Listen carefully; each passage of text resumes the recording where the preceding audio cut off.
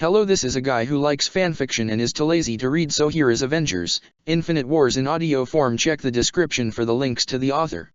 Avengers Infinite Wars Chapter 91, To Be a Rebel. You know, I can't tell whether to be proud, disappointed or both. Ahsoka winced at this, sitting in a private room with a transmission table at its center. On it was the exasperatedly amused Anakin Skywalker, who was giving his Padawan a mixed look of, I should be mad at you, but then again.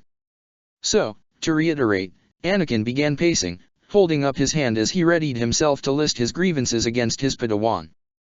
To make sure I get this clear, I turn around for 1 minute, and in that time, my wife managed to rope you with your boyfriend and best friend into a favor for her own friend to help liberate her planet.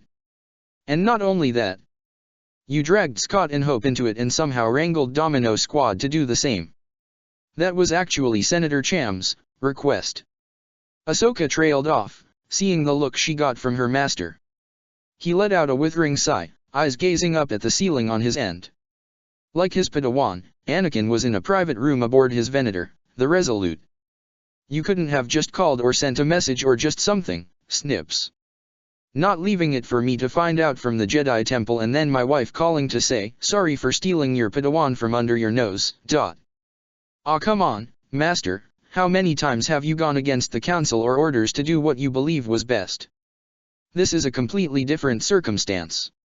You were asked to, okay, this isn't really insubordination, but at the same time it is, and, damn it Ahsoka, now you've made my head spin. Sorry Master, she earnestly said, seeing him wave the apology down, letting out a sigh. Couldn't be helped, Anakin said with a mirthful smirk. How are you holding up? Well enough, I guess, Ahsoka replied with a look of uncertainty. Could be better without the dangerous aliens almost killing the resistance group. I heard. Anakin frowned deeply. You heard? Said the Togruta in confusion. Got a brief conversation with Steve and the others on what's going on over there. Seems Hope and Scott beat me to it. More like you took a bit too long to call, Anakin retorted. Sorry, but I needed to help Barriss and Peter get the resistance group settled into a secure hideout and properly patched them up. Her master humphed at this but nodded all the same. How's Peter? She had a small smile. Being Peter, you know how he is. Skywalker's head bobbed up and down. Least he's keeping himself in high spirits. Or tricking himself into doing so. What? What makes ya say that? He told it to me once, didn't ya know? Anakin revealed, a bit surprised his Padawan hasn't known of this already. Most of his attitude is merely masking the fear he has whenever he's in action. Ahsoka blinked, resting her chin in her palm with a thoughtful look. I never knew that. The relationship is fresh, give it time, her master advised. You'll pretty much know each other inside and out eventually. Padme and I are still building our relationship bit by bit, and so are you. A soft smile graced her lips. You're right. Can't assume everything will come out right away. Skywalker nodded. And what about Barriss? Her master call her yet? Ahsoka shook her head. She's tired, for starters. Just exhausted herself healing the others. Well, she may not show it, but Luminara's not reacting as she did back on Geonosis, I can tell ya that much. Kinda reminds me of how my mom used to worry about me. Difficult for some but hard to miss for me. She's worried, but some of her concern is lowered since you, Peter, Domino, Scott and Hope are with her. Least Master Unduli has faith in us. Were Ahsoka's thoughts on this matter. And have you all started taking action yet? If it were merely the droids, we'd start first thing tomorrow. However, with these Chitauri and whatever else is with them, we need to actually stay patient, observe and train to deal with them. His Padawan let out a frustrated sigh. Her Jedi Master gave a firm nod. Good. Don't want to have any unnecessary losses all so soon into this operation. There is no time limit on getting the rebels to take down Sanjay Rash. You've got plenty of time to get things prepared. Might have had more in the jungle if it weren't for the surprise attack. Not everything can go as initially thought and intended. Have to adapt at a moment's notice, said Anakin. Anything else you've done thus far? We've been scouting mostly, gauging the public and all for their opinions on the new regime. And it's mixed. She bit the tip of her thumb. I would have thought that the people would have all hated this new king, but we've heard some accepting him, glad that Onderon were returning to their independent roots. Any reason why? Having protection and showing it. If it was merely with the droids, the results waver, due to how clanky they all are for military strength. Ultron also added to making the galaxy all sour to even consider having droids around even more. With the Chitauri and those other aliens, whoever is providing these external forces is making quite the effort, and some people appreciate it. What about those who are opposed? Others residing in Izis are rather hesitant, given how unsettled they are by their new protectors. They're scared that if they end up acting out of line, these unknown forces would cause them harm or worse. Wouldn't be the first time such a thing happened, surely won't be the last. Ahsoka chewed the inside of her cheek, mulling over a litany of concerns in her mind when one came to mind. Master, this may seem a bit random, but what do you know about Onderon? Anakin cocked an eyebrow at the question, with Ahsoka elaborating a moment later. When we came here, Barriss mentioned that when we were studying the history of our order, Onderon came up. I remember that Exar-Kun, the Jedi-turned-Sith Lord, came here at one point. Skywalker's expression changed into one of understanding. Ah yes, well, hard not to know why. Onderon became the home of another Jedi-turned-Sith. His name was Freedon Nad. Freedon Nad. Ahsoka repeated. A Jedi-turned-Sith. It's an old Sith legend as it is an ancient Jedi tale. One that the Order has tried to, I wouldn't say buried, but just not encouraged to be researched. Anakin said with a roll of his eyes. That's a different can of worms I don't want to get into. But to shorten the story here, Freedom Nad, like Exar-Kun in his time, was probably the most talented Jedi of his age. And also arrogant. Like extremely so. Makes me look like a shiny with how he flaunted himself. Ahsoka was unable to hold back her snort at her master's self-deprecation. He left the Order after feeling he got cheated. Apparently, he was being overlooked for progression to the next stage, yet not given a proper explanation on the reason why. He left and got trained by another ancient Sith Lord and established his lineage here, the same one that still rules Onderon today. It took her a moment to register what her master just said, but her jaw dropped a second later, eyes widening in disbelief. Wait a minute, what? Ahsoka nearly shouted. Are you serious, Master? Yeah, Anakin couldn't fight his dark chuckle.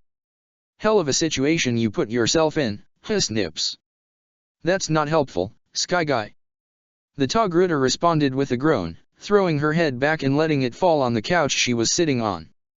Just saying it like it is. He only got another groan in response. What should I do, Master? Ahsoka asked, a bit desperately. I feel a bit out of my depth here. Hey, stow that talk, Snips. Anakin sharply said, crossing his arms. That's not the Padawan I know and train. Keep your head up, Ahsoka. You've been beating the odds for months, years now, and this is just another step in your journey. I know I've trained you well, and Padme wouldn't have asked you to come if she didn't have faith in you. Thanks. All I can do now is tell you to take things one step at a time. Ask for help when needed and just talk instead of burying it. I take it you've taken Sam's offer, huh? Sounds like something he'd say. No, not yet. Anakin shook his head. That's gonna need a bit more time. Wait, have you spoken with Sam? Yeah, Barriss brought me along for one of his sessions. Ahsoka had a loving smile blooming on her face. It really helped. No problem. With what's happening on your end, it's more than we initially thought. We'll do what we can to get you some reinforcements and assistance. Just try to stick with the mission parameters as much as needed. Jump in when necessary. Thanks, Master. Ahsoka stated, giving her master an appreciative look. Be sure to tell Rex I'm sorry again for stealing Domino Squad. And for him to complain to Padme about it. Oh, and can ya tell Delia that she needs to really be upfront about her intentions with him? Skywalker rolled his eyes at that. I don't think you need to tell her that. He then snorted. You should have seen his face the other day. He nearly walked in on her bathing. The Togruta openly gaped in shock with a laugh soon escaping her mouth. Shut up. No, I'm serious. I think it was planned. As the pair devolved into story time and gossip, over in another room, Ant-Man, Wasp, and Spider-Man were having a conversation of their own. Currently, the trio spoke with their fellow Avengers, 3 in particular. The 3 that fought against the Chitauri in New York 4 years ago. Well, this shit just got complicated. Natasha commented with a bland expression. Cap, what are we gonna do here? Scott asked, clearly worried about their situation. I mean, yeah, Stark nuked these bastards years ago, but the fact that they're here We're not sure how to proceed with this. Hope finished off for her boyfriend. They're here with these other aliens that I know we haven't seen anywhere else in the galaxy. This is most bizarre and disturbing. Thor was the first to speak, arms crossed with a deep frown. The Chitauri are not of this galaxy, and I've seen the images you have of the other species here. I don't recognize the ones with all those arms, but the ones with the insect faces are called Saka-Arans. I was unaware they had made their way into this galaxy. Are you sure it isn't Loki? Nat asked the Thunderer, who shook his head with a solemn expression. He died in my arms, Natasha. It can't be him. Steve Rogers had a look of deep contemplation. You mentioned years ago that Loki got this army from somewhere else, another source. Do you know who it was?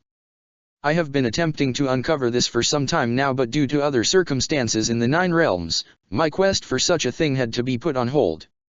Hearing this, Steve knew now wasn't the time to delve into what else Thor might know. Putting a pin on that, what about their presence on Onderon?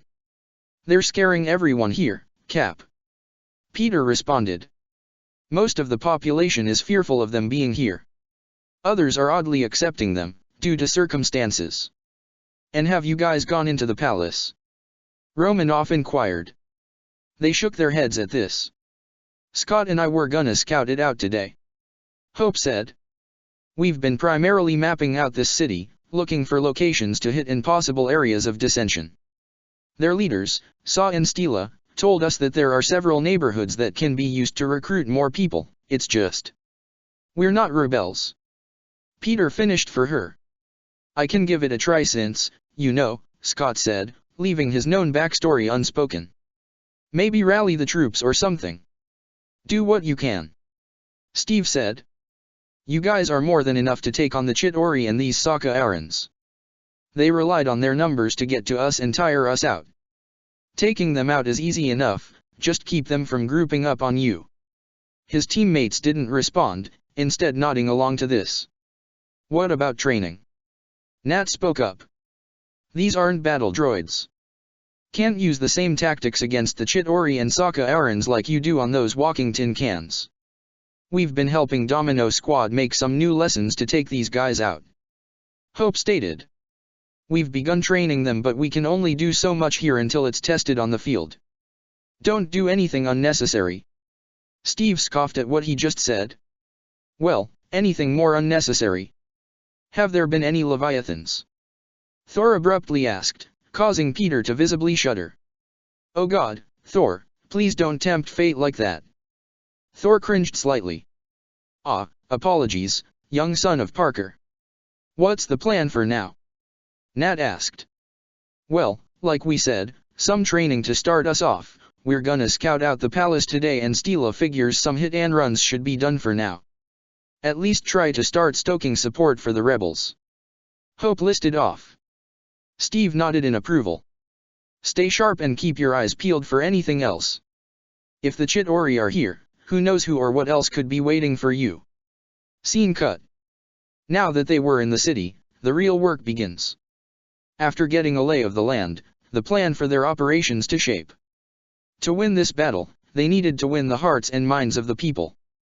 Target those sympathetic to their plight on top of showing that this new regime can be toppled. Have the people be reminded of the fierce independence they pride themselves on and get them to turn against the alien forces that now subjugate the city. Easier said than done, considering they were only a few dozen, close to 100, and they needed to convince a city of hundreds of thousands. If it were merely the droids, things will be a tad simpler and easier to convince the masses. Yet the Chitauri and Saka-Arans made the rebels have to get more creative. The former was of a hive mind, yet only to some extent. They showed cohesion, independence, and aggression that made them difficult to take out. The Sokka Arans were even worse, as they displayed a greater degree of intelligence and acted on suspicious activity whenever they managed to recognize it. Ant-Man and the Wasp were instrumental in keeping the occupying force on their toes. Their shrunken size kept them all in a constant state of confusion and anger, as they couldn't see just who it was that kept attacking them. This in turn gave the rebels the opportunities they needed in taking out squadrons of these aliens with rapid efficiency. Domino Squad proved essential in being as effective as these raids were. With their training and participation, there was a ruthless efficiency in how their enemies were being dismantled. The droids were quick and easy, and the Chitauri and Sokka Arans, while difficult at times, met the same result. Yet still, all did not go as well. 2 of their hit-and-run teams were completely killed off, with only one managing to survive. And that was a crushing blow to Saw Gerrera. He came back with new injuries and a spirit wrought with grief. It was a bit of reality still slapping them in the face that not everything can go unscathed. The Kemp attack had a few of his men perish, but to have 2 squadrons all get killed under his command nearly destroyed him. Steela had not fared that much better, having one of her own squad mates nearly killed off had it not been for Ahsoka and Peter's intervention. Well, this could be going better, were Peter's first words upon their return to the secret base. We've taken out a dozen of their patrols and we're losing, Saw said in clear frustration. No one said it was gonna be easy, Heavy stated. Yeah, but no one said anything about this, Saw retorted, throwing a nearby cantina against the wall, banging his fist on the chair he sat on, looking utterly distraught. I lost 2 teams. 2 groups of friends, dead and gone. And it was done under my watch. Fives then seated himself in front of the distressed Onderonian and gave him an intense look. You're beginning to understand now what's at stake, the ARC trooper slowly said. I'm not saying that you didn't before, but you can't deny your idealism got in your way. You believed in an absolute, and now, you see that wasn't the case. Saw only hung his head, but Fives grabbed his shoulder and shook him, making the Gerrera brother look back up at him. This isn't something that you can so easily avoid, Fives stated. Our Captain Rex, he suffered the same thing. At the start of the war, before we joined the 501st. All of Torrent Company nearly got wiped out on Taith. It was just Rex and 2 other of our brothers, both of who've also died in the war. You need to learn to steel yourself and carry their names and push yourself forward. To learn how to make sure you don't make the same mistakes again. Captain Rex said, in every mission, there are 2 missions. One that's rational and one that's hypocritical and irrational. Getting the job done and making sure the boys come back. And you now know that the second one will always be the hardest to achieve. Saw had a single tear fall from his eye. So get up, Saw Gerrera. Fives looked towards all of the Onderan rebels. All of you get your ass up, cause a new school is in session and we're gonna grill you all till you're as close as you can be to our level. From the sidelines, the rest of Fives' batchmates watched on until Heavy snorted. He's been watching all those motivational movie scenes from Earth, the ARC commented, Echo and Cut Up suppressing their snickers quiet enough that they can barely be heard. In the meantime, Lux Bonteri stepped forward, looking to the off-worlders for guidance. Is there a possible way to maybe cripple these new threats? The Avengers took center stage, hollow images of the Chitauri and Sokka Arans appearing in the center of the room they stood in. Peter pointed to each alien individually as he explained what he, Scott and Hope had learned from their teammates. The Sokka Arans are like any normal being out there. Mixed bag there. Some can be smarter than others like we've seen, and others as dumb as a rock. The Chitauri, they have that hive mind of theirs. We can perhaps whip something up with Karen to limit such use or give them a wicked headache. Don't know about their more animalistic buddies. That's for the new guys, but there are still droids they have on patrol. Steela reminded him. There is still a large contingent of them here, numbering in the thousands. We actually have something in mind for them. Lux spoke up. Ahsoka, Barriss, and I did some recon of our own and found something that could help us in our fight. Barriss silently stepped forward, changing the display of the Chitauri and Sokka Arans to a new image of some kind of machinery. There's a power generator that feeds substations across the city. We hit that, the entire grid falls. Ahsoka said with a confident grin. How does that help us? Asked Saw. Battle droids are no longer linked to central control.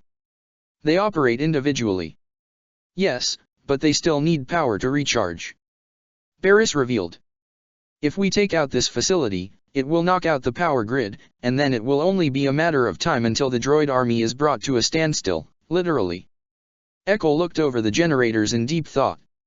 If we carry out this plan at nightfall, we'd maximize the strike capability. Okay. We just need to figure out how to destroy the power station. Eyes soon landed on Spider-Man, Wasp, and Ant-Man. Can't you just swoop in, plant bombs and set them off? We could, but we found out there's shielding. Was installed right after Rash ascended to the throne. My money's on his backer making it happen. Got anything to resolve this issue? Scott pulled out a holodisk, displaying a holographic blueprint of the power station with various blinking dots. Got these plans from one of the droids for the grid's layout. There are sentries at every access point, inside and out. We can't sustain combat against their numbers. Saw muttered out. But our size makes us perfect for mobility and surprise. Steela added in. We need something with heavy firepower if we are to blow up this facility.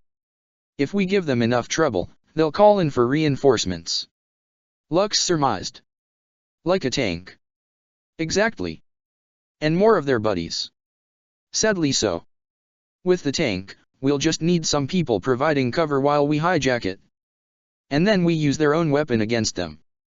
Not like we're already doing so with some of the rifles we've taken off of them. But a tank is something to look forward to acquiring. I mean, who doesn't like claiming they own a tank? Sounds like you guys got a plan here. We'll leave you to it. Wait, where are you guys going? Saw asked, seeing Scott and Hope going in a completely different direction. You guys handle the generator. The latter instructed. Scott and I are gonna scout out the palace. Nat already asked us and we figure, better late than never. Even try and see where they're keeping King Dend. We'll be back.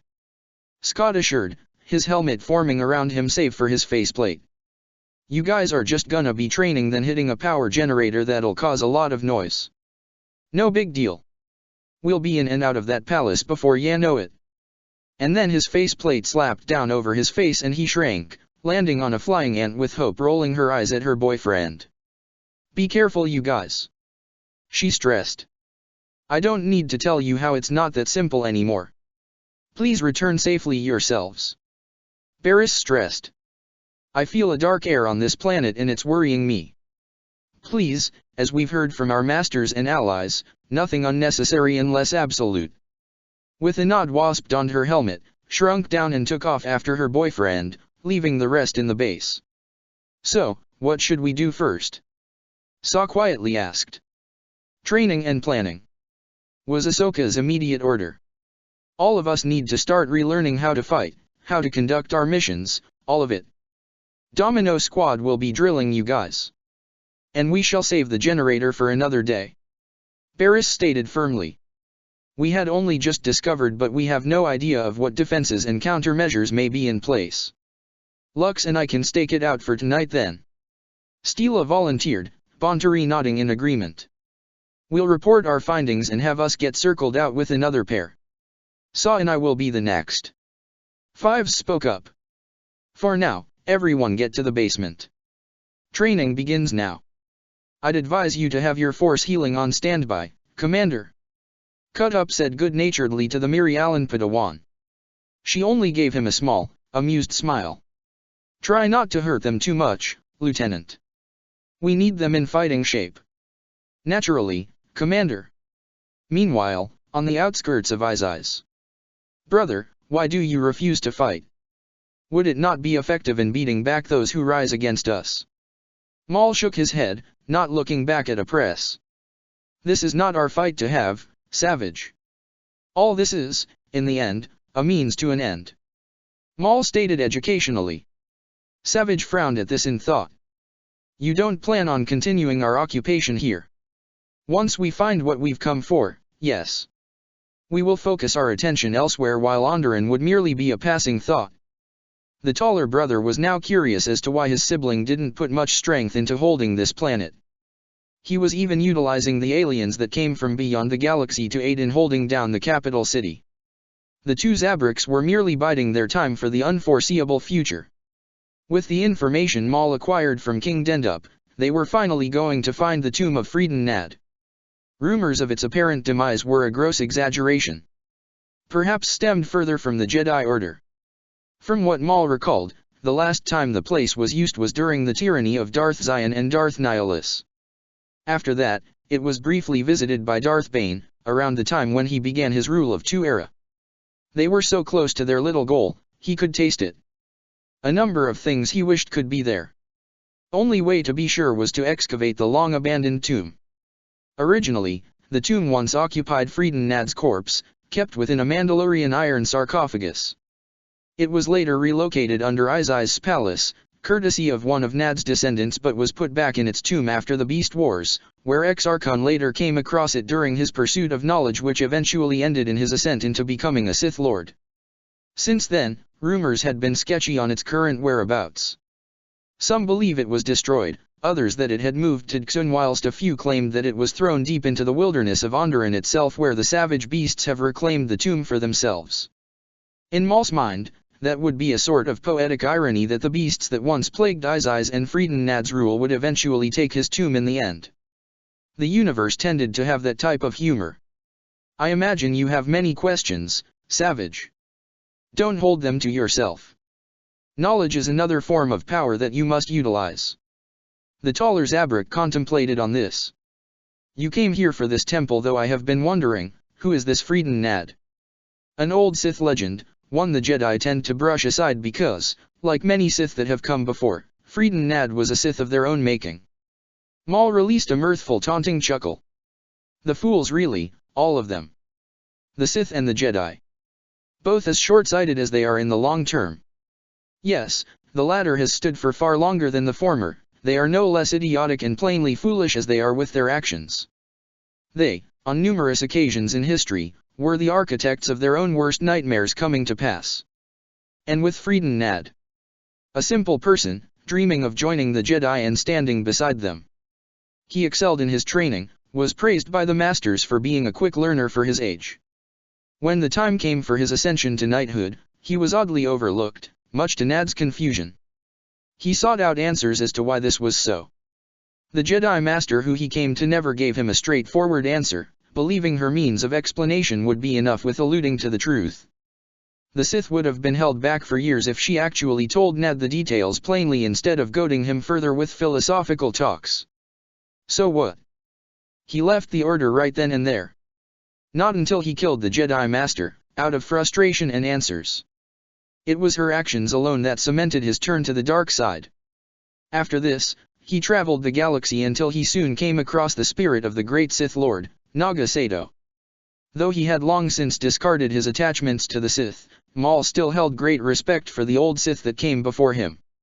He taught him everything about the Sith and made him a lord. Maul then released a raucous laugh. But truly, it shows, doesn't it, my brother?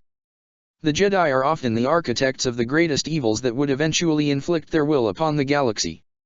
So much suffering if not for their useless belief and compassion when the time calls for ruthless calculus. In their indecisiveness, their want of teaching a lesson, Maul's expression morphed into brief disgust. They created a lineage that would haunt them for thousands of years. Nad's spirit would cause the fall of Exarchon while prophesying another Jedi, Ulic Qel-Droma, becoming a Sith and their war on the galaxy, and thousands of years later, Darth Xana would be gifted Frieden's holocron and it benefited her, furthering the plan of Darth Bane's rule of two. I have been taught to believe the Jedi quell their emotions and work to create peace. A press murmured with a sneer. I had not realized how fallible they truly are. It is the great lie the Jedi have managed to enact upon the galaxy. Many Jedi are more rash and impulsive by nature, whether they like to acknowledge this or not. Padawans and knights could be simply told, your ego is getting in your way through progression, you must re-educate yourself to the core teachings so you may know why we didn't choose you. And yet, their mentors can't seem to come to terms with the idea that they must lower themselves to properly teach a simple but important lesson. Pride, in the end, is what causes the downfall of countless Jedi. Their arrogance leads them to the dark side or their death. Savage was silent, digesting this information piece by piece. While not a thinker in a sense, Maul understands that his brother is one that needs to understand and learn in a more methodical manner with bouts of immediate trials to hone and sharpen his skills. Sharpening and educating the mind shall allow a great power for his sibling to tap into in due time as he did. After all, each person is different in order to properly learn and cement knowledge onto themselves. What shall be done with them? Maul was quick to know who his brother was referring to, in which he gave the appropriate response. Nothing. Savage gave him a bewildered look. Nothing. Not in the way you're thinking. I merely mean to assure our continued anonymity in the galaxy. The Chitauri and Sokka Arans will distract these Jedi and their allies from knowing of our identities. Let them speculate on who it may be, as we aren't here to spectate everything. The apprentice hummed. Maul took note of his expression, knowing he wants to say something, but is hesitant. Brother, I have told you that if you have questions, ask them without hesitation. I am here to further your training and power, and every step you take is part of your growth. When we reach the tomb, what do you perhaps plan to do from there? Furthering your training. Maul said immediately. How? Frieden Nad held unique knowledge, which I hope can properly augment your strength. You are quite gracious about this, brother. Maul gave him a nod. You need much which is needed to face off our foes. The tomb is a step to such a destination. Hearing this, Savage couldn't help but voice a particular group of enemies. What of those Avengers that are in the galaxy? We've spoken about the Jedi and Sith and Dash. The Avengers, the snarling rage his brother gave off stunned Savage into silence, actually making him reel back. Those unruly wretches. They are insects that will pay for their transgressions in due time. Of that, I can assure you, Savage. The taller Zabrak gave his brother a look, him wondering what had Maul suddenly exploded in such a manner. In due time, he shall learn. Scene cut. On a building on high, a lone figure in a black suit with white lenses narrowed his eyes as he overlooked the objective of the mission right now. Peter Parker was perched at the very top of the building that was his reconnaissance spot that gave him full viewing of what he, his girlfriends and allies were here to destroy. Night had fallen upon the city, the time to strike the power generators was nigh. They just needed the right opportunity to make it so. After waiting patiently for a long while, studying the patrols and getting the right batch to hit, the time was now. All squadrons in position. ARC Trooper Heavy said from a nearby alleyway, Echo right behind him with a hand on Heavy's shoulder in preparation. With them were Ahsoka, Steela, Lux and several other rebels, all arms and ready. On the other side of the power generators, where several security towers resided, behind many booths and stands, ARC Troopers 5s and cut up with Commander Barris, saw in their contingent of rebels lay in waiting. Shadow Squadron, ready. Ahsoka spoke through the comms, one hand over her ear and the other hovering over one of her lightsabers. Shroud Squadron, ready. Barris was the next to speak, looking back at her group, all nodding at her and she responding in kind, turning back to see several Chitauri and Sokka Arans walking by in a militaristic march. This Overwatch. Spider-Man stated, hunching over before jumping high into the air into a graceful backflip. Diving in. Once reaching the height of his jump, Spidey's head was angled downward to his first target, and that was a set of watchtowers. In near blinding speed, he fired one web cartridge that burst into black webbing that covered the top of the tower and anyone else on top of it, silencing them immediately. The neighboring tower guards saw this and were about to make some noise when Spider-Man rocketed down from on high, slamming the two Sokka Arans down to the ground. Both were knocked out, and without even looking back, threw his elbow in the chest piece of AB-1 battle droids, destroying it instantly. With them down, Spidey blended back into the shadows and moved silently to take down the next ones nearby. Any progress, Night Monkey? Steela's voice rang in his ears. The young Avenger halted in his step for the briefest of moments, his brow twitching at the giggling he heard from Ahsoka. Why? He could feel Saw's smugness when he responded. Why what? Why that name? You literally look like one from our jungles. Saw argued. Peter rolled his eyes beneath his mask, ignoring the snickers and chortles from the rest of the team on comms. We needed something better than the obvious.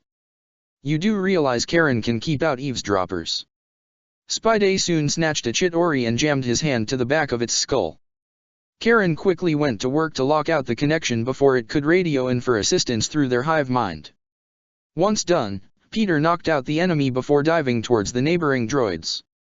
His symbiote formed blades in his hands as he sliced the heads in half, making him stare at his hand momentarily before shaking his head. Awesome new developments can be appreciated later. Better safe than sorry. Parker only shook his head, looking around and with his enhanced eyes, spotted Barris group. Anyways, we're looking good. Towers are clear for the time being. You're good to go. Barris knew he was looking at her and she nodded, throwing her hand forward and her group rushed in. Getting to their targets from the rear, Shroud Squadron soon went to work. Tossing the EMP grenades, they rolled to the droids and Chitauri of the patrol group. Many droids were quick to go down with the Chitauri looking around in confusion. The Sokka Arans didn't notice this as they were a bit further ahead. Of course, they soon felt an invisible blast sending them away into a nearby wall courtesy of Barris, and the rest of her group took them all out in rapid succession. Shadow Squadron began their own silent assault, Ahsoka needing to rely on her athletic prowess to move around. She rolled up from behind Ahsoka Aran and jumped into a spinning kick with her heel cracking against the head of the foreign species to this galaxy. Lux did his own move, diving shoulder first into the back knee of a Chitauri. It buckled from the attack and opened its mouth to let out a scream when Steela rushed in, clothed elbow burying itself into the Chitauri's mouth, muffling it. Saw was utilizing a vibroblade, cutting up several droids and a single Sokka Aran. They were making progress. It was going good. And then they heard it. The telltale sign of them being spotted. A Chitauri spotted them and let out a screech in the air that alerted all the remaining guards to their position. There goes our element of surprise. Fives casually said, twirling his DC-17 blaster pistols. Triggers were pulled, blaster fire flew through the night air, lightsabers ignited and a quippy Queen's superhero let out a whoop as the battle began in full. Cut Up switched to CQC as he was surrounded by a half-dozen enemies on all sides.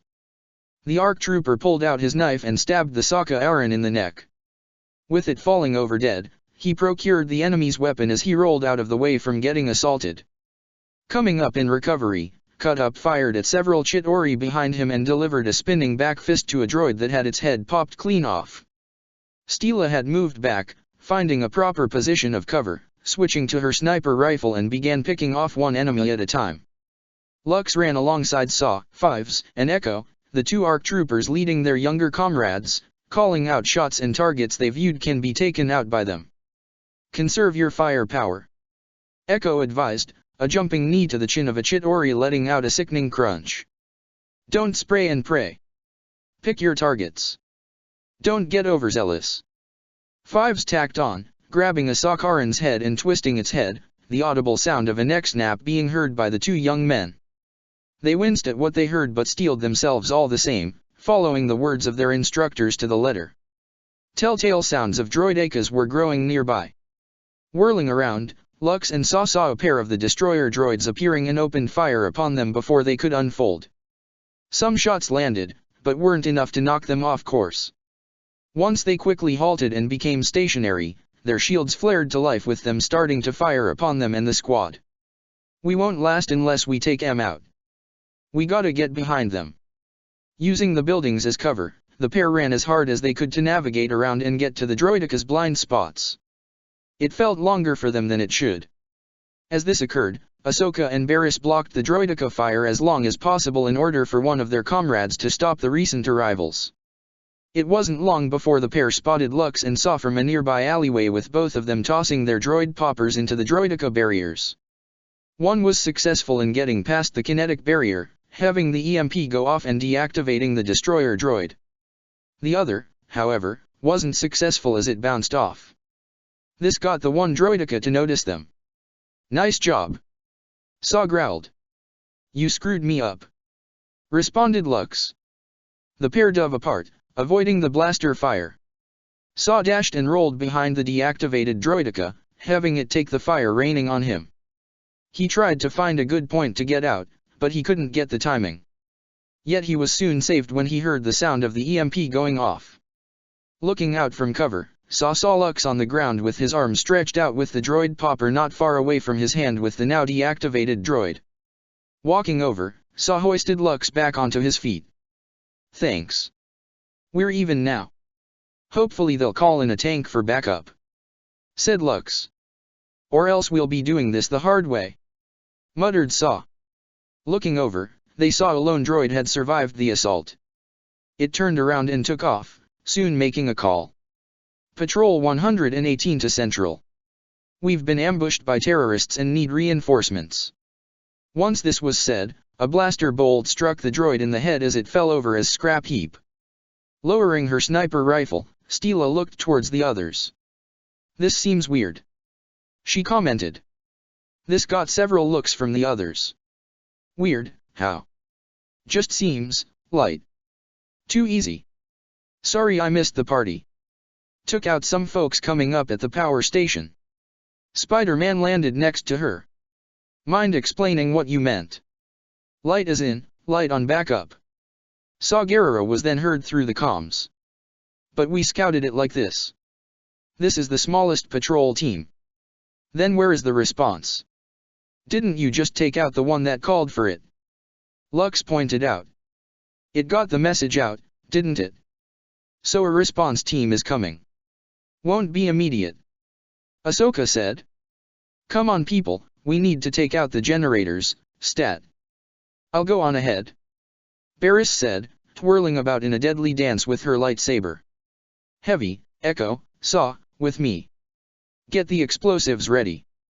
"Copy that, Commander."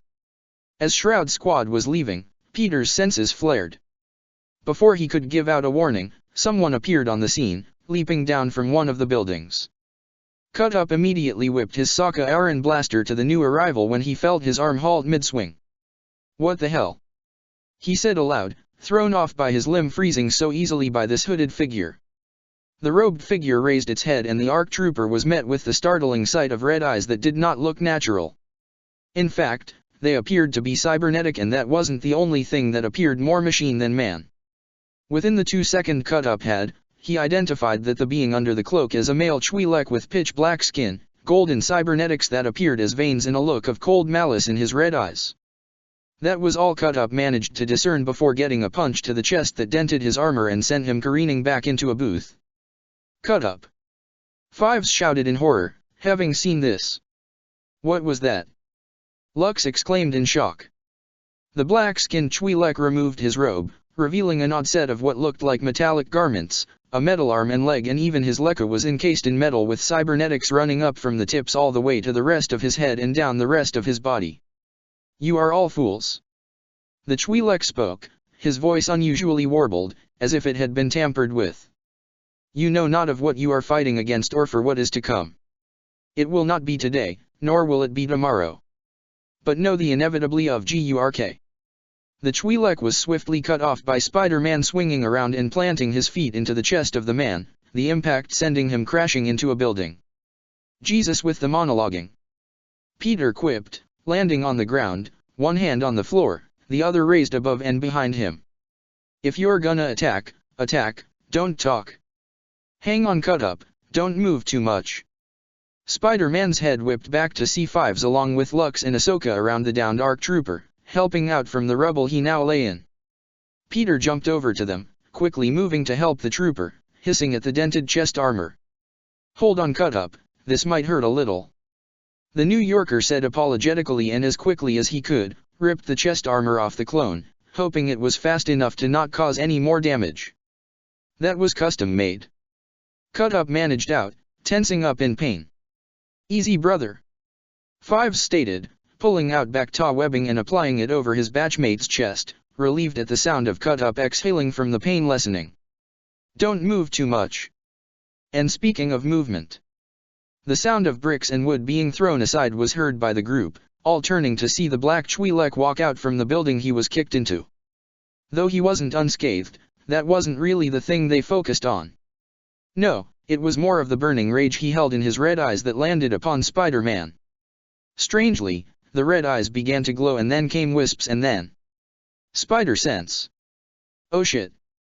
Peter yelled out, realizing what was about to happen.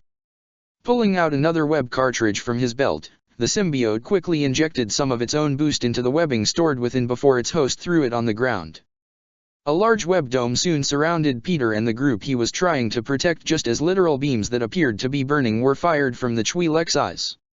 Still, the power behind the beams burned the webbing away and it managed to get through and hit Peter in the shoulder. "Peter!" Ahsoka worriedly cried out. "I'm fine." Spider-Man waved her off. "Just get cut up to safety. I'll handle this guy." Going into action, Spidey fired off black webbing which struck the Twi'lek. It was quick to spread and encased him, immobilizing him, rather briefly. From the encasement, the black-skinned Twi'lek seemed to float into the air as Peter had a small sense of déjà vu. "Oh, you gotta be kid dash." The man practically exploded, having a force blast repel both the black webbing and anything remotely near. "Great. Haven't seen that since Kamino." The onlookers had their own responses, yet it was the Togruta who voiced it. "He's a force user?" Ahsoka asked/shouted. "What kind is he?" Parker questioned, body tensing up as the Twi'lek glared right at him. "The pissed-off kind, far as I can tell." "You shall suffer, Avenger." The Twi'lek said aloud, making the Queen native pause in confusion at the way he was being addressed. "We have seen what your kind can do, and in time, you shall understand death. Loss. A true balance. And I, Blackout, shall be the one to deliver your serenity." What? The now identified Blackout simply fired another set of beams from his eyes, making Spider-Man yelp, jumping about to avoid the lasers from scorching him. They stopped when the Twi'lek felt several blast bolts strike his back, making him jolt forward. He spun around, spotting Steela, who jerked back upon being seen. Blackout clenched his teeth, eyes aglow once more with power. Just as he was about to fire his beams, a webline snagged the back of his head and pulled his head back. The beams were directed into the sky while Peter used his hold as leverage to pull himself in close and landed a powerful blow to the Twi'lek's spine with his knees. There was a loud crack heard, Blackout releasing a cry of pain, but that appeared to only incentivize the man. He spun around, grabbing Peter's wrists, surprising the wall crawler with his strength, and his eyes glowed again. His sixth sense blared with warning and on instinct wrenched a hand free and uppercut Blackout right in the chin. Blackout seethed in pain yet remained standing, freaking out the webhead. "Oh come on dude, can't you just knock out already? See what I did?" Whoa. Instead of an eye blast, Spider-Man was hit with a force push, sending him away. The Twi'lek soon pulled out a pair of objects from his belt and was about to use them when black webbing quickly latched onto one of them. Yoink. Hey. The symbiote webbing receded, having the object come into Peter's hand. Glancing at the side, he saw what it was. "Okay, we got an acolyte here." He soon leapt out of the way from another eye blast. "One with augments. Lovely." From the corner of his eye, Peter spotted his Mary Allen girlfriend rushing out of the power generator with saw in tow. "Barris, you might need this." He called out to her, throwing the hilt in her direction. The Padawan was quick to respond, seeing the lightsaber coming toward her. Stretching out her hand, she used the force to call the saber into her hand and activated it immediately. Instead of seeing a red blade, she saw blue like her own. "Strange," she muttered. She could feel the blade was tainted in the force. The Mary Allen was so used to seeing the acolytes wield red-hued lightsabers, she forgot some may stick to their original tools. Yet something about this lightsaber made her rather unsettled, not just looking at it but grasping the weapon's hilt. Her thoughts came to an abrupt halt when she had to dive out of the way from the black Twi'lek's eye blast. Coming up from the recovery roll, she saw the man come right at her with a tainted green lightsaber. "Give that back!"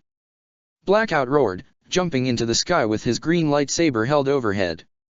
Barris used both her own and procured lightsabers to hold back the enemy force user. She winced, thrown off by the power the Twi'lek held.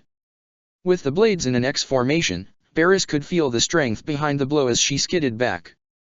Using the force, she did her best to push back against Blackout, but he kept pushing her back. Breaking the blade hold, Barris performed some backflips to give herself some space. Blackout was quick to close the distance with barbaric swings. The strikes were soon met with Barris using the Jarkai variant of Form 3. Despite him using one lightsaber, Blackout was quick with his movements, which had Barris struggle to keep up with. With whatever she couldn't block, she had to swerve and evade, swinging her blades at possible openings. Yet such openings were quickly closed. They locked themselves into another blade clash, Barris' arms trembling now. She visibly winced, something that caused sadistic delight for the Twi'lek. Weak. Blackout sneered, a manic look in his eyes. Like the rest of your ilk. Not understanding the power that lies at your fingertips. To blind to irk. Her arms were relieved by Spider-Man rushing in, yanking him back with a web line. That's enough abuse out of you, bud. When Blackout came in close, Peter delivered a double roundhouse kick across the man's head and chest. The attack sent him back before being pulled back once more for a series of punches and kicks that assailed his body. The last blow sent the Twi'lek away, crashing into a nearby structure with stones falling on top of him. Landing near Barris, Spidey looked towards her. You okay? About to give a response, she heard an explosion in the distance. Glancing over, she realized it came from the power generators. Moments later, the lights in the city began flickering off. Barris could faintly hear a resounding cheer from the rebels. She gave him a small smile. I am now, love. Blackout saw this and snarled. He was so procured by combating against the Miri-Alan Jedi and Young Avenger, he didn't realize the resistance fighters got to the power generators and took the place down. What he didn't know that earlier, they procured a separatist tank and used it against them. Over with the acquired tank, Saw and Echo hopped out of it with the latter pulling out a small disc with a glowing blue center and slapping it on the tank. In an instant, the tank shrank down to a small size no bigger than Echo's finger. That's amazing. Saw said in total awe. It really is. Echo stated, grabbing the tank and pocketing it. I always thank the universe for the Avengers coming to this galaxy and joining our side. Their cheers were briefly overshadowed when they heard a mighty bellow. Looking over to the apparent source, the group saw red blasts going up to the sky. We should go over and help em. Saw simply nodded and ran to assist the rest of the rebels. They ran in just as Blackout began calling for a retreat, utilizing his I-beams as a means of escape, wreaking chaos and confusion to allow for his getaway. The next day, inside of Izai's palace, Maul and Savage were calmly walking towards the throne room. The corridors were filled with near darkness. Very little natural light seeped through, but did little help.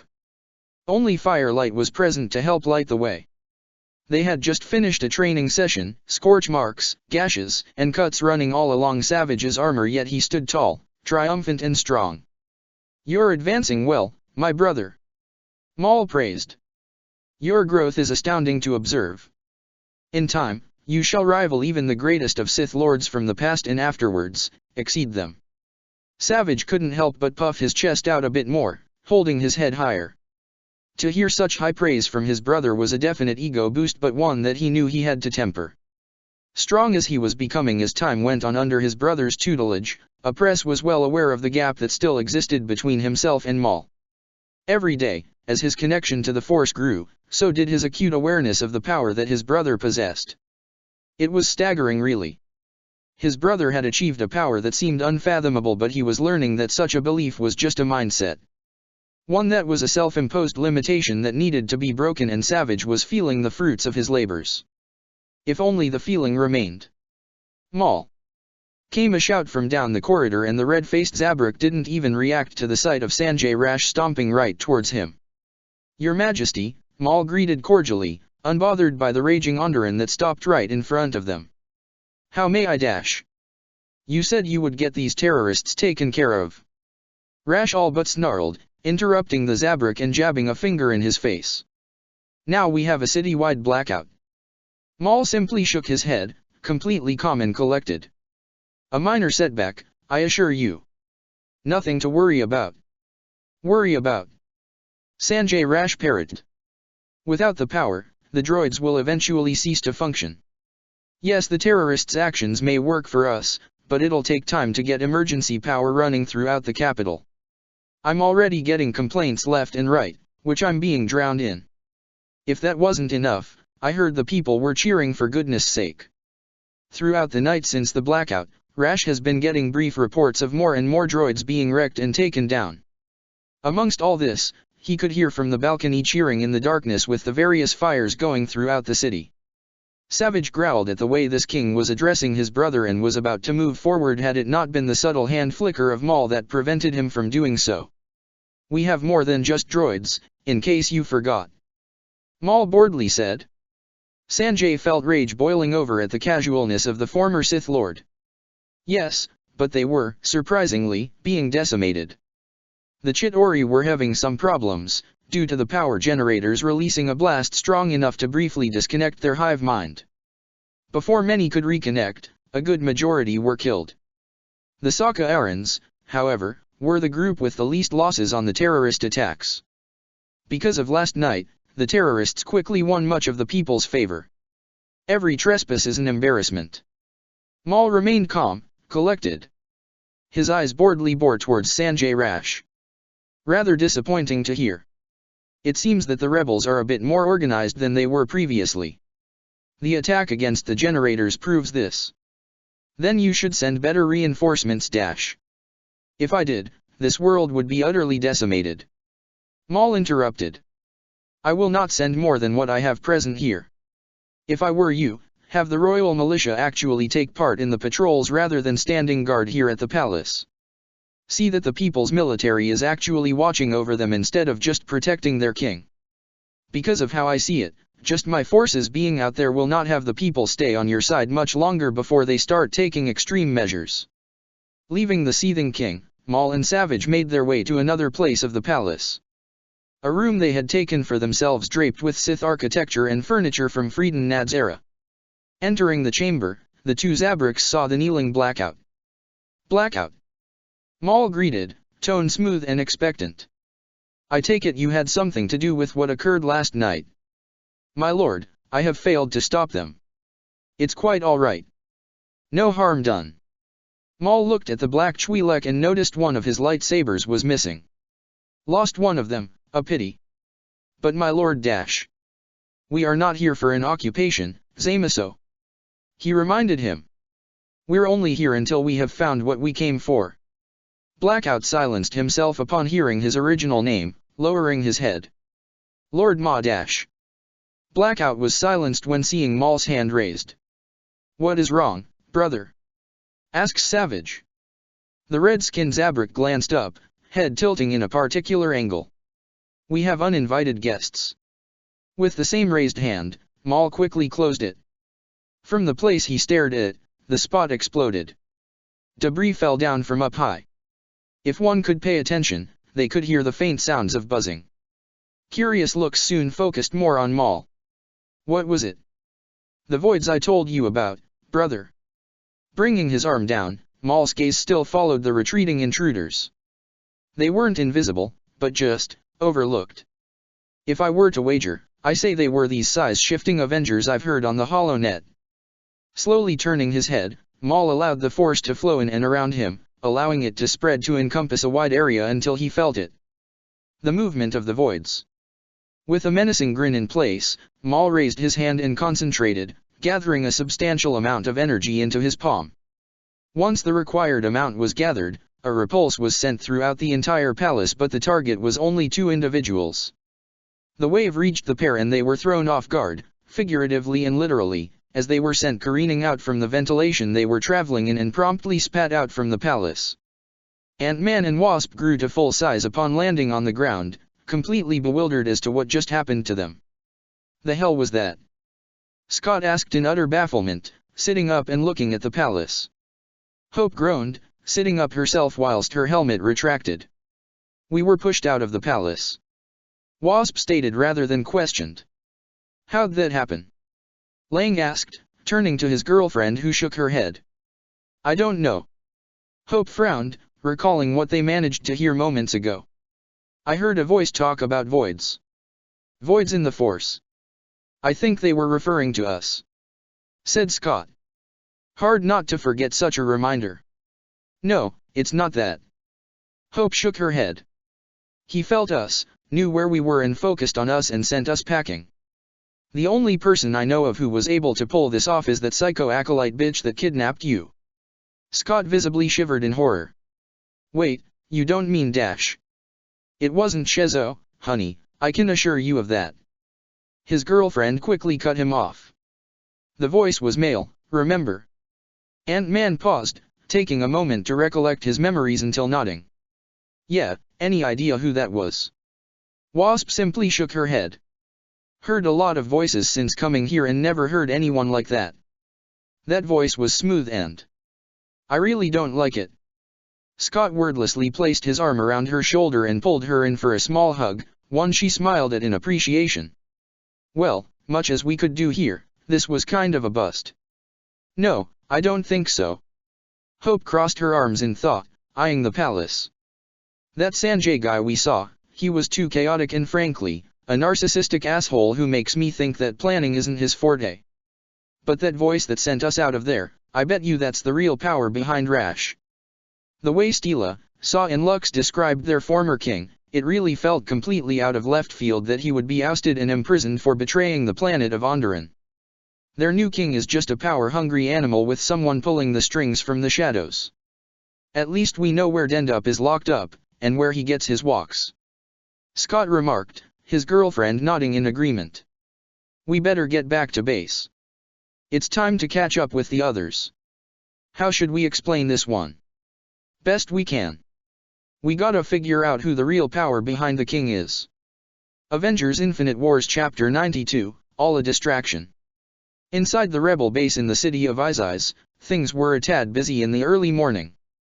Most people were early risers, others weren't. And some of these people were the ARC troopers as they were training a number of the resistance fighters in another part of the complex. After all, they were conditioned on getting up in the early hours. It wasn't just them and those being trained this day, but others who were patrolling and scouting the city to guard their base for it to remain hidden from King Sanjay's forces. Within its walls and on various floors of the building they occupied, there were various individuals sleeping in cramped rooms.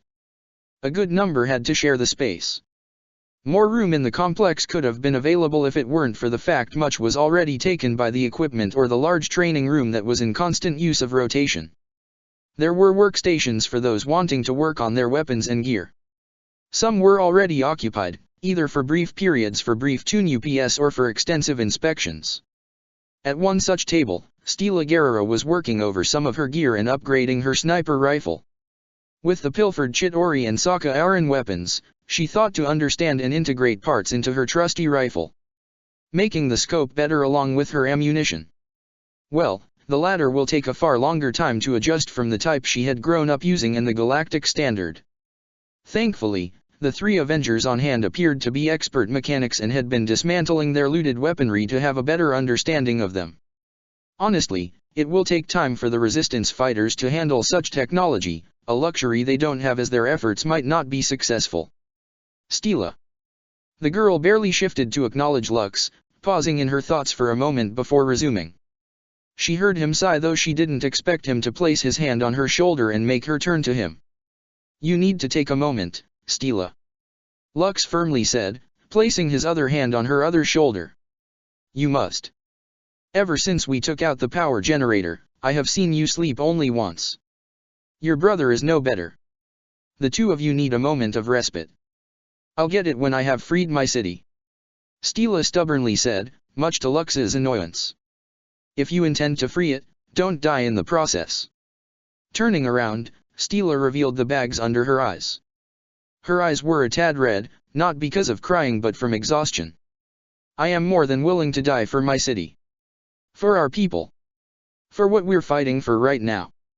Bontari released a sigh, shaking his head at her response. Stila, that's incredibly brave of you, really, it is, but you must rest.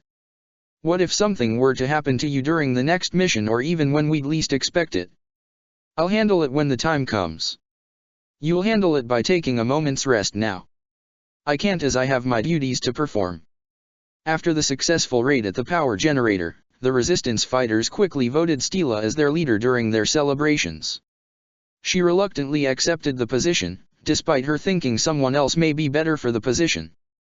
Not to mention she had quite the discussion with her brother, who while didn't voice it wanted to be the leader of their ragtag group. But after their chat, Saw accepted his sister as boss. Since then, she had been working hard to fulfill her leadership role. Unfortunately, she's been doing it a bit to the extreme. Not of overworking those under her, but herself. I get the responsibility of being named leader weighs much on your shoulders, but you can't carry this burden alone, said Lux, worry marrying his features. You have the Jedi and Avengers for support. You have others in the Resistance who are willing to help you. Like who? Your brother. Lux paused for a second. Me. Steela turned to him, brow raised. You. Yes, me. He said with greater determination now. I came here for 3 reasons. This planet is my home. This is where I come from and I shall fight for her people. The second is my mother has enough on her plate leading Parliament into a ceasefire with the Republic so all of us can even have a chance at a better tomorrow. And the third is the Avengers showed me that there is a time for politics and words but there is also the time for doing what is right, regardless of the consequences. But that is a rash and dangerous thought, something they had tempered out of me. What's the point to all this, Lux? Steela impatiently asked now. The point, the son of Mina calmed himself to collect his thoughts. The point is that I came here to fight for Onderon and I see someone who shares this sentiment. Someone who is brave, selfless, and noble but is too focused on others to not realize what would happen should she perish. The Guerrera sister was unsure of how to respond here. Think of what those who follow you would go through, what your brother would suffer through. He then reached forward and tenderly took her hands into his. What I would have to endure if I saw you dead. Steela was at a loss for words, her brain momentarily short-circuiting. What? She stammered out, suddenly feeling her face heat up. Lux couldn't help himself, smirking at the reaction he received. What? Too forward. He then laughed at the color of her face, making her scrunch her expression up in embarrassment before shoving him back and briskly walking away. He continued chuckling at her behavior, hearing a grunt a moment later. Lux turned to see Saw standing at a doorway, grumbling and rubbing his eyes. The hell are you in such a jolly mood? He grumpily asked. Bonteri hummed coyly to himself. I do believe I finally convinced Steela to get some proper sleep. You did? Saw grunted. About damn time. I was gonna ask Barriss if she could knock her out with the Force. We may need to resort to that. You should know how stubborn a Guerrera is. Yeah, they oi. Elsewhere in the base, Peter was laying on a cramped bed that was oddly comfortable. Why, one may ask. He was entrapped. Entrapped by a pair of girls, ensnaring each side of him. They completed the trap by holding one another's hands, both in a near-mirror position, their heads managed to prop themselves on Peter's chest with their foreheads touching. Their legs interlocking with each other with arms hugging his own every other time, the subconscious motion of them snuggling deeper occurs, like them enjoying a warm and cozy body pillow. Then came this overwhelming, foreign smugness that was not of his own. It was then that Peter realized that though he didn't see it, he could tell that the symbiote was giving him a coy look that made him want to tell him to shut up. And he could, kinda, being mentally linked in all. Still a weird sensation. So glad I don't have the need to go use the restroom or else I'd be miserable, was the thought, merely enjoying the moment. Luck won out for Parker as he and his girlfriends ended up having to share a room together. The base they were utilized for the duration of their stay had gotten cramped quite fast in recent days. Since residing at the Rebel base, Peter opted to sleep on the floor or on a web hammock while letting Barriss and Ahsoka take the bed. Or that was the original plan. His 2 girlfriends all but pulled him into their bed and the 3 slept like this almost every night. By some miracle, no one had ever walked into their room to see them like this. But that did not mean their small interactions had gone unnoticed. They were young and still new to this relationship and despite 2 of the 3 being Jedi, meaning emotions had to be kept in check, easier said than done when exploring such new feelings. There were moments of them holding hands, leaning on each other, hugs that lasted far longer than usual. And Ahsoka was certain that she and Barriss were spotted coming out of what essentially was the base's broom closet. But those thoughts were dispelled when he felt the pair sleeping on him begin to stir. The Mary Ellen was the first to wake up, rubbing the sleep out of her eyes, having a wide smile in place as soon as she saw her two lovers in front of her. "I don't think I'll ever get tired of waking up to this." "Me neither," came the yawning response from Tino, who was just waking up herself. "Pleasant morning, my loves." Barris leaned forward to peck Ahsoka on the lips before going up to kiss Peter. "Mornin', nurse," he said before kissing Ahsoka. "And good morning to you, Snips." She only hummed, resting her ear atop his chest while holding Barris' hand over her cheek. "I love this feeling," she whispered, holding both her lovers tightly. "I want to have this every day." "Don't get greedy," Barris lightheartedly admonished, placing a loving kiss on Ahsoka's forehead. Her hand caresses her girlfriend's leku, causing pleasant shivers to crawl up her spine. In turn, Ahsoka brought her hand over to cup Barris' face, who leaned into it. "Much as I would love to stay like this all day, you both know duty calls." Peter spoke up, much to his own and his girlfriend's displeasure. "I'm fairly certain we can and should stay like this for a bit longer," Barris argued with an adorable pout. "Oh." Ahsoka giggled at the sight. "And why's that?" "It helps build our bond further," Uffie plainly said, resting her chin on Peter's shoulder. "Helps allow for our love to strengthen." "You are so sappy," Peter quipped, nuzzling his nose with hers for an Eskimo kiss. "And we love it." And I love you," she whispered. Ahsoka giggled, lifting her head and moved to steal a quick kiss from Barris. "Oi, I was gonna do that," Peter jokingly complained. Both his girlfriends laughed at his response, the Mary Ellen Padawan being the first to get up from their hammock. "Come on," she said, stretching herself out. "Much as I wish we could stay together all day, we have a responsibility to adhere to." Peter rolled his eyes good-naturedly at her comment, shaking his head, which made her pause. "What?" "Nothin', just," he shrugged. "Guess Uncle Ben's saying really stuck with ya." "As it does with you," Ahsoka pointed out, still laying on top of him. "I mean, it's a really good saying." "Really good, she says," Parker remarked. "Oh, and it's not."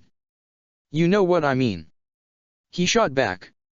"Just didn't realize how much that meant to you." "I believe it's something the Jedi should abide by," Barris resolutely said, any form of humor disappearing. "The power that we have that has been bestowed upon us by the Force isn't something to be used lightly but to be used with a steady hand and responsibility. We abide by the will of the Force, yes dash. But we should also work to serve the people of the galaxy wherever we are needed." Ahsoka finished for her. "Like here and now." The Mary Ellen nodded. "We work with the Senate, yet believe the Jedi serve the Senate. We're doing all we can to help the people. What we honestly should have been doing from the beginning," Ahsoka firmly declared. "Like you do all the time on Coruscant. Nobody asks you to help the people on the ground but you do it anyway." Peter seemed a bit bashful, shrugging at the two. "Well, you don't have to be an Avenger or Jedi to help the people. And I sure know that you don't need the government to do the right thing. Most of us took up the mask cause we believe in doing good." He then grimaced. "I can only imagine how hard it would be if we were against them or vice versa. I'd rather not think of that implication, more so if it was with the Jedi," Ahsoka said. Such a thought was unsettling for the three. The trio began freshening themselves up with the wall crawler leaving their living quarters first. Walking out of the room, Peter nearly ran into someone. He was quick to apologize when he realized who he came across. "Guys," he said in confusion, looking at the entirety of Domino Squad. "What are you guys doing here?" Fives looked between Peter and the room he just came out of and gave him a skewed look. "Strange, feels like we should be asking you the same thing." "That's Commander Ahsoka and Barris' room." Peter glanced back at the door and then at the clones. Yeah, it is. And we were just come in to talk to Commander to know about the next set of training regimes today." Cut Up said in a slow manner whilst eyeing the young teen, unsettling him slightly. "Why yeah," Parker stammered out. "So, we've been wonderin'," Heavy-eyedly said. It seems that you and the commander have gotten real close in the last few days. Peter cleared his throat. Well, we are friends. Good friends dash. Really good friends. Echo interrupted with a pointed look. And not just with our commander. Cut Up leaned forward now, a small sweat appearing on Peter's forehead. Yeah, so dash. Are you too Timon our commander? Heavy bluntly. There was a pause on this before the New Yorker released a sigh. God, I feel so wrong when I say this, but I wish it was that simple. Peter seized up, realizing what he had just said, but it only served to bewilder Domino Squad. What? Was their collective response. So you're not seeing the commander? Says Heavy. You guys know. Peter nearly exclaimed until his hands clapped over his mouth. So you are dating Commander Tino? Fives stated. The young hero tried to come up with something to dissuade such notions. Sadly, nothing could properly form and come out of his mouth. Soon enough, he relents. Why yeah, we're dating now. He admitted with a prolonged sigh. Was it that obvious? Yes. Sorta. I thought you guys were already seeing each other.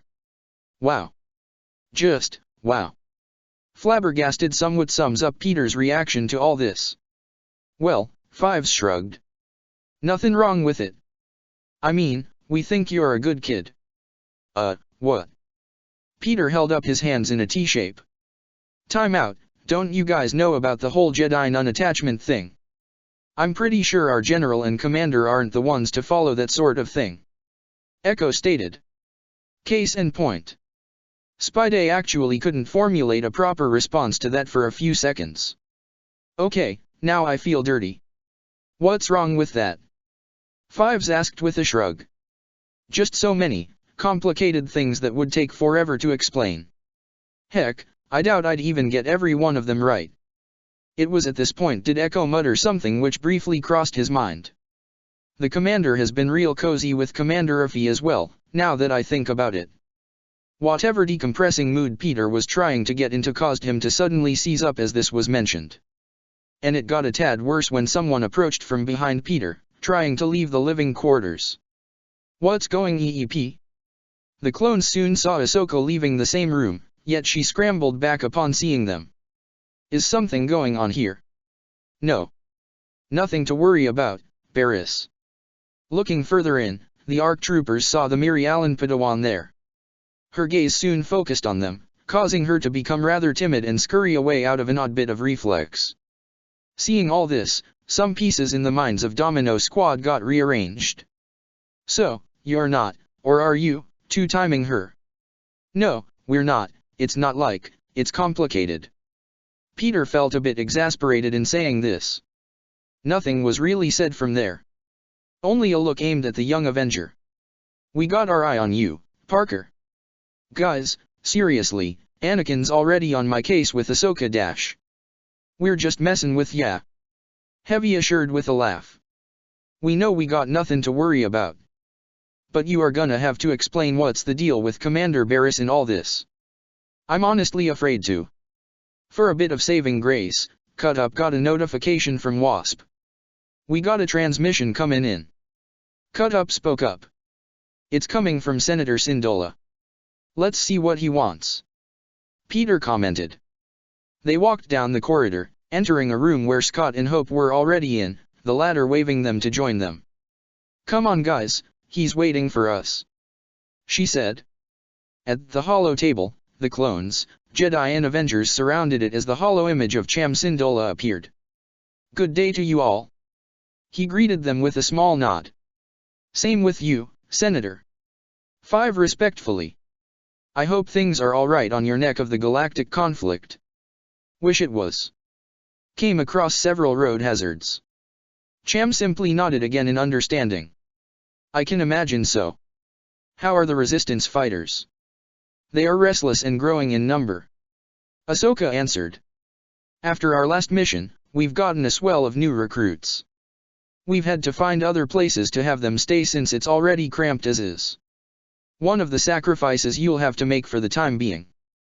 Syndulla said, not in any patronizing way. After all, they were all well aware of where he was coming from with these words. But how has the training progressed? Any sense of proper development and cohesion? With us leading the charge, yeah. Heavy stated. But they still have ways to go to work without us always directing them. I understand. My people have their own means of fighting, but Captain Keeley and Master Gunda managed to instruct us to become an effective fighting force despite our opposition's power and numbers. These things take time, much as it is a rare luxury by now. With respect, Senator, Heavy spoke up. I'm fairly certain that you weren't facing what we're up against right now. Cham gave a brief nod. When I was liberating Relith, only the droids were my people's obstacle. Hearing about these Chitauri and Sokka errands on Onderon does worry me. We also might be dealing with an acolyte here. Barris added on. The senator hummed. One of Dooku's enforcers. Ahsoka frowned at that. Maybe. Maybe not, given it was our first time seeing this guy. Cham tilted his head at this, Hope continuing after Tano. This dude is augmented, or enhanced like the other Avengers sometimes call it. Spidey remarked. Augmented. Syndulla parroted. Peter pointed at his eyes. He was literally shooting energy blasts out of his eyes. No way that's a force ability. It isn't. Barris muttered, a troubled look appearing as she thought back to the black-skinned Twi'lek they encountered. None that I am aware of. And he's strong as all hell. Cut Up winced, a hand over his chest. Like Captain Rogers or Parker's types of strong. Even with these ceasefire talks going on, Dooku may have other things playing in the background. Said a disgruntled Fives. I don't know. Scott was very much unsure of this. I mean, why? Like really, why? We've heard all about this guy and the way he does things, but this feels really out of left field, doesn't it? You have something on your mind, Scott. Says the senator. This whole situation is really off. Lang stressed out. Like really, really off. Everything that's happened doesn't feel right. And what happened the other night doesn't help either. What happened? When we were infiltrating the palace, we saw Ash talking to this person. His backer, no doubt. Force wielder to boot. And yet, something strange is going on. More to all this than what we know. Hope elaborated, still troubled by what happened during their recon in the palace. What else is new? Then what of the bill? Came the brief change of topic. The bill's testing is for the local populace to at least know how to properly fight back. The Jedi and Avengers are to be the observers when not training them alongside the clones. That was the intention when it was merely with the droids and by extension Ultron. And yet things aren't as they're supposed to be initially. Given circumstances and through a number of political mumbo-jumbo, as Pietro refers to these unforeseen elements, would make you ignore most limitations of the test. Cham stated. For the most part, the main thing many politicians are looking for is simply a success story. Much as I loathe to put this upon your shoulders, so long as Onderon is liberated with the local population taking action, many within the Senate would approve of the bill. But even I know that's a rather menial qualification at best. We're gonna need to cream of the crop to make sure the best are trained for the future of this army. At least we have better clarification. We can work with this. Echo said with a nod. But we're also having another problem here, Heavy stated. We've got new recruits coming in from all over and not nearly enough equipment and resources to arm them. Stealing from droids is one thing, but the Chitauri and Sokka errands are a different story. Their equipment exploded after some time away from them. We've dismantled as many as we could to salvage intact parts. Integrating them into the weaponry for the resistance. Not really fun, I tell ya. Some we've managed to disarm entirely, but there's only 3 of us and we can only have so much time to teach everyone how to do that. Hope said with a tired sigh. I can admire such a thing. Effective too. An enemy not acquiring one's armaments and equipment with failsafes. Just the factor we're on the receiving end is what grinds my gears. Muttered Scott, soon noticing Hope blandly looking at him. What? No more Family Guy from you? Seriously? That's what you picked up on? I was honestly being serious about that. I wasn't trying to joke. The others in attendance rolled their eyes or shook their heads, having grown used to such talk from the couple. What you need are weapons of your own. Cham stated more than suggested. Though the question as to where remains unanswered. There was a brief pause in the room as everyone was momentarily stumped on such a topic that was until an idea came into Spider-Man's mind. Actually. He held up a finger to the ceiling. We may have that covered. We gotta make another call. To who? Scene cut. Over at a mountain region, far away from the city of Izis, an assembly of the resistance group was meeting up with their suppliers. Can we really trust these guys? Saw Gerrera's suspicion was evident as he along with Stila and Lux stood alongside their off-world allies, looking up at a ship model none from Onderon had ever seen before. Peter, Hope and Ahsoka vouch for these individuals. Lux said confidently. Peter even spoke of them having made friends with another one of the Avengers and he has fought alongside them in Mandalore of all places. So they are perhaps more trustworthy than we give them credit for. Plus their team name ain't exactly the rough, stab-in-the-back kind of title any old pirate or smuggler's crew would use. Stila commented, eyes on the unique ship that touched down in front of them. Weird, we're dealing with smugglers of all people. Came her brother's response. Wouldn't call them that, per se, said Peter, walking up to them. You should have seen them on Mandalore. These guys are crazy tough. The back ramp to the ship opened up to reveal their suppliers. Several of them were human. The others. All right, what are we dealing the hell? Kids? Seriously? We're delivering weapons to kids. Spoke a short, talking rodent. Jubilation, but Master Rocket, can you not see the importance of such a task? We're teaching fleshy meatbags the importance of violence at an impressionable age. The more we teach these youngsters the means in which to eliminate their enemies, the more likely the meatbag population will continually drop even further. Hello new comrades whom we are to deliver weapons of mass destruction. Said a cutesy female voice. I hope we come in nickel of time. It's in the nick of time, Cosmo. Yes, nickel. And I never mind. Nickel is a metal. Very good Drax, do you want a cookie? The rodent deadpanned at the tattooed muscular alien. The entirety of the group that had gathered to greet them could only stare in complete perplexed bewilderment. None more so than the Avengers. I remember Gamera and Vision telling us that they were a weird group. Hope murmured, slowly pointing at the two furriest members present. Just never expected to see two cough animals cough from Earth. Scott gave his girlfriend a look. Why'd you cough? I didn't mean to sound rude. What? It's just a dog in a Rakodash. Who said that? Rocket snapped, looking around viciously, pulling out a small pistol that expanded into a literal cannon. Scott immediately clamped up. Forgot to mention that. Hope sheepishly said. Some of the other Guardians talked about their furry teammate having a temper whenever anyone mentions that about him. And the dog. Hope and Peter both tilted their heads at the Labrador in the cosmonaut suit that padded down the ramp. They didn't mention having a dog, did they? The latter asked the former. Wasp frowned, recalling the Guardians she had met back on Mandalore and what Vision had told of them, and she shook her head. She's new. Looking towards the recently appeared Cosmo, the Mirialan Padawan felt all sorts of emotions. Oh my goodness. Barris could barely contain herself, dropping down to her knees to pet Cosmo. You are the most adorable thing I've ever met. You think Cosmo adorable? The Labrador's ears perked up before she began wagging her tail and panting happily as the Padawan found a sweet spot behind her ear. Oh sweet Soviet Russia, please continue of the head scratches please. Barris only giggled in delight at this, Ahsoka letting out an ah along with Stila, the three girls crowding around the space dog, showering her with affection. How can she talk? Scott asked, squatting down next to the girls fawning over Cosmo. She's a telepath. Rocket answered, walking by the former thief who looked between the talking raccoon and the telepathic dog, noticing something about the suit she wore. Wait. Lang let out a bewildered huff of disbelieving laughter. Is that a Soviet astronaut suit?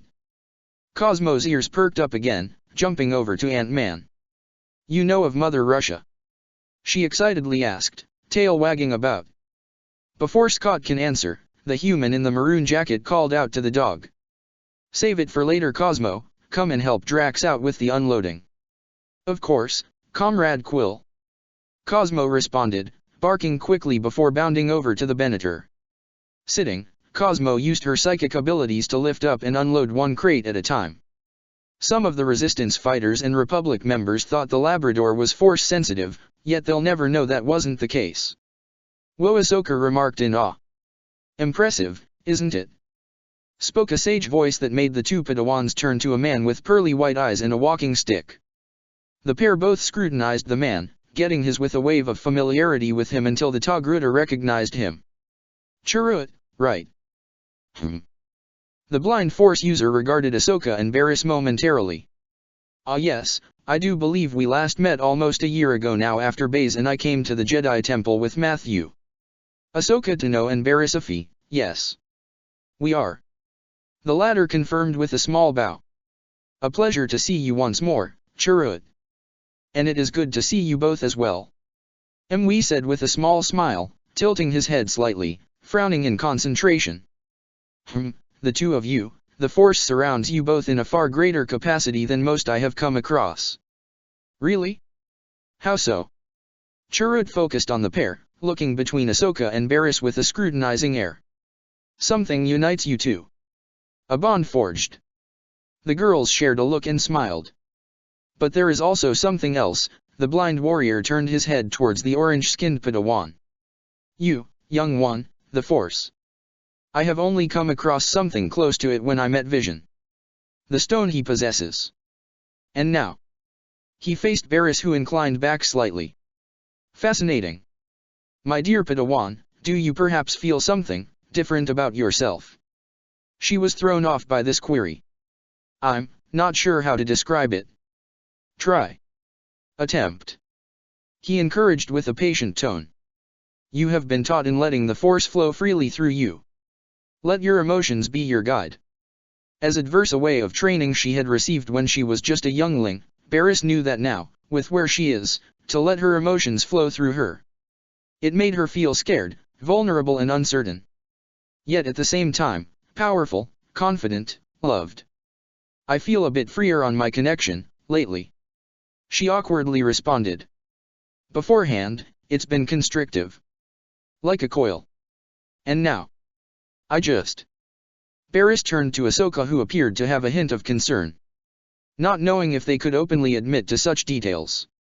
"The man before them isn't a member of the Jedi Order, but he follows the Force. His opinions may differ from those they're used to interacting with." Taking a collective breath, the Miri Allen resumed. "Different. I'm trying to work through my teachings, but recent events have made me feel conflicted. While I'm happier with what I've obtained, I'm worried about what could occur if my master were to learn of my new bonds." "Barriss," Ahsoka softly said. "She'd tell me to." "I don't know. She would tell me that emotions muddle purpose. As Jedi, our feelings would be a hindrance in our duty to the Republic, the galaxy, and the Force. I'm scared of what could happen. Losing the progression of exploring these emotions I've perhaps regained after so long, ones I've discovered on my own or with guidance." The Guardian of the Wills was silent, processing what he had heard. Not just the words, but the emotions which blended with her speech. Affection is confusing, Barriss Afi. One often has struggles in discerning them towards friends and family. Even those towards those beyond a simple or close friendship. The two Padawans shared a look. "You could tell. My connection with the Force comes from my sacrifice to sight. But in return, I am able to see things that others cannot properly understand. I can see how one bonds with another at such a level. And yet we hardly interacted with each other. You pick up a few other things along the way." Chirrut cocked his head a little. "You sound surprised." "Of course I'm surprised." Chirrut chuckled, placing a comforting hand upon the Miri Allen's shoulder. "That's because what I believe is holding back the Jedi Order at this time is perspective." "Perspective?" Ahsoka repeated in confusion. "But we're always taught by the Order to view things in every alternative and angle possible." "Have you?" he challenged, humming a moment later. "Perhaps you have more so than others, young Ahsoka." but Barris here is a Jedi I have encountered on many occasions in my lifetime. Chirrut gestured his stick to the eclectic group of individuals all interacting at this time. Life, as we all know it, comes from many aspects, each with their own set of ways, thoughts, beliefs, and feelings. Using his cane, Chirrut began drawing several symbols into the dirt. The Padawans soon took focus on them as he spoke. The pair could see the first ever symbol of the Jedi Order. A star with sprouting wings from the sides. Neighboring it was a similar sigil, but with some sort of tower in the middle with a different set of wings. The order has changed over and over again, which is something that comes naturally in time.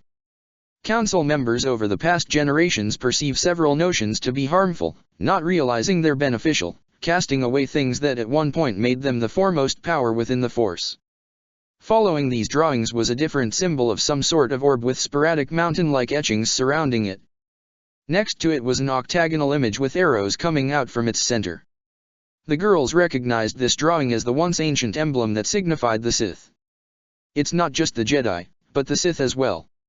In fact, their changes are that of the extreme, with one iteration killing what came before. A violent cycle of death and rebirth. At one point, they ceased such ideas and tried to thrive. They would have succeeded in truly overwhelming the Jedi, if it wasn't for one of their own to call them all heretics and wipe them out. As a result, a new order, this so-called rule of two I've heard of, began, resuming the old practices with a few additions. The blind Force user drew some more, but more of surrounding the images in circles with them overlapping each other. The light and dark. Even if one isn't sensitive to the Force, people take qualities from each side to make up their very being. Drawing wisdom from different places to support your own. One can't solely rely on one side in its entirety, or else an unbalance to their internal nature occurs in an unpleasant fashion. Chirrut tapped his cane against the ground several times. The Jedi Order as it is now, has maintained peace, or a perceived peace, for over 1,000 years. That is not an accomplishment to be taken away. But in that, they have become stagnant, adopting dogmatic tendencies and restrictions that have made them blind and ill-prepared for the darkness that has swept over the galaxy. The Padawans couldn't really think of a proper rebuttal to such a statement because, he was right. In all the bluster and glory the Jedi Order boasted, the war started due to their own ignorance or even refusal to properly intervene when they perhaps needed to. In times of conflict, people can become strong. But in times of peace, they become weak. Never assume peace is everlasting. One shall always come around the corner when you least expect it. Silence surrounded the trio. The Padawans were deep in thought, which the Guardian of the Wills took note of. Apologies. Chirrut sheepishly said, a slight bow at them. I didn't mean to take up your time like this. We are here to assist you in your conflict, not give you a lecture. Barris found herself surprisingly smiling at him. No, it's quite all right. You've given us a lot to think about. Ahsoka added in. Hopefully a way to distract you from some personal problems. Or over-encompassing them. From within the ship, one of the Guardians on this job run not set foot off the spacecraft looked out with a mixed face of rage and disbelief. You have got to be kidding me. Asajj Ventress seethed to herself, backing away into the ship to remain unseen.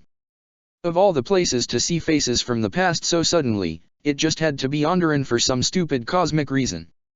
She was so lucky to stay behind to man the controls, in case this job run went sideways. If she were to step outside of this ship, with these Avengers and Padawans in particular, she'd have several issues on her hands. The Dathomirian couldn't believe her luck right now. Just stay inside and focus on anything else. It'll all be over soon. Ventress told herself. Ventress, are you dash? Leave me alone, Mantis, I need to make sure everything is alright with the ship. Asajj all but hissed under her breath at her half-sister. Mantis was thrown off by her sibling's harsh response but noticed the slightly panicked look on her face, tilting her head in concern. Is everything alright, Asajj?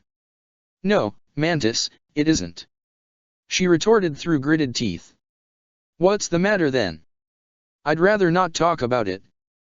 Her half-sister scrunched her face a little before relaxing it. If you say so. Shortly after joining the Guardians and slowly learning about her celestial heritage, she had to at least come clean on her identity. Partially, mind you. Telling them the alias she gave them was of her mother's name with Asajj being her real name.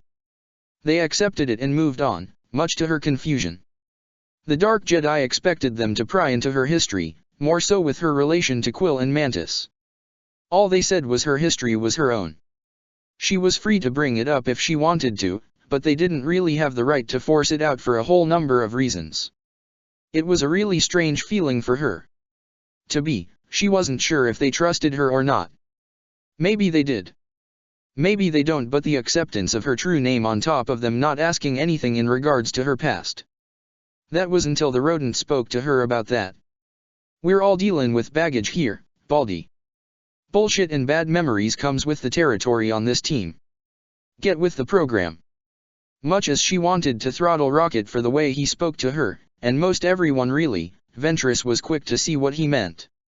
They were clowns, assholes, morons, dipshits, nerf herders, mud scuffers, the whole 9 yards. But one look in their eyes was all she needed to see. Behind it all was something she had seen in any reflection she looked at of herself.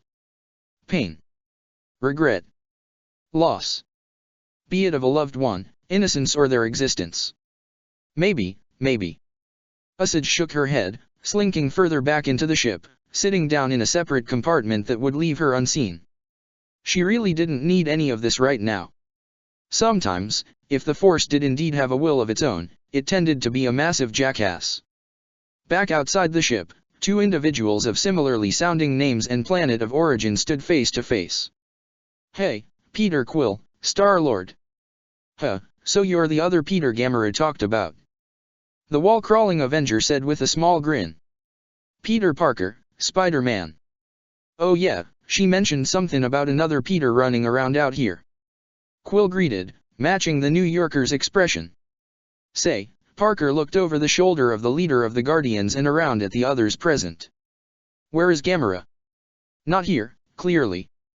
Rocket curtly said. Peter gazed at the raccoon and he opened his mouth to point out the talking furball when Quill quickly answered Parker's question. She's doing another job. He hurriedly said, detecting the oncoming comment that always infuriates their gadgeteer genius. We had a job recently and she's handling the fallout on her end with the rest of the team. Something you want to talk to her about? Spider-Man shook his head. Nothing at all. Merely curious. He is simply eager to return to her and consummate their union again. Drax butted in, making Quill jolt. What? Dude, what are you even know? He just wanted to know where Gamera was cause he met her first. Apologies, I wasn't paying attention. Most unfamiliar with Drax's tendencies could only stare at the tattooed, muscle-bound man. And you are? Drax the Destroyer. Saw and Stila looked at one another, several others doing the same. The Destroyer. The former asked for clarification. Reverence, Master Drax achieved this title by murdering multiple meatbags in a revenge quest that would put many Sith to shame. Longing, I wish I could have been there to witness such bloody glory. Hope, perhaps I shall bear witness to one if instigated properly. Everyone only stared at the gray-skinned, red-tattooed humanoid, not denying the assassin droid's description of him, smirking and nodding to himself in pride at what he had done in the past. Are you sure we can trust these guys? Echo asked in a low voice to Fives, Hope and Barriss. They seem, or really are dash. Hey, Vision vouched for the whole team. Hope countered. Gotta count for something. I know that, ma'am, but still. Echo left his statement unfinished, gesturing in the direction of Drax, who was now talking about a topic that seemingly came out of left field. You should tell them about the dance-off that saved the galaxy. What dance-off? Ahsoka asked in bewilderment, Chirrut snorting at this. Star-Lord began stammering. That's nothing. It was a long time ago now and dash. What? Like in Footloose, the movie dash. It's exactly like Footloose. Quill said excitedly, pointing at Parker, bewildering his fellow Terran. Is it still the greatest movie ever made? Peter Parker snorted. It never was. Star-Lord's face fell into a frown. I thought Vision was joking when I brought it up. I mean, it's still good as a small cult classic. The Ant-Man said off to the side. Not gonna let something like that get forgotten. I mean, come on, it's Kevin Bacon. This got the leader of the group to brighten up.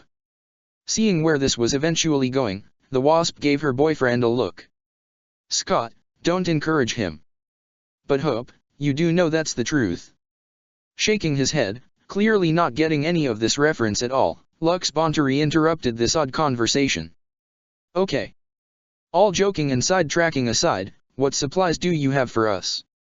Rocket soon listed off the various cargo on the delivery as the Guerrera siblings opened up some containers. Got your standard weapons, but with an extra kick to them, thanks to yours truly. Rocket launchers for any big fellas you have. Better bombs. Sales pitch HK-47 took on the posture of a game show host presenting an award that has just been won. We have everything your meaty blood pumpers desire, from bowcasters from Kashi to sniper rifles custom made from the bodies they were extracted from. Oh man, saw Guerrera heft the rocket launcher on his shoulder, somewhat fiddling with the sights. Now this is what I'm talking about. Careful with that thing. His sister chided. Please. It's not like it's loaded. It actually is. Chirrut said. This immediately got Saw to carefully put the weapon back where it belonged, stepping away awkwardly while not meeting his sister's narrowed, chastising gaze. That's. Echo narrowed his eyes at the launcher. An RP-6 launcher. Standard issue for clone troopers. This caused the other members of Domino Squad to tense up, and even the Padawans now looked at the crates with some wariness. Some of this is Republic gear. Heavy said, a clear look of suspicion directed at the Guardians. You'd be surprised how easy it was to get this. Rocket boasted. And not from one of your bases, let me tell ya. We got this from a recent raid on an enemy organization. Quill said, slapping his hand over one of the boxes. These guys were loaded with all kinds of crap from every side of the galaxy. The less we know, the better. Said Lux. Plausible deniability, or something in this case. I like your style, kid. Rocket complimented with a roguish grin. Come on, let's get you all loaded up. We got shit to do ourselves. Let's get to it. Steela declared, the rebels and their allies unloading everything the Guardians had brought them. The next day, a Chitauri/droid patrol was walking through the city, 24 of them in total. And flanking them were two large, beefy Chitauri guerrillas, the pair of giants following after the patrol with absolute obedience. Behind the two behemoths were two AAT tanks hovering by, the droids manning the tanks scanning for potential threats. Around them, the citizens, both native and visiting, gave a wide berth to these strange aliens that have taken their city and placed it under their thumbs. Some looked on in fear, others a more neutral look, but a growing number of them displayed anger and resentment. Then there were those garbed in black and brown cloaks with hoods that obscured both their faces, and what they held beneath the fabric. Standing alongside Cut-Up, Lux Bonteri watched as the patrol passed by, hearing a whizzing sound fly by his ear. Everyone's in position. Hope Van Dyne said, hovering next to the son of Senator Bonteri. Looking up, he spotted Steela atop a roof, flanked by Barris and Fives. He then heard the telltale sounds of thwips close by, and he knew Spider-Man was in position. We're good to go, said a gruff voice behind Lux, the teen recognizing it to be Saw. Exhaling a shaky sigh, Lux waited for the signal from Steela to begin the attack. As this was about to occur, Ahsoka was moving through the streets of the city, being followed by Cut-Up and Echo. They already planted some holodiscs at key locations in the city where heavy traffic occurs. When the time was right, Steela's message would be broadcasted. Passing by some stalls, Ahsoka briefly bumped into someone. Glancing over, she saw a Trandoshan merchant putting away some of his wares. Pardon me. She apologized. Ahsoka walked off, not noticing the lingering gaze kept on her. Not particularly on her form, but an item in particular. One which was partially revealed through the cloak the Togruta wore. Reptilian eyes soon caught onto a glint originating from the hidden lightsaber. A split moment later, he smirks. This went unnoticed by her as she and her clone comrades quickly got into their designated positions in front of the oncoming patrol. From the rooftops, Steela and her party were awaiting the patrol of enemies to draw near. Slowly, She raised her sniper rifle, aligning the crosshairs on her first target. Barris already held her lightsaber in hand, glancing between the patrol and Stila until the Guerrera nodded in silence. A moment later, she fired her sniper rifle, hitting a Chitauri right between its eyes, and the assault began. Barris jumped down from on high, a downward vertical slice of her lightsaber, cleaving a super battle droid in half. The rest soon joined in, attacking the large patrol from all sides. A B-1 battle droid went onto the comms during the firefight. "It's an ambush. We need reinforcements." As soon as it sent out the request, a small figure the size of a pin punted its head right off its body.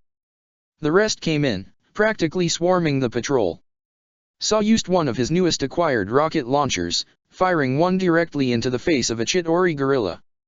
The hefty beast roared in pain, stumbling back, unable to see as it had been blinded, only to keel over dead from a half-dozen yellow bolts going into its neck. Ahsoka and Domino Squad worked in tandem with each other, whittling down the patrol in rapid succession. That was until Heavy tilted his head up, hearing something in the distance. "Incoming!" he yelled out. The rebels all turned their heads at the sight of Chitauri coming in on flying chariots, blasting at the resistance fighters. Yet such actions were quickly interrupted by Spider-Man swinging in and kicking the lead one off their ride. Before the others could properly react, a pair of webbing strands latched onto its back. With a harsh yank, the young Avenger had flung the rider elsewhere. "Okay, how do I drive this thing?" Peter asked himself, looking at the control system. A moment later, he just gave up.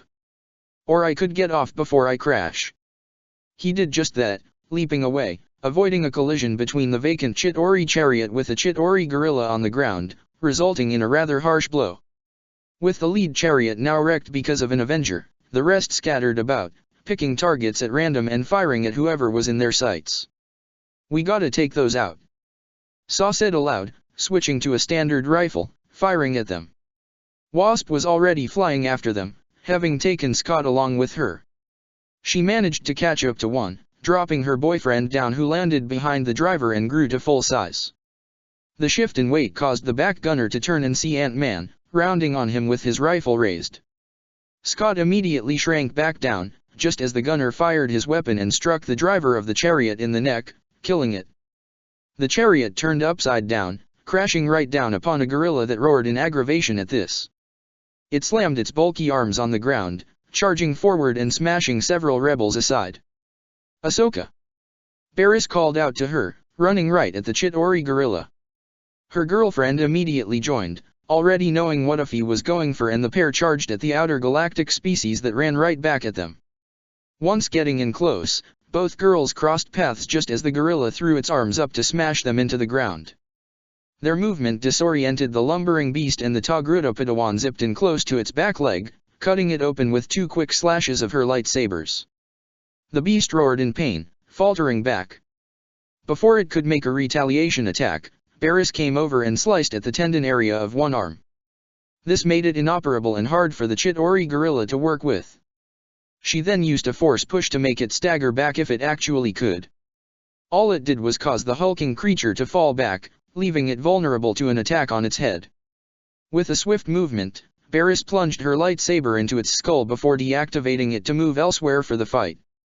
Over on his end, Lux with Saw and Domino Squad took out the two AAT tanks, short-circuiting one while blowing up the other. Once the patrol was all but eliminated, Stila rappelled down from the rooftop she had perched herself on and quickly moved to stand atop one of the destroyed AAT tanks. There, was visible to all the citizens of Onderon as she stood tall and proud, despite a slight tinge of nervousness within her as she readied herself to address the crowd. She knew that this was to be their rallying cry outside of their constant raids and ambushes. Now was the time to get the people truly over to their side. As to how, the Onderonian thought back to a conversation she had with the clones and Jedi the other night. "You haven't really asked yourselves the question that should have mattered from the beginning," was what Fives said. "Either you have, haven't, or simply forgot. But the main question should be, what is the endgame here? Why are you rebelling against King Rash?" Echo's addition to the conversation. That was the question posed to them that made them momentarily falter. Just saying that you wish to depose the current king isn't enough. were Barris' sage words of wisdom. You can take him down, yes, but that is in the moment. What will you do afterward? Yeah, just taking out the king won't help you guys in the long run unless you have something proper in mind for what your people will need after the fighting is done. Ahsoka had pointed out. So what do you guys have in mind? Is it to join in the ceasefire, be neutral, what? It didn't take long for Steela to come to the realization of what was actually needs to be done. The only safe way to have a better future for their people. We need to find and rescue Dendup and reinstate him as king. Are you absolutely sure? Barris had questioned. This isn't a single decision here. This all has to be unanimous by all in this cause. Her brother Saw immediately voiced his support, as did Lux a moment later, with the rest of the rebels within their main base and all the other ones sending their message. Reinstate the former king. With everything somewhat settling on the impromptu battlefield, Steela used her wrist device, activating the holodiscs spread throughout the city to broadcast a live feed on her speech. Do not be afraid, brothers and sisters. In multiple parts of the city, civilians gathered around the projection of Steela as she addressed all who listened. We mean you no harm. People of Onderon, the time has come to take back our freedom. We have all been deceived. King Rash is a traitor who has sold Onderon to an outsider for the crown. But Onderon is ours. We need your strength to reclaim our planet and restore our sovereignty under our true king, King Dendup. Do not forget that it was he who kept us out of the war that plagued the galaxy despite Senator Bonteri representing us in the separatist parliament. It was Dendup who kept the sons and daughters of Izis out from needlessly throwing their lives away from a war he didn't believe in, something Senator Mina supported. King Sanjay is a false king and tyrant who needs the aid of a droid army backed by a foreign set of races that have shown nothing but cruelty and evil toward our people. My brother and I know it, our men and women know, and all of you know it. This is a planet founded on individualism and the strength that we possessed from within. So I call upon you, my brothers and sisters. Join us in ousting the Med ruler and place Dendup the Wise back upon the throne. Though some in the city didn't do anything in response, those present where she broadcasted her speech were moved and captivated, openly cheering her now as they all raised their fists in support of her. Saw witnessed all this and shot his sister a look of pride whilst Lux came up to her from behind. I'm impressed, he complimented, nudging her with his shoulder. I didn't know you had that in you. Neither did I. Steela nervously admitted with a shaky laugh. Saw is usually better at this stuff than me. Well, you sure proved yourself wrong. Lux praised, placing a comforting hand on her shoulder. When this is all over, I'd love for you to meet my mother. She would positively adore you. Steela only smiled, feeling her cheeks heating up as she and the others vacated the area. It took some time after this broadcast for the citizens to react. While they couldn't revolt accordingly, like attacking their oppressors, due to how dangerous they were, they merely protested against the current regime. Several days went by and now, with a more clear objective in mind, the raids, ambushes and attacks by the rebels escalated. Multiple Sokka Aaron, Chit Ori, and the remaining droid patrols and squads were hit fast, hard and with little to no survivors. With the clones, Avengers and Jedi assistants on top of the growing sense of unit cohesion and communication between the Onderonian insurgents, their raids were garnering effective results. 3 bases and outposts stationed around the city were destroyed in brutal fashion. More influence for the resistance cause was spreading more and more. But above all else, the main rule ingrained into the rebels was the focus of the people and making sure they were safe. Their rebellion could not grow if the people of Izis were against their actions. This was why Steela's words on top of their open actions of making sure the people came first had the populace growing more in their favor as time went on. Galvanized by her words of taking their planet back from these invaders under the rule of the false king Sanjay Rash, it was by far inevitable that the usurper's rule would be coming to a swift conclusion.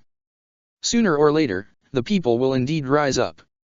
Sooner or later, they'll finally realize enough was enough of the new regime and they would demand the old one back. Sooner or later, things will not be the same ever again.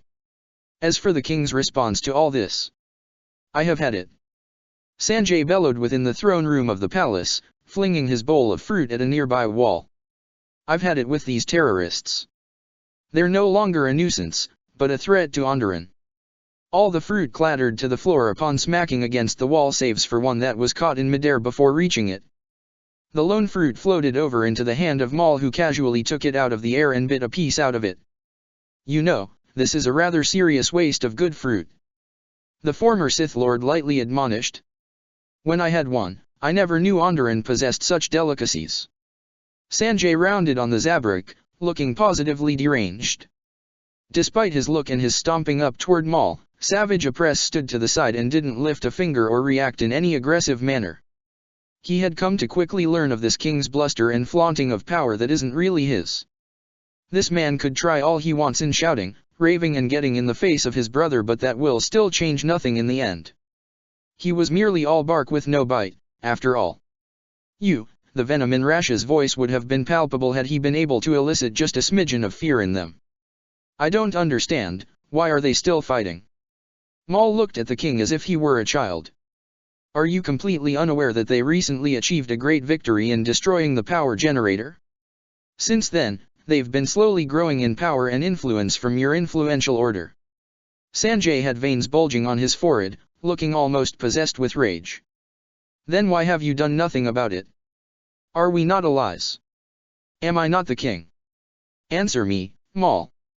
Whereas Savage would react accordingly, erupting in turn to show his form of dominance, Maul did the more quiet approach. Softly speaking, the complete opposite of Onderon's king right now. In that order. We are doing something about it. We are observing and learning about their capabilities. We are allies. You are the king, yet aren't acting like one at this time. Rash sneered at this answer, hunching his shoulders up. Not acting like a king? You dare mock me to my face? Your observations are clearly done half-heartedly with the amount of madness you are allowing for those blaster insurgents to conduct upon my city. Lest you forget King Sanjay, Maul said his title dismissively, yet the tone he held was laced with danger. The Zabrak stepped right up to Rash, making him falter. You only hold this crown as long as I say so.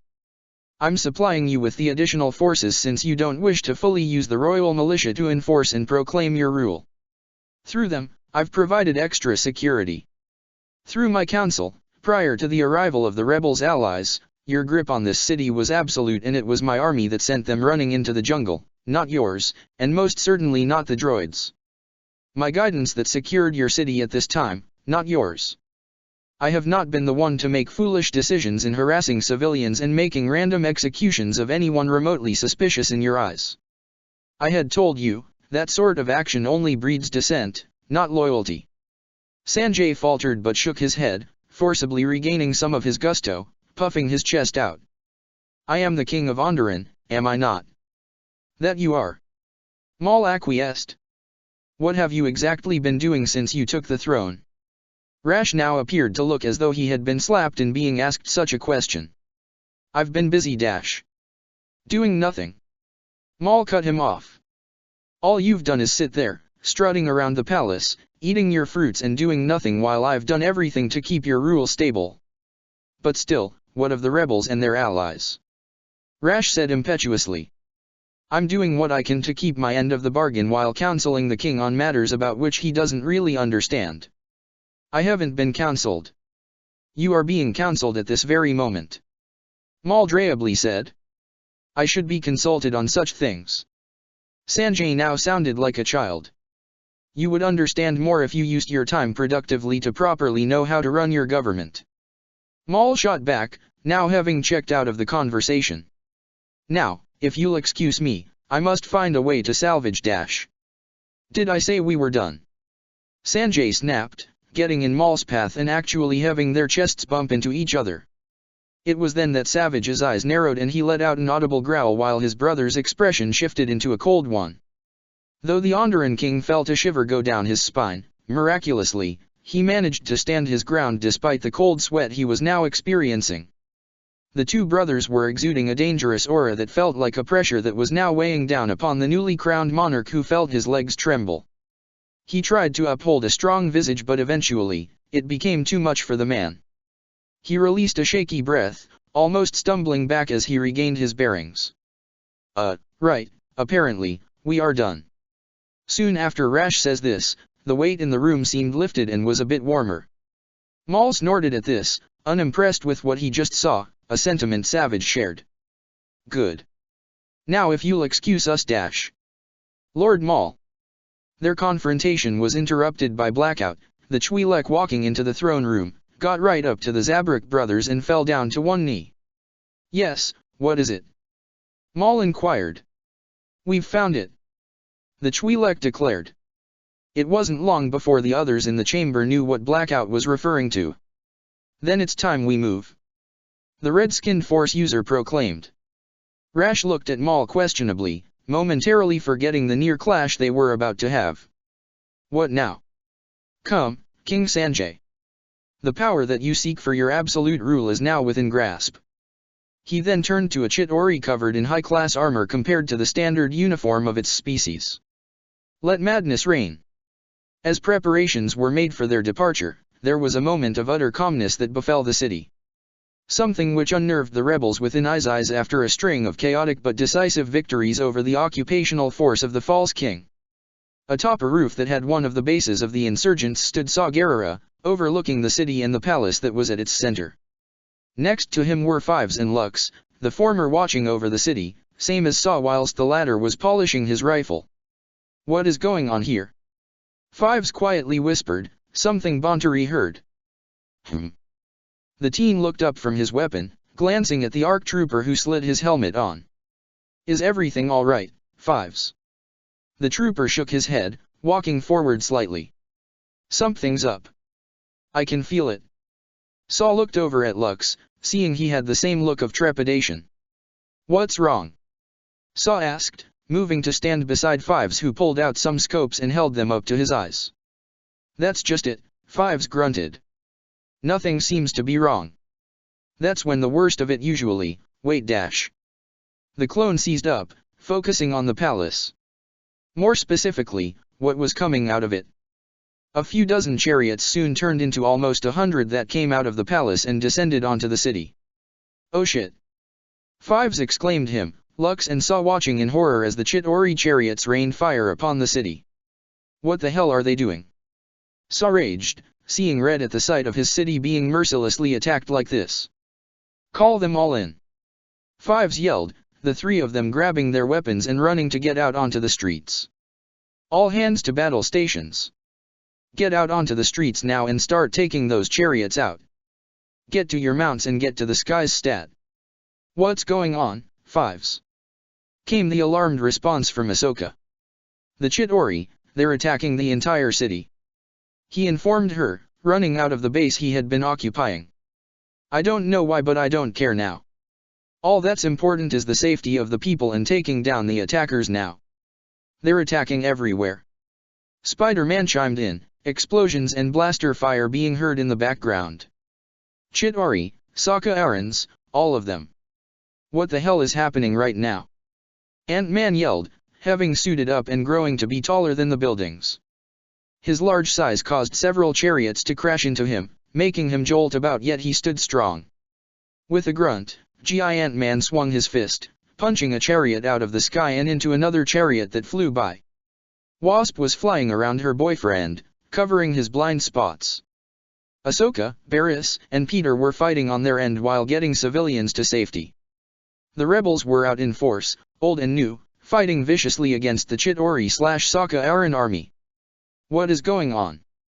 This is all too sudden and completely uncalled for. Lux exclaimed, shooting a Chitauri gunner from a chariot, moving to assist to pick up a child and run over to where her mother and father were, handing her over to them. Why would Sanjay do this? Saw questioned. He wants to keep things under his thumb, not incite chaos. Then something is clearly wrong here. Heavy said, firing his rotator cannon in every direction that an enemy was seen. Next to him, Cut Up had tackled Sokka Aran down, plunging his vibroblade into its neck.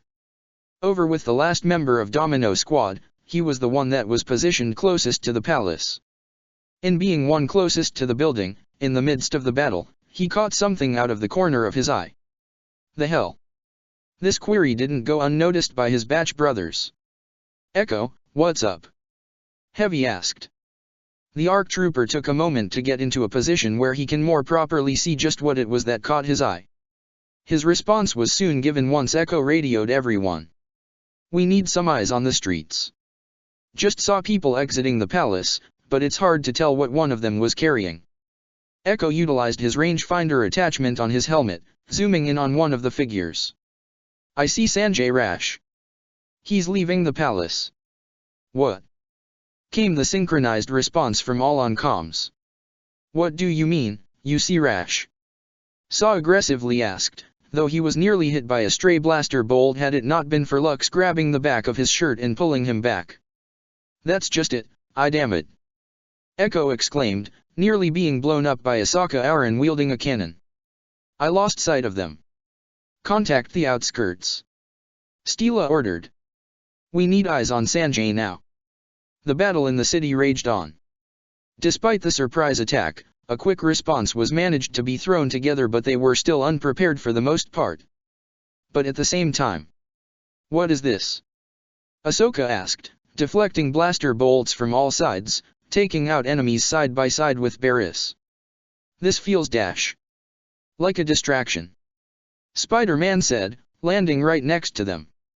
"All of this is just a show." "But for what?" Barriss added in. "What could King Sanjay possibly hope to accomplish here? This will turn all of the city on him if it hasn't already. We have to figure out what." Ahsoka, Peter said, realizing she was gone. Barriss saw this too, and they rapidly looked around in worry until they heard her voice nearby. Looking over, Peter and Barriss saw Ahsoka talking to a few Trandos hands amidst the chaos in an alleyway. They saw that they were chattering in a near-panicked state, rapidly pointing toward the palace, and the alarm Ahsoka had on her face made her two lovers seize up. "What?" Ahsoka shrieked. "Are you absolutely certain? My brother is on the other side of this city." A gray-scaled Trandos Han hissed out. "He joined your cause and saw it with his own two eyes." It was then that Barriss and Peter went over to her. "Ahsoka, what's going dash?" "They've taken King Dendup out of the palace," she said, not just to her lovers, but swiftly over the comms. Once more, surprise swept over those listening in. "What? How, when, where?" Steele rambled off in stunned disbelief. "These Trandos Han merchants, I'm one of their own who joined us, saw some hooded figures taking the former ruler out of the palace. And King Sanjay is with him." Lux recalled. "We need to go after them now." Saw growled out. Many soon abandoned their present actions, yet were immediately reminded that there was still an alien army running rampant in the city. Only a good dozen were able to break away, focusing on getting to the edge of the city. Eventually, they met at the city's main entrance, discussing their next course of action. "This is bold, I'll give them that. Using the attack on the city as a distraction to move the king elsewhere." Lux muttered in angry bewilderment. "But why? For what purpose?" "I don't understand." Stila turned to her off-world friends and allies in bewilderment. "What are they doing out there?" "What's out there? Are they after something?" Bontari questioned worriedly. I'm not sure, but," Barriss had a deeply troubled frown, one that Ahsoka emulated. "The Force, there is something shifting in it. I have a bad feeling about all this. We need to save the king," Saw emphatically said. "If we don't save him we can't just leave the city and let these bastards rampage," Ant-Man said in the comms. "Then we split up," Stila immediately said. "Saw, stay here and help take out Sanjay's army. Get the people out of the streets and move to the palace." "We'll stay with you," Hope said, zipping around, taking out several flying chariots in the sky.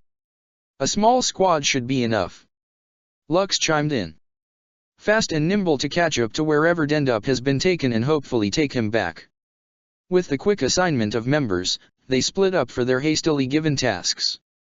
Today will most certainly be the day of Onderon's liberation. No one knew how different things will be by the end of it. Scene cut. They had, at last, found it. After a more than tedious amount of time from Maul's perspective, the object of their desire was in front of them. Soon, their patience would be rewarded. "This had better yield the results that you had promised," said the snide voice of King Sanjay Rash, the small irritation that they would soon be relieved of. "That and more, Your Majesty," Maul assured smoothly. "With this, all that troubles you will be wiped away like dirt to the ground." Rash was unable to hold back his sadistic smile that sprouted upon hearing this, his mind awhirl with evil thoughts and actions as to how he intends to punish the terrorists that have caused him such grief in a short amount of time. He was forced to flee from the city, due to the resistance having prevailed on their goals. Maul had to go under protection duty in securing Rash's safety. For added measure, Dendup was taken as well.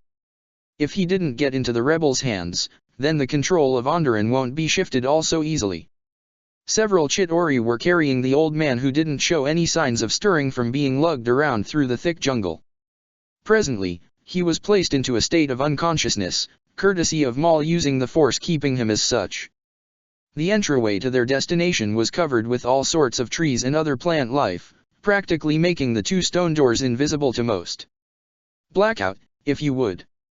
Wordlessly, the black-skinned Twi'lek stepped forward, eyes radiating with red energy.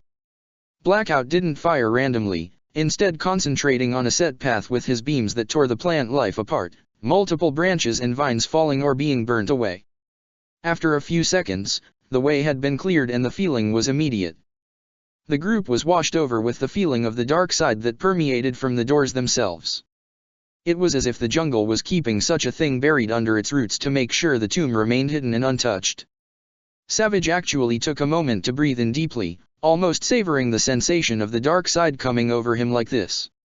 It was an incredibly enthralling feeling. Perfect. The entryway to my ancestor. King Rash smiled, placing his hand on the doorway. He then turned to his benefactor with a question in mind. "How do you plan on opening this?" "Through the archives I read through, there is a way to open it. Originally it was through the Force, but that changed after the time of the Old Republic.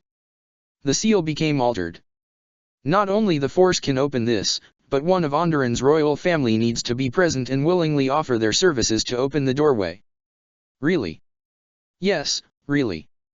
Rash puffed his chest out, the smuggest look the man had possibly ever made in his entire life. "Well then, open it up.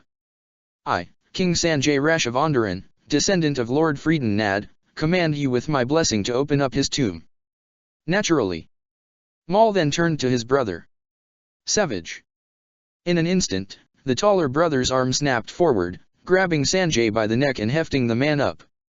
The Onderon King's eyes widened exponentially, clawing and punching at the arm of Savage in a futile escape attempt. What are you doing?" "Opening the door," Maul said as though it were the most obvious thing. "But, there is a caveat to the inscriptions and old texts. See, a proper sacrifice must be made in order to access such a tomb." Nad was adamant about making sure those who pursued his knowledge were devoted to the needed practices of such a thing. And what better sacrifice than his own blood? What? Sanjay stammered in fear, a terrifying feeling befalling him as he began to realize just what was about to happen. But what of our deal? Our alliance? You promised that you would immortalize my name on Onderon." "Too true, and so you shall," Maul gave a grandiose gesture. "By being the blood needed to gain access to a power long forgotten by the galaxy." With a swift flick of his wrist, Savage snapped Rash's neck, ending his life. Maul simply held out his hand, using a force technique that left a deep gash in the chest of the now-dead young king. Blood seeped out from the body of Sanjay, which flowed into the wall, lining unseen veins upon the doors. They soon moved, courtesy of Maul using the force to guide them. "Was that necessary, my lord?" the blackened Twi'lek inquired. "It was," said Maul. "What I didn't tell Rash was that not only the person had to allow the tomb to be opened, but their life must be spent and used as the key. Rather complex. It is, but effective to promptly guard this place so no one else may properly intrude after these millennia, courtesy of the Jedi exile collaborating with the royal family." Blackout gave a small nod, seeing the blood working its way through the door. Before long, the blood disappeared and the door began to open up for them all. Just as they were about to enter the tomb, Maul turned to face the Twi'lek. "Blackout, stay here and guard the entrance, the rest of our forces are en route to reinforce you. I imagine the rabble will be here soon enough. So long as they are kept out of the tomb, that is all that matters." Zamaso nodded, nudging his head at the Chitauri, who walked over to Savage, handing the still unconscious Dendup over to him. After this, they handed over a container to Maul's brother, which he took without knowing of its contents. Minutes passed before the brothers traversed through the dark tunnel. Minutes passed with hardly a sound could be heard, courtesy of their feet scraping against the rock and dirt. The only light guiding their way was Maul's red lightsaber. Wasn't much longer before they came to a big chamber. The tomb of Frieden Nad. Maul whispered in reverence. Enduring the annals of time for nearly 4,400 years. Savage said nothing, but he too couldn't help but gape slightly at where he stood. To be here, a relative novice into his journey in the dark side of the Force, and stand within what many Sith would consider to be sacred ground, is rather astonishing. He walked a step behind his brother, taking in the many carvings on the walls and pillars of the tomb. Eventually, the pair with their unconscious prisoner reached a large chamber with many statues, carvings, weaponry, and shelves of ancient scrolls and books long since forgotten in time. And at its center, on an elevated platform with a small staircase, was a large, intricate sarcophagus made out of Mandalorian iron, showing the scars of time yet remaining firm and unwavering in its appearance. The dark side oozed out from the cracks of the tomb. Behold, Savage, Maul held his hand up to their surroundings. The true resting place of Frieden Nad. One is often presumed looted and raided of its fortune. But a Sith Lord such as Frieden possessed substantial foresight of his personal treasures. And why hasn't it, since this place was last used several times over? Respect, most likely. Or knowing this place is best used to keep everything safely secure. Nevertheless, we'll be using it now. The red-skinned Zabrak then ushered his brother to open up the container he was given earlier. Complying and placing the container onto the ground, Savage opened its compartments. From them revealed a number of items, which were soon pried out with the Force, courtesy of Maul. There was a heavy blaster pistol in rustic bronze gold plating. Several inscriptions were carved along nearly every large piece. There was a holocron that was primarily blood red in coloring with black etchings. Lastly, there was a lightsaber hilt that radiated in the dark side. When it landed in Maul's hand, he activated it with a hiss and revealed the unique short bronze blade. "What are these, brother?" Savage whispered in reverence and fear, seeing Maul hold up the unique items with both his hand and in the Force. Nad's personal effects. His personal blaster, his lightsaber, and holocron. Each were not easy to find. But they were well worth it for what we will do here. Maul hummed to himself, stroking his chin. Ironic. Darth Zana had once been rumored to have found the holocron of Frieden Nad, and yet it is here. In truth, it was her master who originally found it and only grasped some knowledge. But she got everything else. Perhaps she had other secrets that were withheld from Darth Bane. Regardless, that is the past. Right now, it is time to enact our plan. Using the Force, Maul opened another compartment from the container with a unique jingle being heard. Looking into it, Savage was quick to see what they were. Kyber crystals? What for? He said, seeing dozens if not over 100 in all shapes and sizes. Fuel for the ritual? Maul revealed. Amongst them is not just any Kyber crystal. Reaching down, Maul pried out one in particular. He made sure Savage got a proper look at the crystal in his hands, the red Kyber having black veins and wisps wafting off and around it. This Kyber crystal in particular was something Savage recognized, despite the short instance he had seen them. The Kyber crystal of Darth Andedha. He said aloud in realization. But how? It's supposed to be inside of Dooku's palace with its holocron. Have you forgotten, brother, of your own contributions since joining my side? Savage racked his brain, recalling much of what he told his brother when he joined him and his group. Soon he remembered him telling about his time on Sereno, and then. How did you sneak in undetected? Appress inquired in astonishment. I have my ways. But it wasn't easy, I assure you, with all of Dooku's acolytes. Took some time planning to get in and out undetected. But it was worth it. You plan on using it for yourself or someone else? No. Confusion surfaced once more. Pieces soon fit together in his head, making him glance back to the Kyber crystals still in the one container compartment. How it was merely thrown amongst them instead of separated. You. You mean to sacrifice such an item? Savage asks bewilderedly. It is of naught cause. The holocron remains intact along with its knowledge of how to create more. Darth Andetta was a spiteful, petty Sith Lord, but he wasn't called the Immortal King for mere fanciful titles. His work on the dark side, if respected by all, even if the man himself was nothing short of a coward in the end. Regardless, his work shall benefit us today, Savage. Tossing the crystal back into the compartment, Maul asked for Savage's assistance. Using the Force, the two Zabraks lifted up the lid of the ancient Sith's sarcophagus. Once it fell off to the side, both brothers saw the skeletal remains of Freeden Nad. The man who once threatened this galaxy through his seat of power on this very planet, his remains still bore the Onderonian-styled, iron armor. Not much could be seen aside from this, due to other possessions that were taken by those in the past. Some of which have recently returned. Savage moved to take Dendup's unconscious body and lay it at the foot of the sarcophagus and stepped back, standing alongside his brother. And using the Force, Maul had the artifacts of Nad hover around the Onderan King. Following them were the litany of procured Kyber crystals, joining the artifacts like satellites with Darth Andetta shining predominantly. Prepare yourself, Savage. Maul said with a severe degree of seriousness. This will demand both of us to accomplish this. You must remain rooted in the physical plane lest the dark side consumes your very soul. If he were anyone else, Savage might have buckled under such instructions, but he was not just anyone else. His name was Savage Opress, brother to the man once known as Darth Maul, having shed his Sith title and reborn with greater power and purpose that exceeds the confines of this galaxy. And he was placing his faith in him, a newcomer to the Force, to resurrect a long-dead Sith Lord from thousands of years ago. He would not waver nor falter. Savage waited for his brother's cue. After a few moments, he felt it. The shift in the air, the growing pressure that now hung down over them.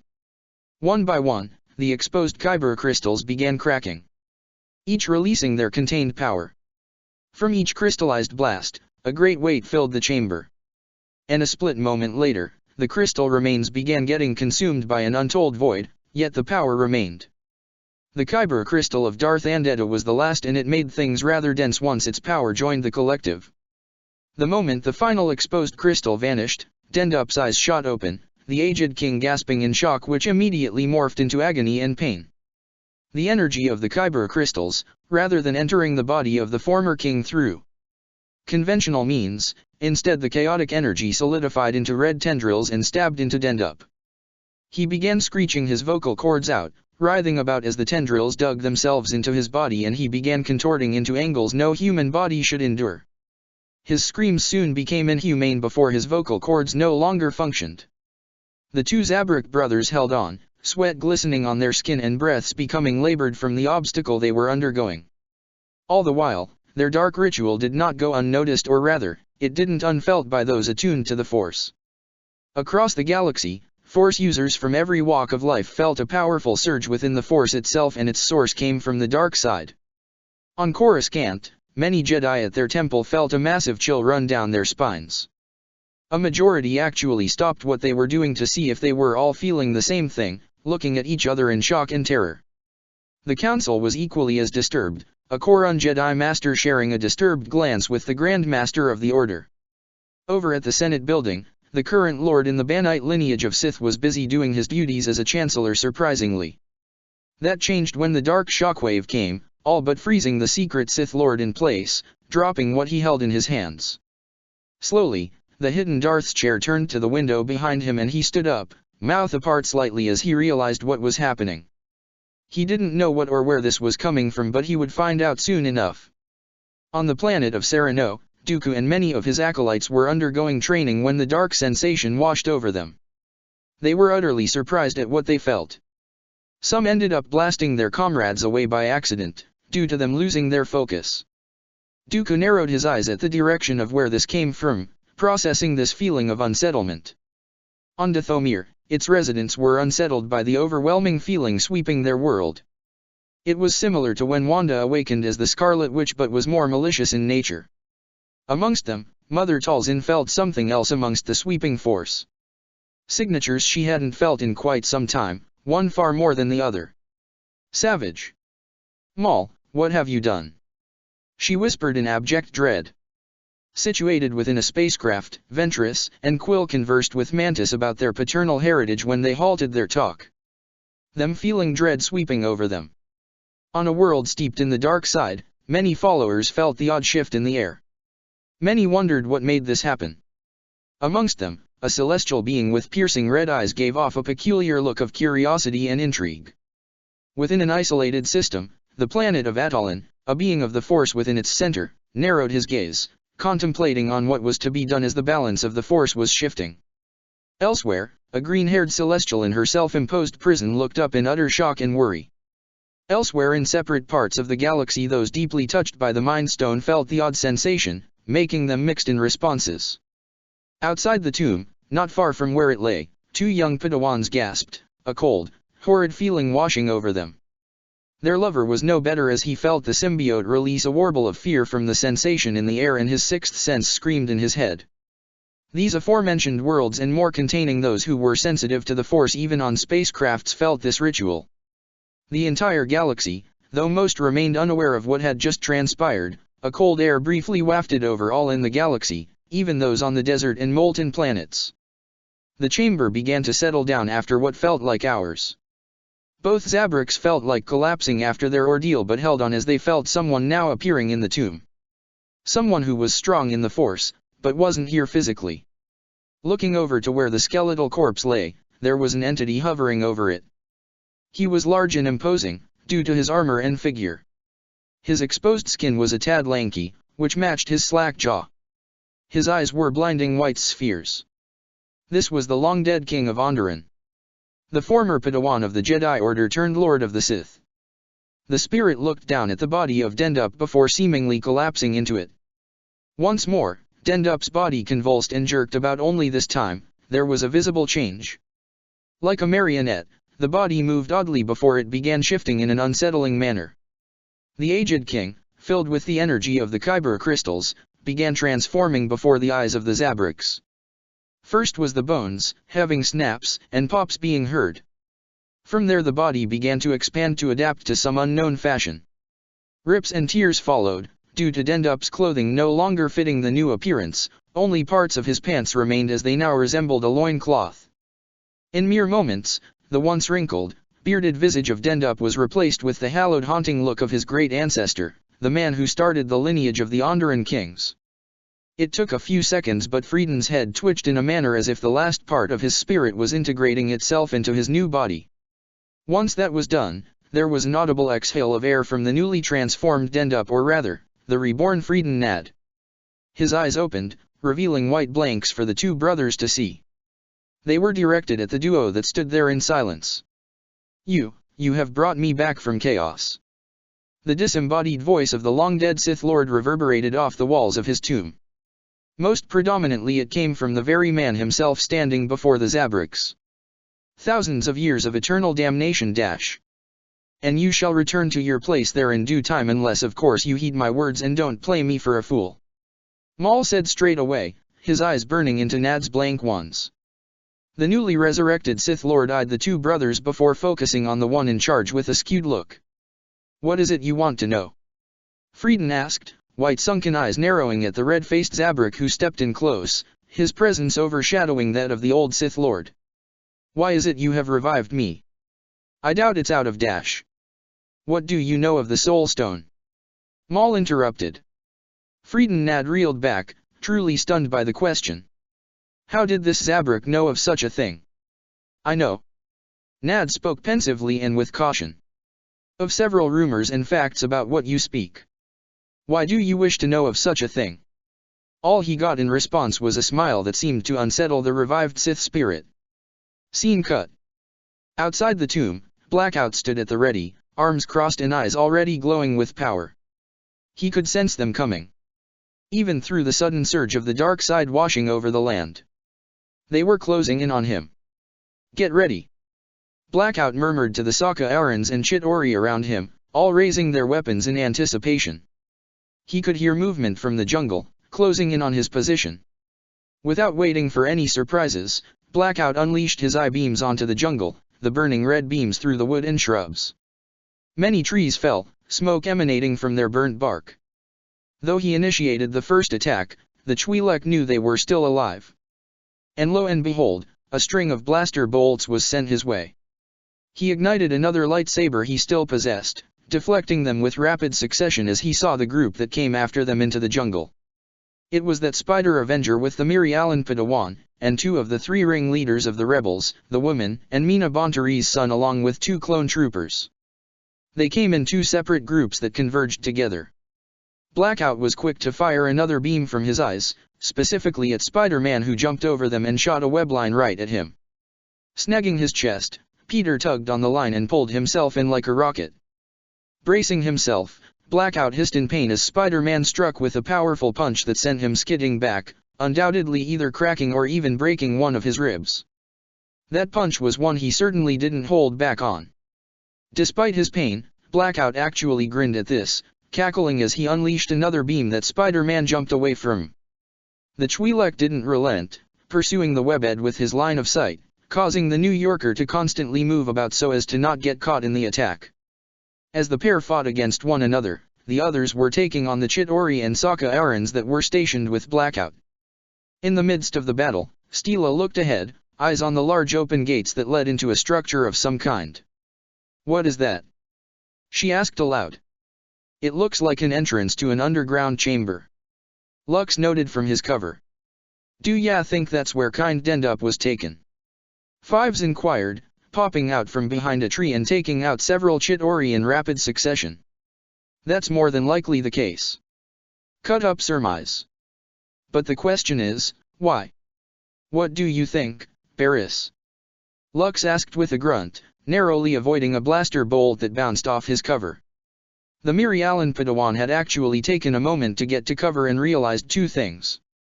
1. Ahsoka wasn't here. And 2. The dark side, by the universe, the dark side radiated here to such a degree it was actually overriding her thoughts on where her girlfriend was. There was something truly sinister beyond those doors, likely the direct source of the abject dread she experienced just moments ago. What in the galaxy happened there? The presence of the dark side was almost overwhelming her, nauseating even. Something or someone was inside that structure and they needed to get in there now. To take out whatever evil is either festering in there or worse and more likely, whatever evil had just been awakened. If only. "Blackout, do you copy?"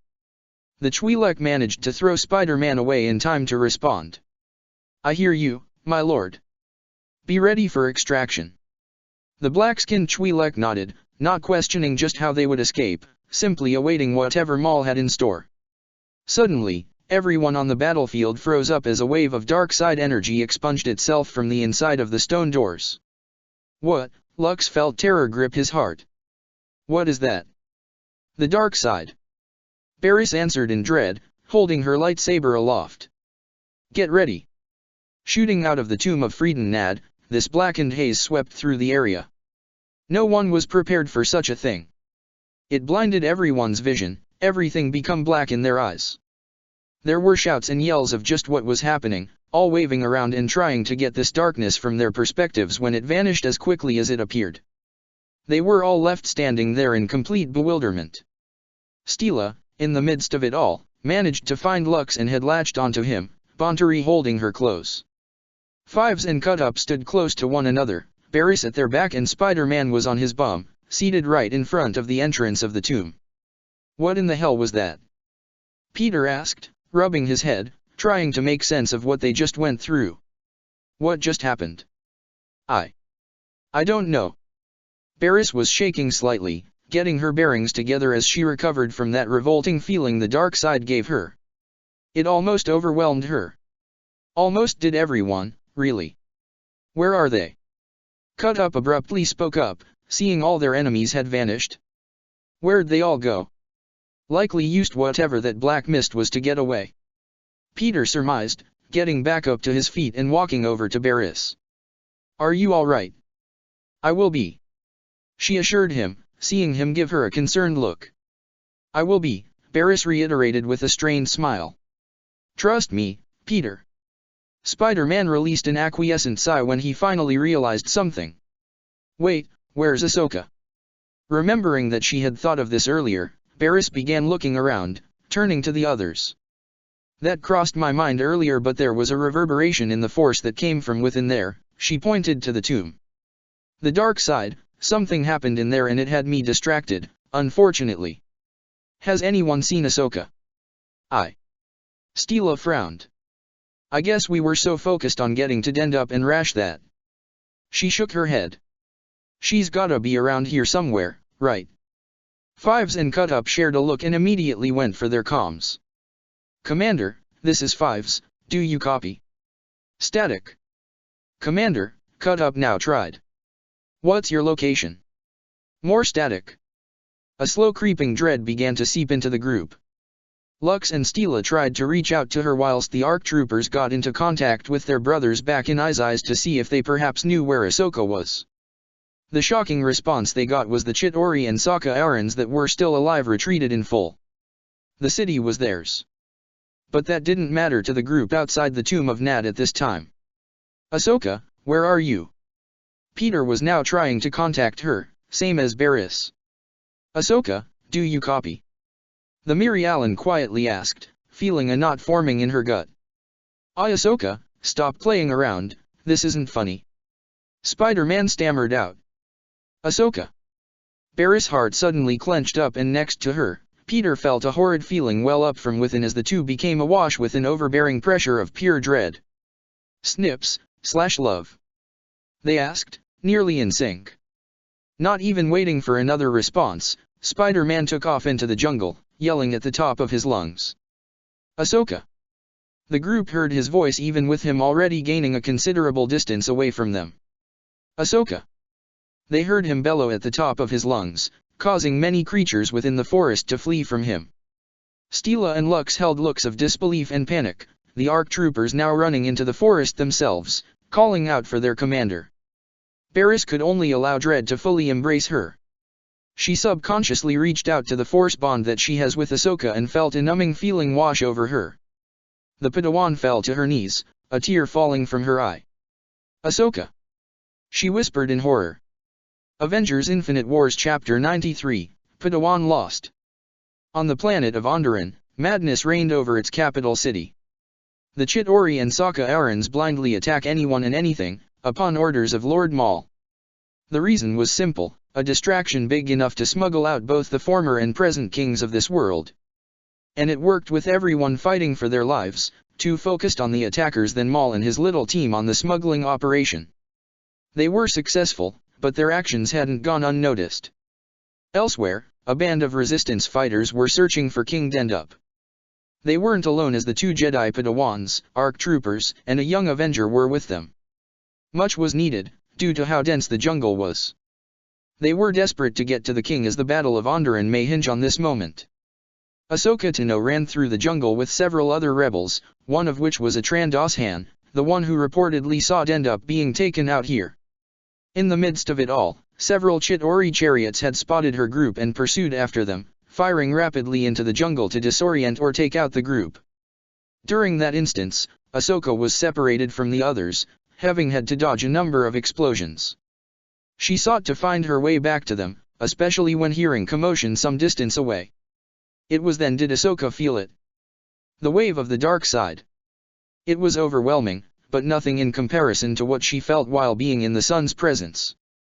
Regardless, the dark side made her shudder, and whatever it was vile and plain evil, making every cell in her body recoil at such a sensation. Distracted as she was from feeling such darkness, she didn't notice the danger approaching her. She heard an electrical humming fill the air. By the time she whirled around, Ahsoka saw a Trandoshan shoot at her. She would have blocked the shot with her lightsabers if it was typical blaster fire, but it was a power net encompassing her. The electric currents surrounded her very body, causing her to spasm and collapse onto the ground. The Trandoshan stood above her, cackling and hissing. I can't believe my luck. The attack on the capital worked out perfectly in our favor. He briefly looked back, seeing the other rebels that had accompanied them being taken by other Trandoshans that had followed after them. They all hissed aloud at their victory, making small roars before taking their newly captured prey. The last thing Ahsoka could register before succumbing to her state of unconsciousness was her being dragged away. Sokka, stop playing around, this isn't funny. The Padawan groaned, slowly waking up once hearing Peter's voice. Ahsoka. Soon came Barriss, trying to call out to her. She expected to wake up in their embrace. A feeling she found pleasure and happiness, being within their warmth. Instead, all she could feel was a clammy coldness. Snips/love. Eyes fluttering, she saw she was in a dark place. Clasping her head slightly, she began registering her surroundings. She was no longer in Onderon's jungles or at the Resistance base. Ahsoka Tano was in a cage. Whirling around, she saw there was the same Trandos hand she saw earlier, holding up her transceiver between his claws. Ahsoka. It was interrupted as the Trandos hand destroyed the device. You won't be needing this anymore. He snidely said, a sadistic sneer directed at her. Hands immediately went to her sides. For the briefest of moments, she thought her lightsabers would be there. But in truth, they were no longer there because they were taken by her captor. A bit of rage filled her being. She whipped out her hand, attempting to use the force to not only harm her kidnapper but to also break free. To her surprise, nothing happened. What dash? No force powers for you, youngling. Hissed the Trandos Han. Ahsoka stared at the lizard-like humanoid when she paused, taking a moment to realize this wasn't an average Trandos Han. His arm was replaced entirely with metal and his eyes were that of Ultron. She whispered in horror. The Trandos Han didn't seem to hear what she said, cackling to himself as he walked away. The Padawan looked down in frustration when she felt something move around her neck. Her hand shot up and she realized she had a metallic collar around her neck. Tugging on it, she found it wouldn't budge at all. It was rather unpleasant, with how tight it is. At least it's not choking me, she thought. Gonna be annoying to deal with an itch. Off in the distance, straining her ears, she could hear the Trandos hands who captured her talking with one another. And what she heard made her blood run cold.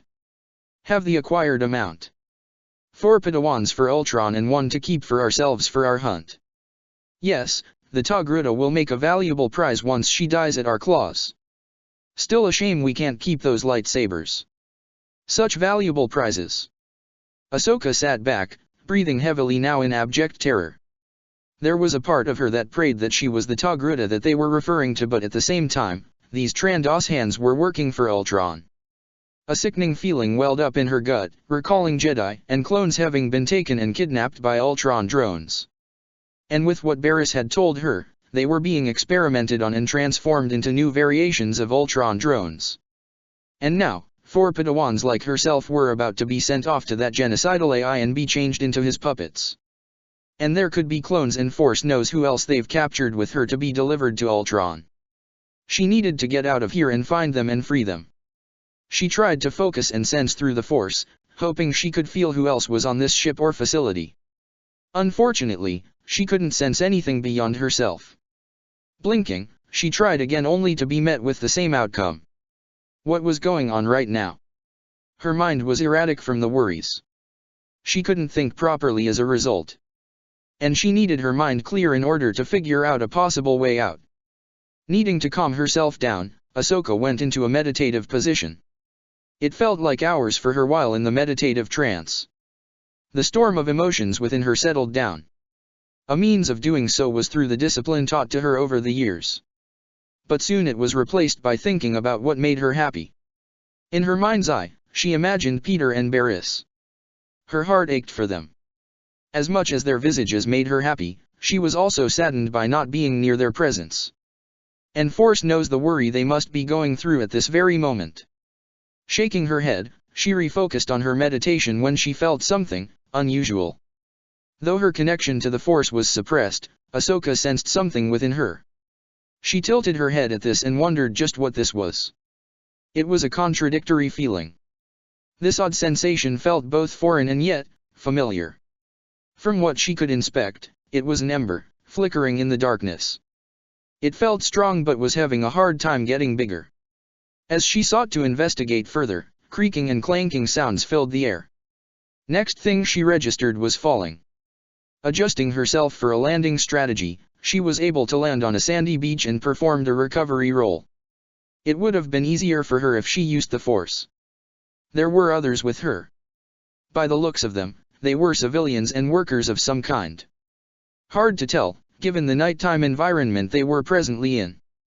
After some moments of collecting herself and observing her surroundings, the craft hovering above them all opened fire. This caused everyone on the beach to scatter and run for their lives. Some didn't make a few steps when they were hit by the ship's artillery. Others made it farther than the dead before joining them on the beach. It was only the Jedi Padawan who made it out alive, running for cover and rushing into the nearby jungle as the others perished. Such a factor made her sick to her stomach. A great desire to go back and save them, but how can she if she perished alongside them? All Ahsoka could do was run for her life. In the distance, the mad, sadistic laughter and roars of the Trandos hands who captured her rang out through the night. Clenching her teeth upon hearing this, she shook her head, knowing that now wasn't the time to take these slamos on. She needed to run, recuperate, and figure out a plan of action. Once getting a good distance from the beach, Ahsoka looked around rapidly before finding a hollowed-out tree to take shelter in. Getting inside, the Togruta plopped herself down within the tree, curled up her knees to her chest and exhaled with some form of relief. Ahsoka, what did you get yourself into?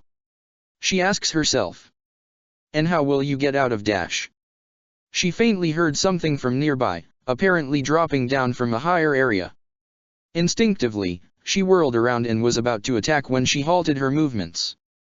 A trio of people was before her, a female human, a male Twi'lek and a male Syrian. And like her, they all had collars around their necks. You need to come with us, said the human female. Who are you? Asks Ahsoka.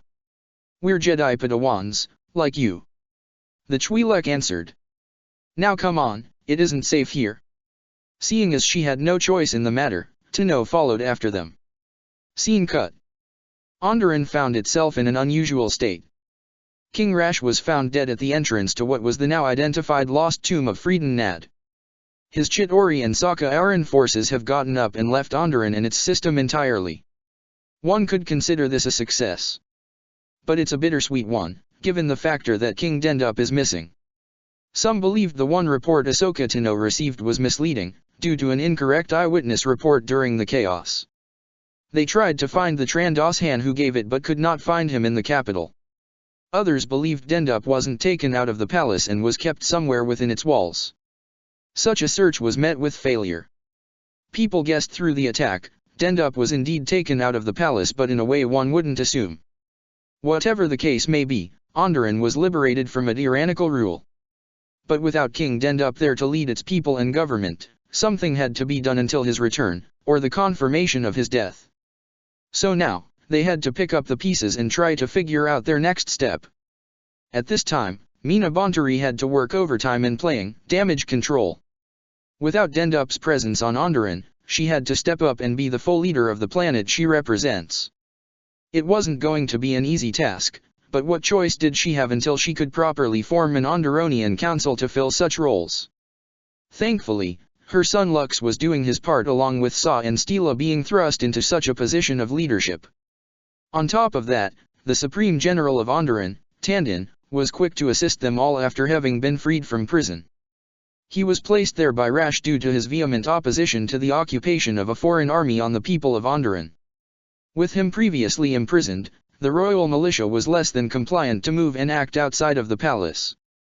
It was a small godsend that at least one general was alive after Sanjay's coup, and now he could help in forming some form of new leadership for Onderon. First and foremost, due to the assistance the Republic had sent them with the Jedi, clones and Avengers, they would be joining in the ceasefire within the coming days. And to respect Dendup's wishes, until his return or reported demise, the planet will remain neutral.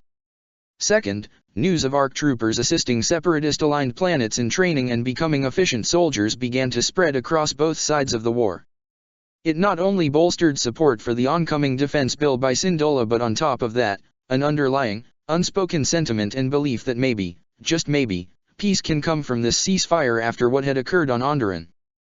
But all that wasn't at the forefront of a particular group of people. Currently, the Avengers were all gathered in their home base on Coruscant and all had eyes on Peter Parker, who sat alone on the balcony rail, curled up into a small ball with his head buried in his arms. "How long has he been out there?" Rhodey quietly asked. "Several hours," Matt Murdock answered, clutching his walking stick tightly. "He's been blaming himself for Ahsoka's disappearance." "What can we do?" Sam asked, looking at the rest of the team. Just past them were Scott and Hope seated on one of the couches in an equally miserable mood. Though not to the extent that Peter was enduring, they too blamed themselves just as much for Ahsoka vanishing on Onderon. They believed that had they gone with the group to the tomb, they could have seen, or better yet prevented, her disappearance. "What do you think happened?" Wanda quietly asked, her telepathic abilities subconsciously picking up on the pain the young teen was going through. It tore at her heart to see someone as outgoing, plucky, and optimistic as Peter in such a state. There wasn't a body to be found, so the most likely guess is that she may have been taken. T'Challa surmised, eyes on the back of Spider-Man. "And with what's been going on?" Nat left her statement unfinished, the team knowing all too well the most horrid of outcomes that may have befallen the Padawan whom they have grown to view as more than just an ally from the Jedi, but now as a close confidant and friend. But none had grown as close to her as Peter did, and to them, the writing was on the wall, with either Peter ending up with Ahsoka or Barriss. When they found out about him getting with the former, there was no small amount of teasing followed by congrats and good luck to the two of them, as they were well aware of the Jedi Order's views on such intimate relationships. Regardless, it was welcomed by the team, something they saw Ahsoka greatly appreciates when this happened. Some jokingly complained about him not getting with Barriss, all of them missing the looks the teens shared. All but Matt, who didn't see them but felt an odd moment with their heart rates at the mention of the Mary Allen Jedi. And now, this happens. The teen New Yorker is currently in a miserable state of affairs. "What do you think, Cap?" Pietro softly murmured. "You were taken by Ultron once before." "Yeah, before all that we know he's doing now." Rogers stressed out, feeling sick to his stomach that something like what they saw in the Citadel could be happening to Ahsoka at this very moment. The whole notion was just too much for the good captain to bear. "I do believe that Barriss Offee told us that Ahsoka is alive." Vision spoke up. "How could she know that?" Hope softly asked. Vision placed a hand over his chest. "Faith. Faith." Sam scoffed. "Do you really think that's enough? She can't exactly give up on it. Her having faith that she's alive out there. Hope of reuniting someday soon." Viz held a contemplative look. "Perhaps, even through the Force, Barriss can still feel Ahsoka being alive. They are also dear friends. Maybe a Force bond," Wanda suggested, having learned of such a concept through Kreia and Exozon. "One different from what a Master and Padawan share," said the synthetic Avenger. "Anakin told me he senses her too, but can't exactly detect her for some reason. She could be anywhere out there. Think we can get Thor to look for her?" "Look for who?" Everyone turned to see Thor entering the room, and he wasn't alone. Anakin Skywalker was right behind him. "Thor," Steve greeted. "When did you get back?" "Just a short while ago." The God of Thunder appeared triumphant. "I can say that yet another of Ultron's vile factories has been destroyed and many lives were saved and liberated." He expected to see his comrades give praises, in their own respective ways. All he got was relative silence. Thor frowned at this, picking up on the somber mood. "What has happened, my friends?" "Ahsoka's been kidnapped," Anakin answered for the team, looking past them, his eyes landing on the young teen on the balcony. "If you'll excuse me dash." "Hey," Steve placed a hand on Skywalker's chest, the two locking eyes. "I understand what you're going through right now, Anakin. But just know he is as well. He was there, remember? He should have kept a better eye on her." Skywalker snapped back.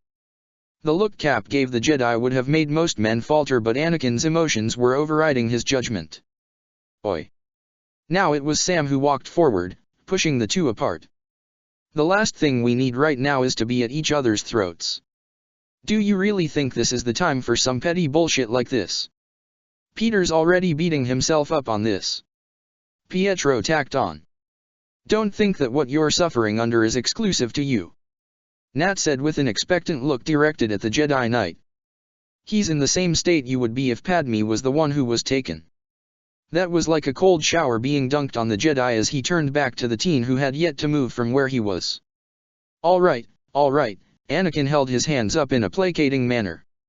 I'm sorry, I didn't mean to come here like this. That wasn't right. Got that right. Rhodey said with a huff. You better hurry up before we change our minds. The Jedi Knight said nothing, instead walking past them all, with half the team keeping an eye on him whilst the other half turned to inform Thor of what had transpired. Walking out onto the balcony, Skywalker silently made his way over to stand right next to the brooding Avenger. The young man didn't even move to acknowledge the Jedi, keeping his face out of sight. Anakin grasped the balcony rail tightly, trying to keep himself under control. Parker, what in the hell happened on Onderon? Such a question wasn't what he was meant to say. It merely slipped out with his present, fluctuating mood. He was met with silence, Spider-Man not even budging from his position. I'm sorry, Anakin. Peter said finally. He raised his head and Skywalker finally saw the absolutely distraught expression the New Yorker held. Any anger he may have felt at the moment melted away at the pure misery Peter was radiating. I couldn't keep her safe. His voice was rather hoarse. And now?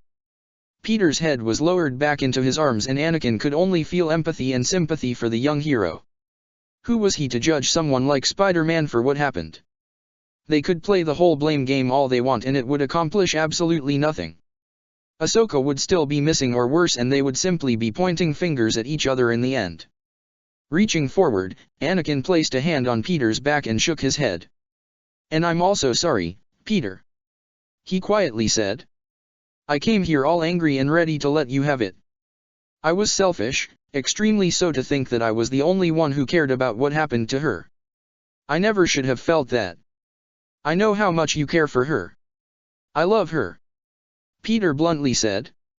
God, I realized it a while back but I love her so much. And for her to be gone cause I lost sight of her for 5 minutes? I haven't felt this way since Uncle Ben Dash. She's alive, Pete. Anakin emphatically stated. You know it and I know it.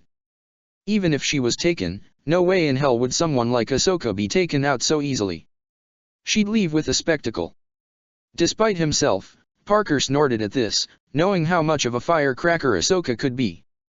But if we're to find her, you gotta think back to what happened on Onderon. Skywalker stressed out. I read the reports but it's better if I hear it from you. So what happened? Spider-Man took a moment to ponder on this, thinking back to several days ago. We were near this tomb when this dark feeling washed over everyone. We were so focused on what that was and what was inside that place, my guess is that was when Ahsoka was nabbed. Skywalker nodded, knowing what the location was exactly. When this bit of the report reached the Jedi Council, they sent a plethora of Jedi to Onderon to investigate the now opened tomb of Frieden Ned with utmost precaution. With it open to the galaxy, Force knows how things are like. After all, everyone felt the same feeling of dread as it originated from that location. They were still investigating the tomb, finding many things have gone missing, including the literal remains of Frieden Nad himself. Not even his sarcophagus was there. Whoever was on Onderon was there for the sole purpose of the tomb. But who was the question? Some believed it to be Count Dooku or one of his acolytes. Yet Grandmaster Yoda shot that idea down. Sith he may be, the ceasefire was right around the corner and this was outside Dooku's MO.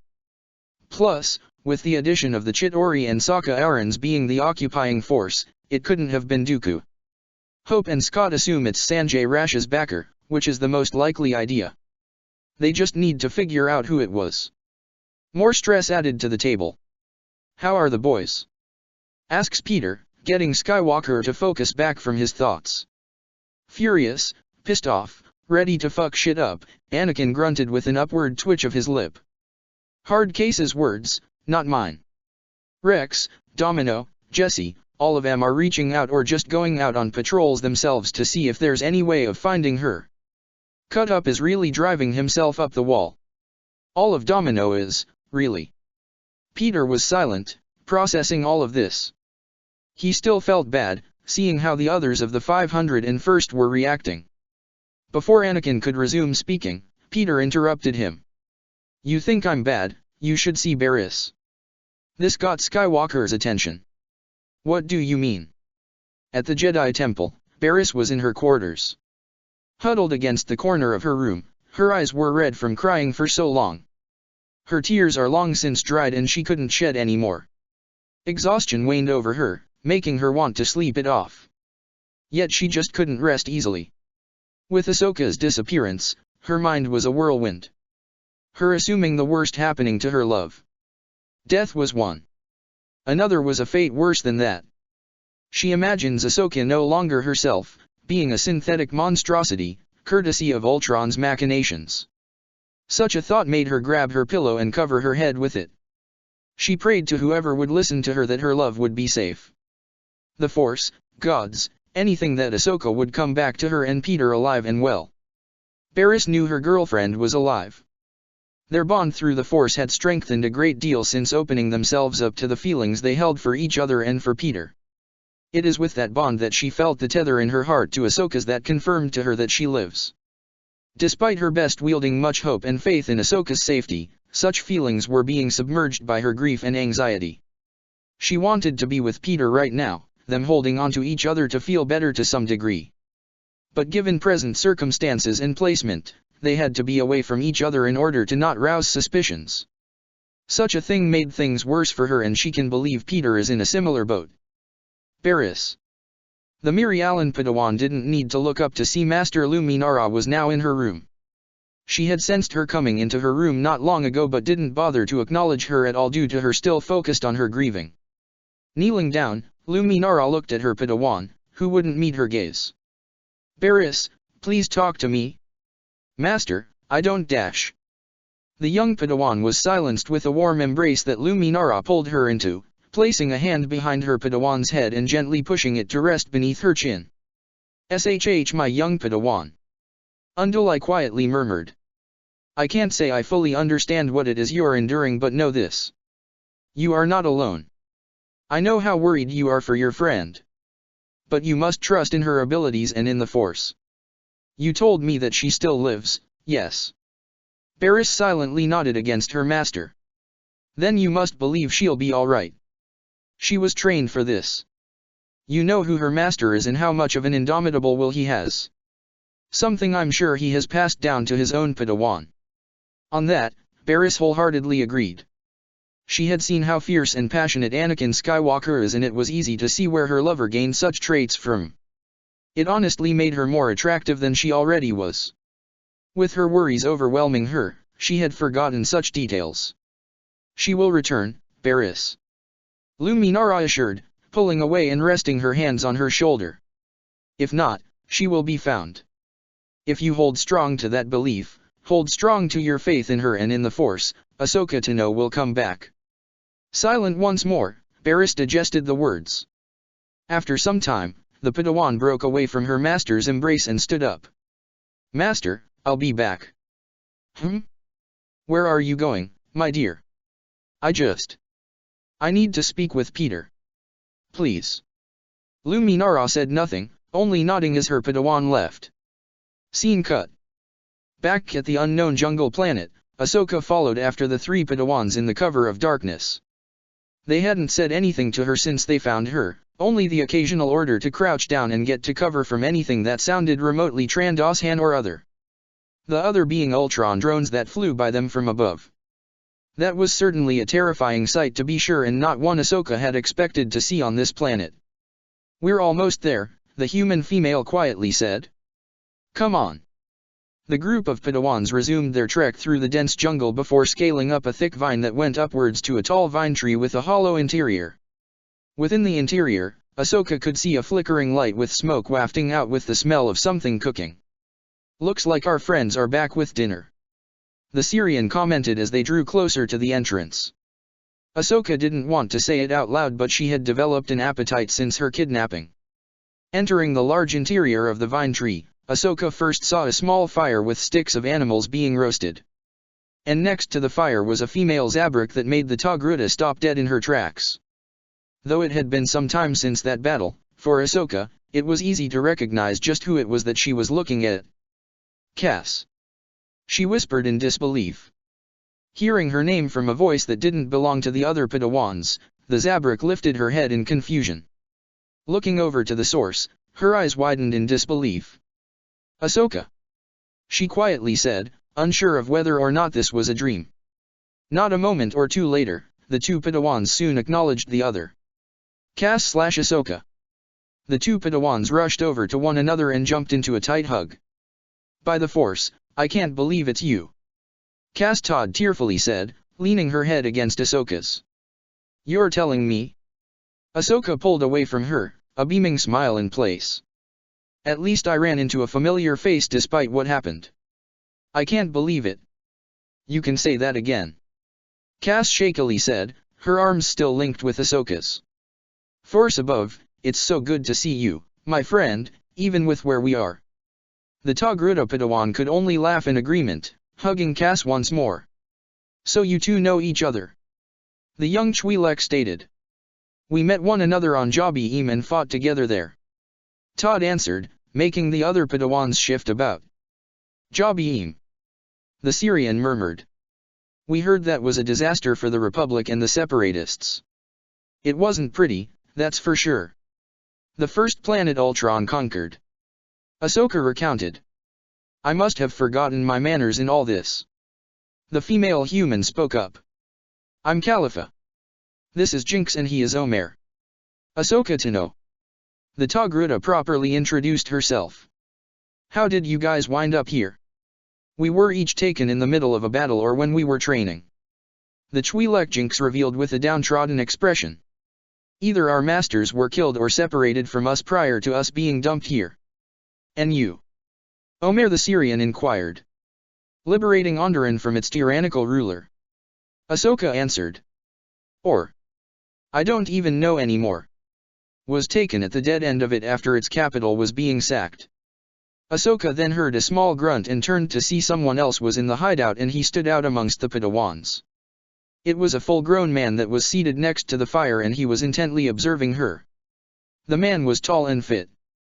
His face was angular. His hair was long, unkempt, and jet black and his face was covered in mud and dirt. But that wasn't what caught her eye. It was his eyes. They were strikingly red within red. She considered it rather unsettling.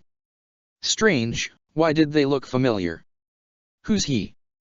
Ahsoka couldn't help but ask. The man spoke in a language she didn't understand and from the looks she saw the other Padawans have, it appeared to be the same. We don't exactly know. Hard to pronounce his name. Cass answered. We just call him Red Eyes. Hard not to see why. But does he not speak basic? No, but he understands us well enough so at least that counts. Khalifa stated, wiping her face from some dirt that she had on. Ahsoka scrunched up her face, now realizing something she had missed earlier. And what's with all of you guys having dirt and mud all over you? A better way to hide from the Trandos hands. Not just to blend more with the environment, but remain undetected. Jinx answered, pointing up. What do you mean? Other than those drones you saw, did you notice some of the Trandos hands have upgrades? Ahsoka frowned, thinking back to what she managed to pick up on with her kidnappers. She soon nodded in acknowledgement. Some of them have eye filters, apparently. Detecting heat signatures. The mud helps us cover it. Omer answered, patting his cheek. Though we have to reapply a fresh batch daily. The Togruta found herself tilting her head at that. Strange, why did that sound familiar to her? She thought of the Avengers and, wasn't there like a movie or something similar to what they were doing? Whatever the case was, an unsettled feeling came upon her. I still can't believe it. Ahsoka whispered in disgusted disbelief. They were surgically altered. Omer nodded grimly. Ultron, yes. They willingly allowed themselves to be transformed by him. I'm still trying to understand how this is possible. Khalifa voiced her concern. Why would any sentient being align themselves with Ultron? I was there on Coruscant when he attacked. I was taken on Mimban shortly after. The slaughter he left behind, why would anyone think to work with him? They must have a partnership or an arrangement of some kind. Ahsoka stated. I heard some talking about trading some Jedi and their lightsabers to Ultron in exchange for keeping one in turn. I heard that too. Cass said with a shudder. To think they're helping that evil monster with this. Well, if Ultron is gonna have partnerships with the most unsavory of people in the galaxy, I hope he's ready for what's coming after him. Tenno fiercely said. With everything that's happened since Ultron began his war on the galaxy, a ceasefire is going to come about soon. Ahsoka revealed, making the Padawans all look at her in bewilderment save for Cass. It's supposed to be in another few days if I remember. A ceasefire? What ceasefire? Khalifa questioned. It wasn't just her asking this, but the others in the tree hideout thought the same question. Even Red Eyes, given his visual response, was cocking an eyebrow of his in curiosity. All save for Cass, who only nodded, clearly aware of what was occurring between the Republic and the Separatists. Khalifa, much has happened for a number of weeks now. Khalifa huffed to herself. I figured, given these three came after I showed up here. And that was months ago. Cass was the latest one before you, Ahsoka.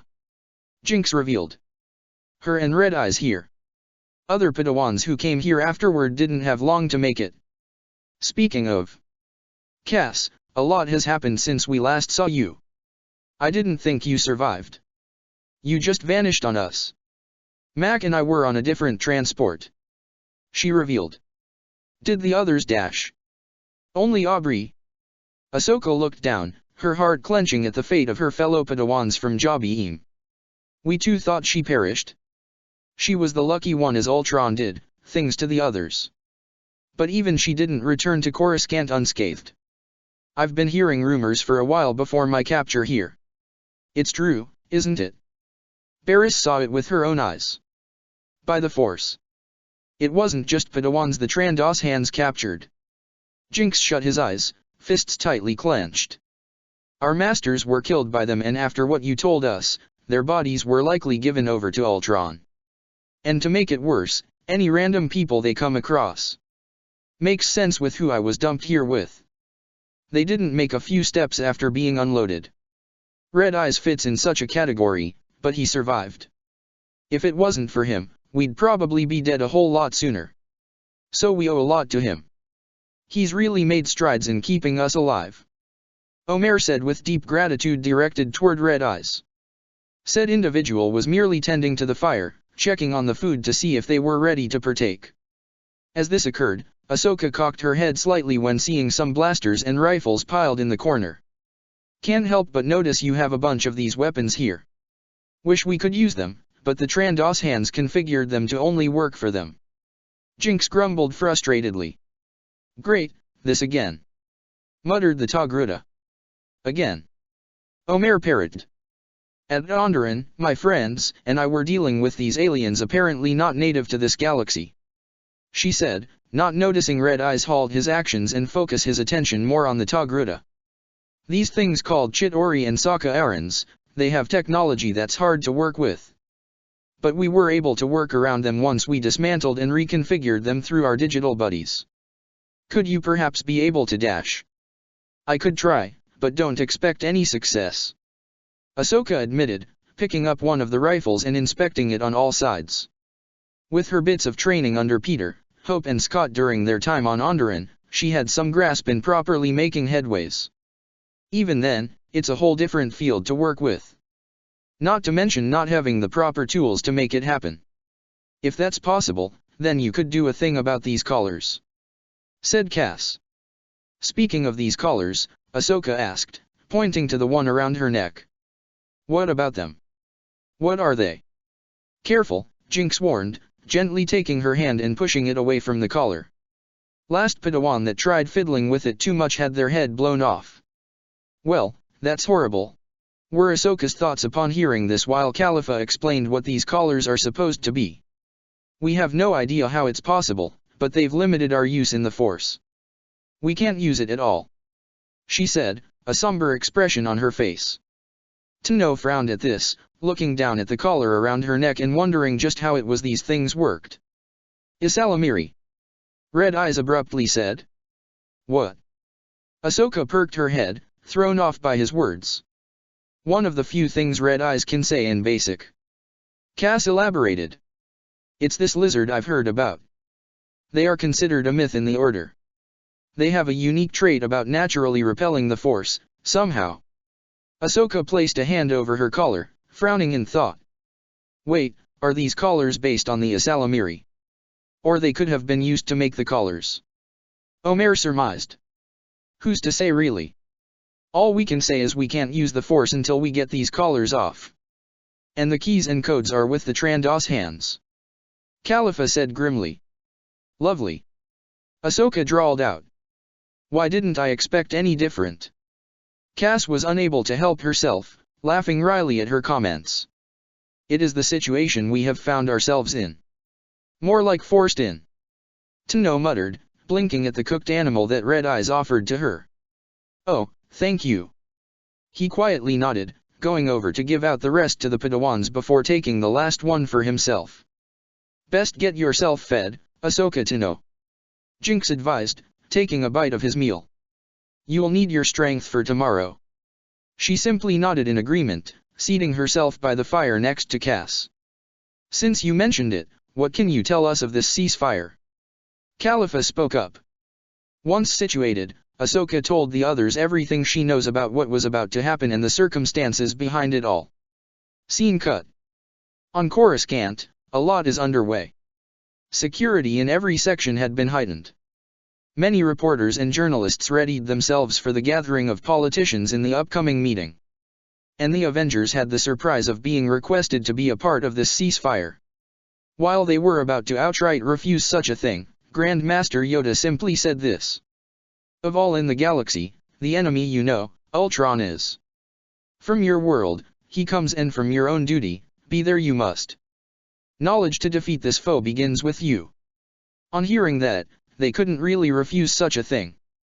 Currently, a number of the Avengers were gathered in the office of the Chancellor with many other senators and Jedi present.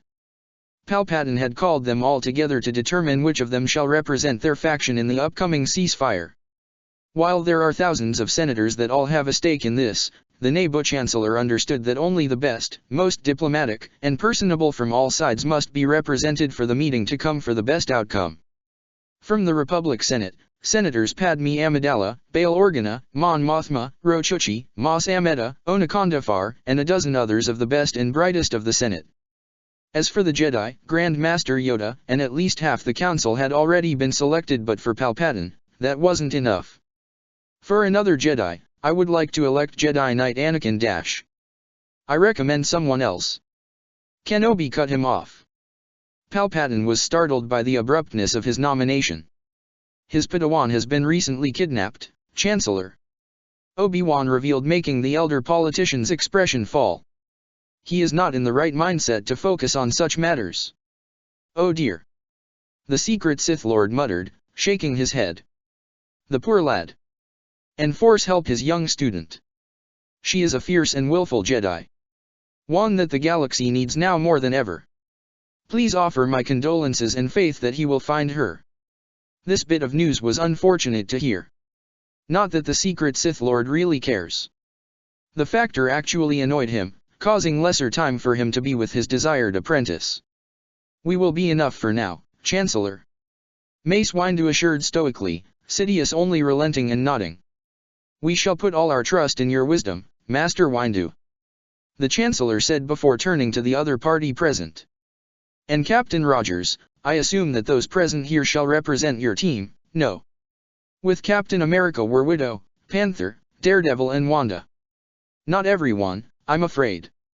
Most are splitting time in assisting Anakin in searching for his Padawan and looking for more of Ultron's bases. Understandable. Palpatine nodded. But from your group, who shall be your representatives? Myself. Steve gestured to himself. Nat, T'Challa, Matt, Sam, and Vision will be our reps for the meeting. What of Thor? Sidious inquired. Is a god's opinion on this matter invalid? He's going to be looking out for Ultron. Widow spoke up. Other than Viz and Wanda, he's our strongest member. With Vision with us, Wanda, Pietro, Scott, Hope, Rhodey and Thor are gonna be the ones on standby if that metal bastard tries anything during this ceasefire discussion. What about young Mr. Parker? Helping Anakin with Ahsoka? Sam answered. Palpatine nodded again and was about to speak on the meeting when Murdoch beat him to the punch. Excuse me, Chancellor. He said respectfully. Something you need, Mr. Murdoch? Yes. Am I to understand that the rumors of the Mandalorians being invited into this ceasefire is true? They are. The Chancellor confirmed. At the behest of several other senators and in fact a direct plea from Duchess Satin, they are to come and have their piece in this discussion be heard. They, like all of us, were attacked by Ultron. They have just as much a stake in this as all of us here. Daredevil silently nodded at this, stepping back. Now, are there any further matters that must be addressed? Palpatine asked all in attendance. I think we've covered it for now, until the day before proceedings. Bail Organa answered on behalf of everyone in the office. Good. Until then. With the meeting concluded, everyone left Palpatine's office to return to their own devices. Once entering the elevator, a small conversation took place with the Avengers. What do you make of him? Steve quietly asked and Wanda shook her head. I couldn't read his mind, Steve. She said straight away, throwing off the other Avengers. You couldn't. T'Challa said slowly to make sure they didn't mishear what she just said. Well, I didn't want to. Been holding off on it since some moments back on Dathomir. Wanda clarified. But, that man, there's something really off about him. And? Widow encouraged her to further elaborate. While I couldn't read his mind, I could feel he heavily layered it. Either through years of natural discipline or he's more than he appears to be. Looks like we're all in agreement, Murdoch remarked, inclining his head back towards the direction of the Chancellor's office. His room is even soundproofed.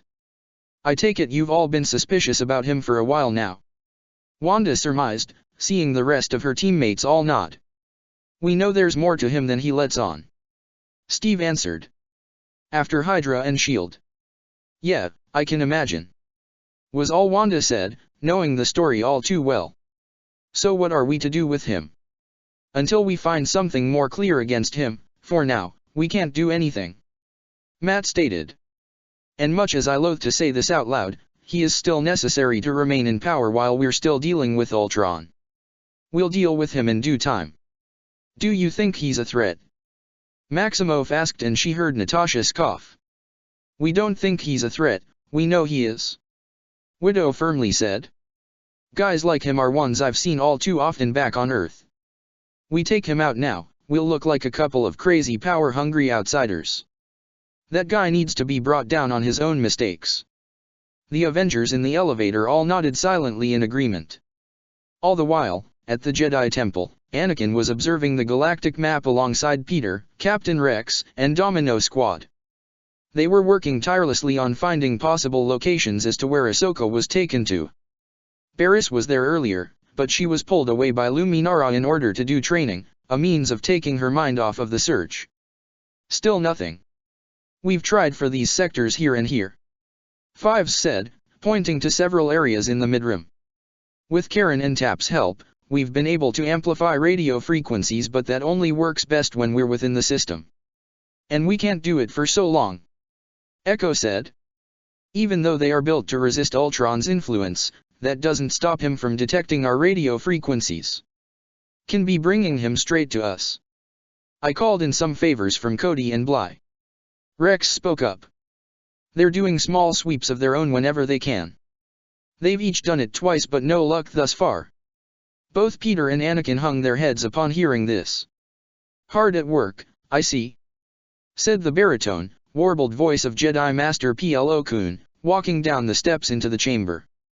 Master. Anakin said, not turning away from the galactic map he, Peter, Rex and Domino Squad were looking over.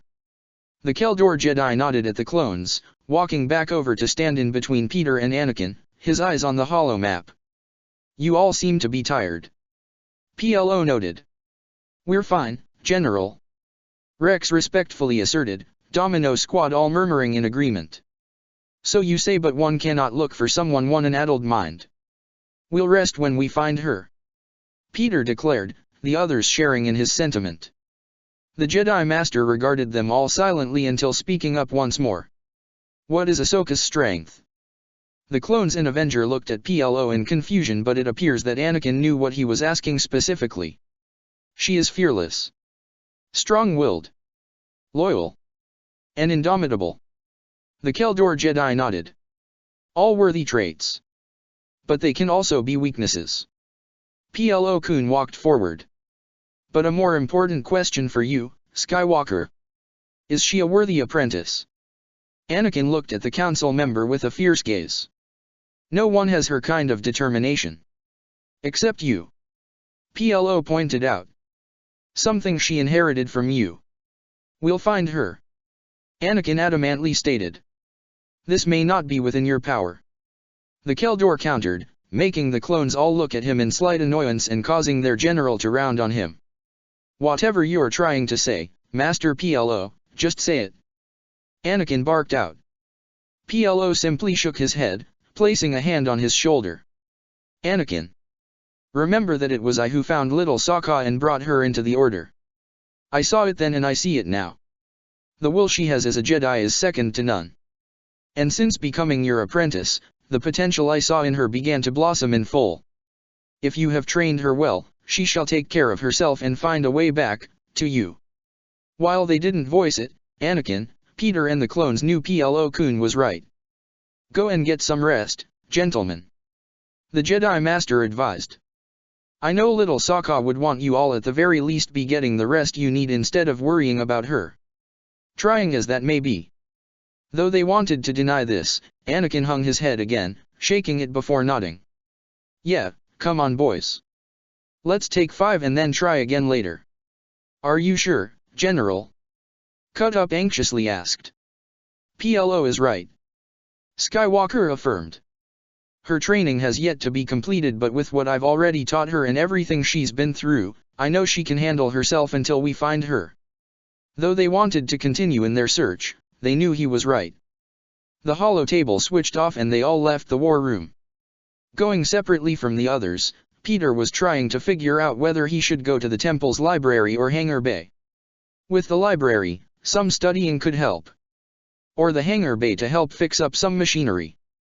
Either option came to mind to distract him in some manner. A way to help him not burn himself out by tirelessly searching for Ahsoka. He was so absorbed in his thoughts, he was caught off guard slightly when a delicate hand grabbed his wrist and pulled him into another hallway with no one there. Peter was about to pull his hand back when he saw that it was his other girlfriend that had pulled him here. "Barriss, what dash?" He was silenced by Barriss pulling him into a deep, loving kiss, wrapping her arms around his neck. Once overcoming the startled moment, he reciprocated the action by holding his girlfriend close. One arm wrapped around her waist while one hand cups her cheek. Nearly a minute passes when they are separated with their faces slightly flushed. "Sorry, I really needed that," she breathed out. "Needed you. Never have to apologize for that," he told her softly. His hand still cupped at her cheek, caressing it gently. She leaned into it while still looking at her male lover. "I miss her," she whispered, eyes glossing over. "Me too." Peter traced his thumb over her cheek, whipping away a stray tear that came down her eye. "Simbi misses her too." She tilted her head. "Simbi." Prying his hand away from her face, Peter's symbiote formed around it and saw the black shape with its white eyes drooping downward, expressing sadness. "Oh, don't worry, little one." Uffy cooed at it, patting its head. "We'll find her." It let out a sad warble, leaning its head against her hand before melting back into Peter's clothes. Barriss giggled a moment later. "Simbi." "Yeah, Simbi the symbiote," Peter said with a puff of his chest. She snorted with a small smile. "Such a bad name. Like you could come up with something better." He felt Simbi release a thrumming against him. "See? He even agrees with me." The little atmosphere around them was somber. Neither person could voice their conversation all that much, but could perhaps say it through their eyes. They looked deep into each other and could perhaps read on what they were thinking. Yet not everything could be spoken of in such a manner. Hugging him, Barris muttered under her breath. Despite her being so far away, I could still feel her. Phantom feelings can get like that at times, said Peter, nuzzling his chin into the crook of her neck. Just felt odd not waking up with her nearby. Not that, Peter. I don't know how to explain it, but I can feel her. Before her boyfriend could question her, they heard someone come near. In response, they quickly broke away from each other so they wouldn't get spotted. Looking over, they saw a face they haven't seen since a battle that has since been labeled the greatest loss ever experienced in the war thus far. Mac? Is that you? Uffy said in surprise. Barris Uffy. The Jedi Padawan Mac Lotur greeted with a sad smile. It is good to see you again. I haven't seen you since Dash. Jobby, yes. The human Padawan soon turned to the young Avenger. Hello, Peter. You look well. Hey man. The last time they saw each other was back at Shelter Base, where Barris stumbled upon Mac and Cass embracing each other, kinda like how she embraced Peter earlier. Clearly, it was awkward between the pair. Not just because of Mac being in a secret relationship with Cass, but because he doesn't know Barris is now in a hypocritical situation of her own with not one but two people. Where are you off to? Parker asked, detecting that he came down this hallway for a reason. Medical wing, checking up on Aubrey. He revealed, making Uffy blink. I was there before I left for Onderon. She said, making him nod, appearing to know about this. I didn't know you'd been visiting her. I heard about what happened on the Citadel, what you saw and what she endured. Mac said, a disturbed look in his eyes. Barris, I can't imagine what that must have been like to see. The Mirialan Padawan bit her lip, looking down with a slight tremble as the memory flashed before her eyes. Even with additional sessions that she's had with Sam and Danny, the events of the Citadel still plagued her mind. Both told her that such experiences can't truly be forgotten. Only that one must learn to overcome despite how often they may trouble her. And speaking of being troubled. Hey Mac. Peter spoke up, noting the human Padawan to be in a downtrodden mood. Everything alright with you, man? You look out of it. Mac Lotur seemed to ponder on this question for a few moments before he locked eyes with Barris. She was a bit thrown off by his intense gaze and saw him silently look at Peter before back at her. Though he didn't say anything, the Mirialan Padawan was able to pick up on his silent inquiry. You can trust him, Mac. Barris assured. Is it about Cass? Parker looked at Uffy quizzically, racking his brain to see if there was a face to that name. Cass, you mean? Peter was looking up, squinting his eyes and face scrunched up in thought. Wait, yeah, Cass Todd, right? She was that Zabrak girl back on Jobby with you and, oh god, is she Dash? She's been taken. Mac depressingly revealed. Disappeared, similar to what happened to Ahsoka Tano. Oh god. Peter saw the way the Padawan was behaving and slowly, it clicked into place. Are you and her Dash? Lotur simply nodded and that was all Peter needed to see. I'm so sorry, man. Was his earnest response, placing a hand on Mac's shoulder. Looks like we're all in a predicament here. That seems to be a recurring theme in the Jedi Order these days. No, the entire galaxy really. Mac dejectedly said. Barris stepped forward, placing a hand on Lotur's chest, giving him an understanding look. Are you still Dash? Our bond has only strengthened since Jobby. Lotur quietly whispered. That's why I can still feel her presence. She's alive. I just don't know where she is. It's the same with us with Ahsoka. Barris revealed, making Mac blink. Us. He parroted. Don't want to get into that right now. Peter quickly said. But we're trying to find Ahsoka, and since we're in the same boat here, I think our best bet is to help each other out. See if we can find our lost girls together. The male Padawan was quick to agree there, nodding his head at the Avenger, turning to Barris a moment later. We can meet somewhere later on if you would like. Mac offered. Perhaps discuss our own alternative means of trying to track down who we've lost. I'd like that, Mac. Parting ways, the secret couple were by themselves again. Them speaking once Mac was out of earshot. So, him and that Zabrak girl, huh? Peter remarked. Yes, Barris coughed awkwardly into her hand. I walked upon them having an intimate moment together on Jobim. Peter chuckled. So you're a peeper now, huh Barris? This got a slug against his arm. Hush you. The webhead laughed, pulling her in for an embrace, a small yelp that turned into a giggle. You know, she murmured, leaning her head against his chest. I don't know if I told you this, but it was actually seeing Mac and Cass that pushed me into pursuing what we have now. Into growing to want it. Really now? Peter thoughtfully said, leaning his lips against her forehead. Then I guess there's a bigger incentive to help out Mac with finding Cass. A debt to pay for pushing you into mine and Ahsoka's arms. Uffie silently nodded, nuzzling against his chest before tilting her head up for a quick chaste kiss. Peter. Later tonight, can you come to my room and just dash? I will. Peter promised, taking her hands into his. Thank you, she whispered, moving to hold him tightly. I love you. Love you too, Barris. Scene cut. From the horizon of the jungle world, a sunrise was slowly breaking through the night sky. Some people in their little group had taken turns keeping watch for the night. Ahsoka volunteered to go first, given she had a lot on her mind to process. She distracted herself by working on the confiscated weapons. Assistance was given to her by Red Eyes, mostly through observation. It was almost as if he was judging her actions. When it was time for her to switch with Red Eyes, exhaustion truly took over her. Huddling herself close, she should have felt cold as the fire died out some time ago as she slept.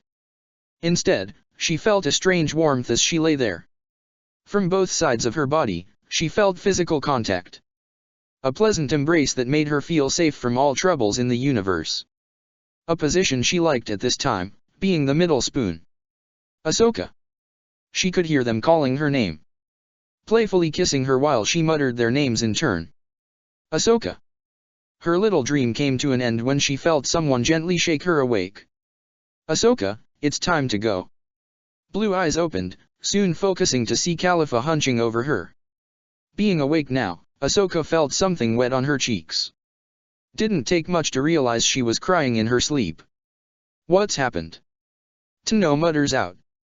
The sun's almost up, which means we clear out. Khalifa said, shaking her shoulder once again. Still tired, Ahsoka complied and rubbed the sleep out of her eyes. About to get up, she soon realized she was embracing something. Looking into her arms, Ahsoka saw that she held a sleeping conver, also known as a Trandoshan bird. But unlike Trandoshans, especially the ones that brought them here, these little birds were more pleasant to look at and weren't lizard-like for that matter. How they got the name Trandoshan bird is a mystery to most. Taking a moment to look this conver over, Ahsoka was quick to realize that this one was unlike any she had seen before. It was a beautiful, regal, and elegant owl with a green and white plumage. Through the stirring and movements, the bird soon woke up, revealing its strikingly green eyes.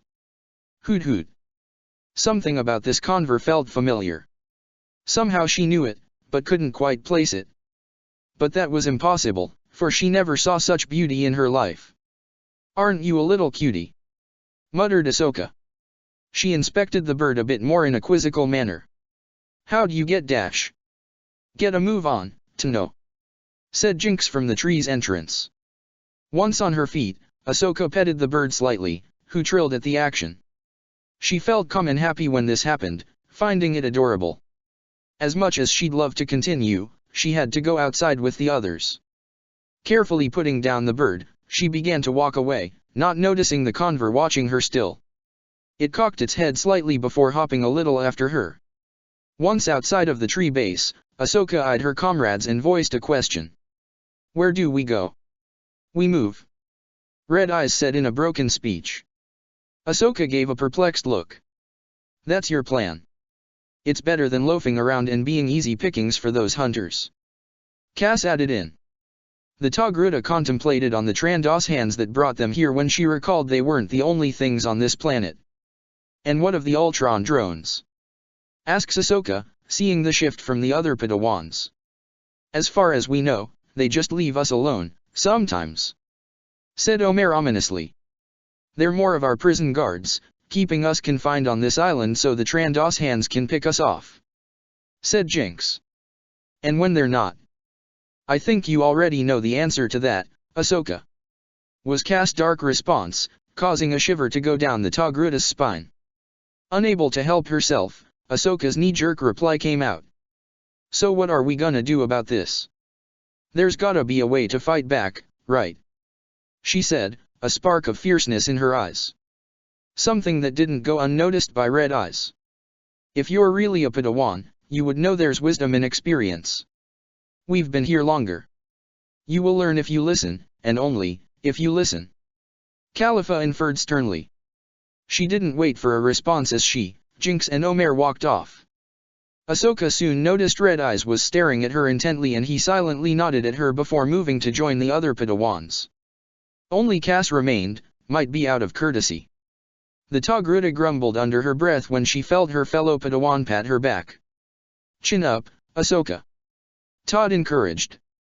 "At the very least with the power packs of the weapons, you converted some of them into explosives." "It's the best I could do with Red Eye's help," said Tino, walking alongside the Zabrak. "Just don't know when to actually use them. A moment might happen someday. At the very least, we could use them if those Trandos hands came to the hideout." Ahsoka and Cass began scaling down the large route, the rest of the Padawans and Red Eyes not far off from them. "So how long has it been for you?" the former quietly asked, seeing Cass look back at her momentarily. "Several rotations by this point," she answered, the pair dropping down into the thick jungle. "But what about you?" Ahsoka gave her a strange look. 1 day." The Zabrak quietly laughed. "Not that. The other thing. How long has that been going on right now?" "Huh." Todd rolled her eyes now. "Being in a relationship?" Ahsoka's mouth clamped shut. "What are you talking about, Cass?" Cass shook her head, a knowing smile in place. "You were muttering someone in your sleep. Hard to make out who it was, but I got the context. You miss whoever it is, don't you?" Tino sought to deny it in front of her fellow Padawan, yet Todd continued. "I'm like you, Ahsoka. After the first days of me being here, I couldn't help but cry being away from the one I love. My heart aches to see him again." For Ahsoka, it was such a strange experience to be hearing this from another Jedi and having them be in the same boat as her. To be thumbing their nose at the Jedi Code in such a drastic way. Her master was one thing, being that he is her master and has Padme as his secret wife. But another Jedi, especially a fellow Padawan, was such an unusual thing to go through. And being that it was Cass Todd of all people. "Mac Loter, right?" Ahsoka quietly said, making the Zabrak jolt slightly. "How did you dash?" "Barriss. She told me about you both when she saw the two of you on Jabiim. Almost forgot about that." Cass sheepishly said. "You know, I think you pushed her into it." Ahsoka clarified a moment later, seeing the confusion on her face. "Pardon? In wanting to know what love is. What an attachment, a real attachment felt like. She spoke to me about it and I can safely say what she saw with you and Mac on Jabiim was one of the catalysts that led her down a different path as a Jedi." Cass gave her a peculiar look. "I don't know whether to be proud or ashamed." "Proud," Ahsoka immediately said with a bright smile. "I think after what Barriss had witnessed recently with what Ultron has been doing, her going down the same route as you and your love is helping her remain strong and stable." Hearing this, Cass actually blushed bashfully at this praise, looking down with a shy smile. It was rather nice to hear such a good thing despite the situation they found themselves in. Even amid darkness, the small glimmers of joy and light remain. And since they were on the topic. "So," she bumped her shoulder against Ahsoka's. "What can you tell me about him?" "Them." She corrected her. That made Cass pause, eyes widening. "Them." Ahsoka almost wanted to slap herself for that small slip-up. How could she have so casually revealed that when she knew how some people would look at her? And Cass certainly wasn't gonna let something like that drop so easily. So with a heavy sigh at her foolishness, Ahsoka found herself revealing the true nature of her relationship to the last person she would have ever expected to talk with about it. Why yes, two. I am with, two people. Cass blinked in surprise. And who are they? She slowly asked. You met them back on Jabiim. Seeing Cass' confusion, Ahsoka spoke the names. Peter and Barriss. It's all three of us. Huh. Yeah. Neither really said a thing for nearly a minute or two. Todd, processing what to know, just said to her. Used some of this time to keep watch of the surroundings. Of course, the one conversation won over her focus, making her want answers to surfacing questions. How dash? We're figuring it out, but... Ahsoka felt her cheeks heating up, a hand over her chest. I love them both. I really do love the two so much that I can't even think properly whenever I'm with them. The feeling, it's like dash. You're floating. Cass abruptly said, a far-off look of her own. That everything falls away and it's just you and who you love. The Togrutan nodded, her mind drifting off slightly to think of the pleasantries with her and her loves. And how was it with you and Mac? We were confused for a while, coming to terms with our affection for each other. Thought it was perhaps a crush, at first. Pup love, in general. Perhaps we could grow out of it, in time, and focus on being proper Jedi. But as the years went by, us being deployed together during this war, we soon realized such affections were true. Ahsoka opened her mouth to comment. Oi. They heard Jinx and saw him looking back at them with a glare. What are you two doing? Come on, do you want to get caught? Realizing they had fallen behind considerably, both girls ran to catch up with the rest of their group. What were you two doing? Khalifa asked, a hint of annoyance at the pair. Apologies. Ahsoka earnestly said. We were just catching up and dash. You can do that later. Omer cut her off. We need more focus on survival now. And just how do we do that? Tano asked with a small huff. Before they were about to answer, the sound of hissing cackles and whirring machines was heard in the distance. Pudu, we need to run. Khalifa said, and they all broke into a sprint. Beyond the trees, they heard blaster fire and more laughter, the sounds of others in the forest having their lives stolen away from them. Hearing this made Ahsoka inhale sharply, realizing they weren't the only ones here. Having moved up a branch into a higher elevation in the forest, Ahsoka saw a pair of prisoners wandering through the jungle below them. Those two, they came here with me, said Ahsoka. We need to dash. It's too late. The first one was gunned down rather quickly. The second person took off in a sprint. Following her was blaster fire, missing their target. Yet Ahsoka had a sinking suspicion they were deliberately made to get the person into a trap or have a false sense of survival. This went on for nearly a minute before she met her end. A Trandoshan with half his head being metallic jumped in front of the person who was trying to flee, grabbing her neck with a robotic arm and snapping her neck in an instant. Hisses and cries of sickening glee were heard by them, with Ahsoka clenching her fists tightly at the disgusting sight. We could have stopped them.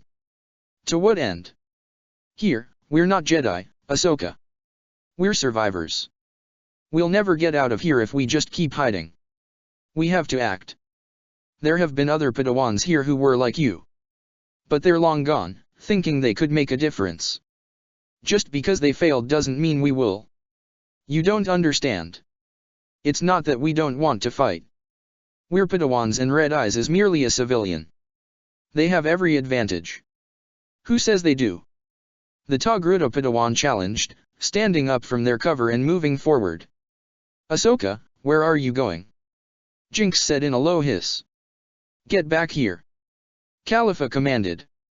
Ahsoka perched herself atop a curved root, her posture akin to that of Spider-Man's, having seen Peter do it so many times. Ahsoka, you can't use the Force. Cass argued. How can you even fight them?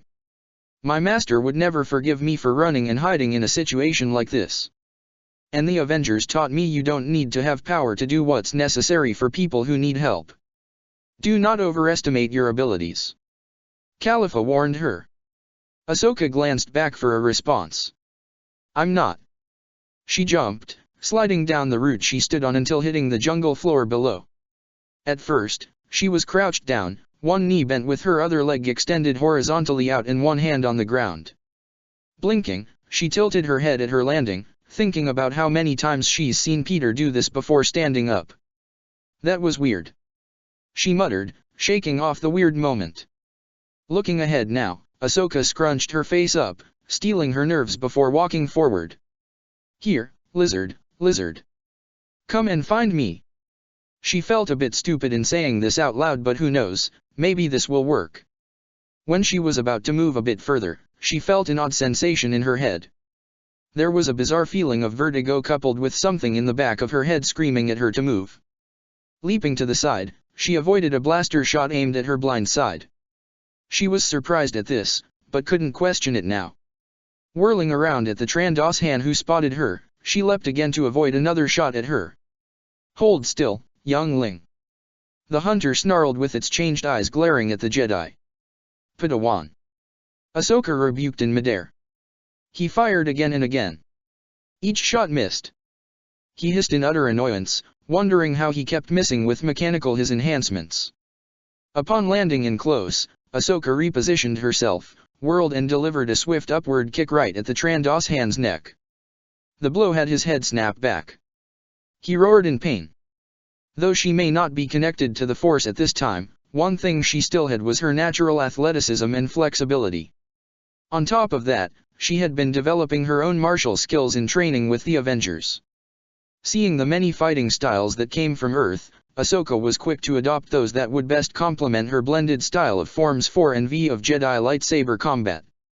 Fighting styles such as karate, taekwondo, kenpo, and kung fu were incorporated into her own style. And by incorporated, it was the experienced Avengers thrashing her in the start and still to this day. But regardless, she learned a great deal and it was paying off at this very moment. The Trandos Han tried to blast Ahsoka in the face only for her to chop the arm away and deliver a spinning kick to his chest. Rearing back, the scaly humanoid tossed his blaster to the side and pulled his arms back, having his claws extend several inches.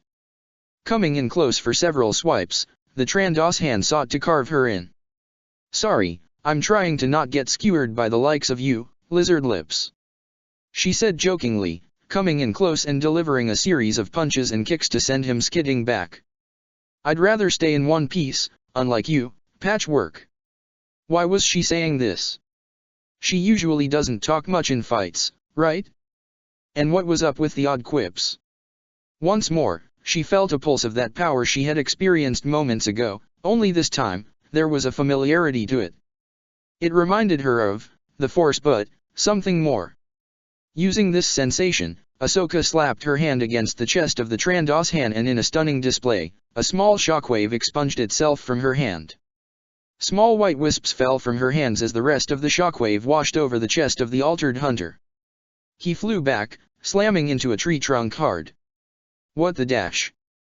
Before the one hunter could finish, Ahsoka came in quickly and brought her fist into an uppercut onto the Trandos Han's head. Instead of taking on the blow properly, his head fully snapped back with a sickening crunch. It slumped over, head hanging loosely and breathing all but gone. Carabast! She muttered to herself, realizing what she had just done. What the hell? Whirling back, Ahsoka saw the one Trandos Han wasn't alone as his hunting partner was nearby. No doubt observing while letting his pal take the kill. How is that possible? The other Trandos Han said bewildered. Your powers.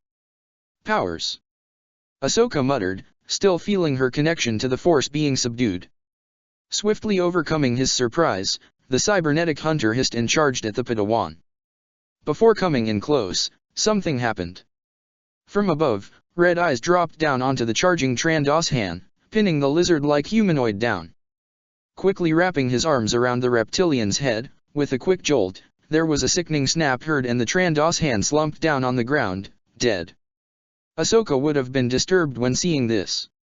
A part of her would have. Another had grown used to it, due to how she and others had to resolve in killing some of Ultron's forces. Seeing the dead Trandos Hans lying on the ground, Ahsoka felt disgusted upon the inspections.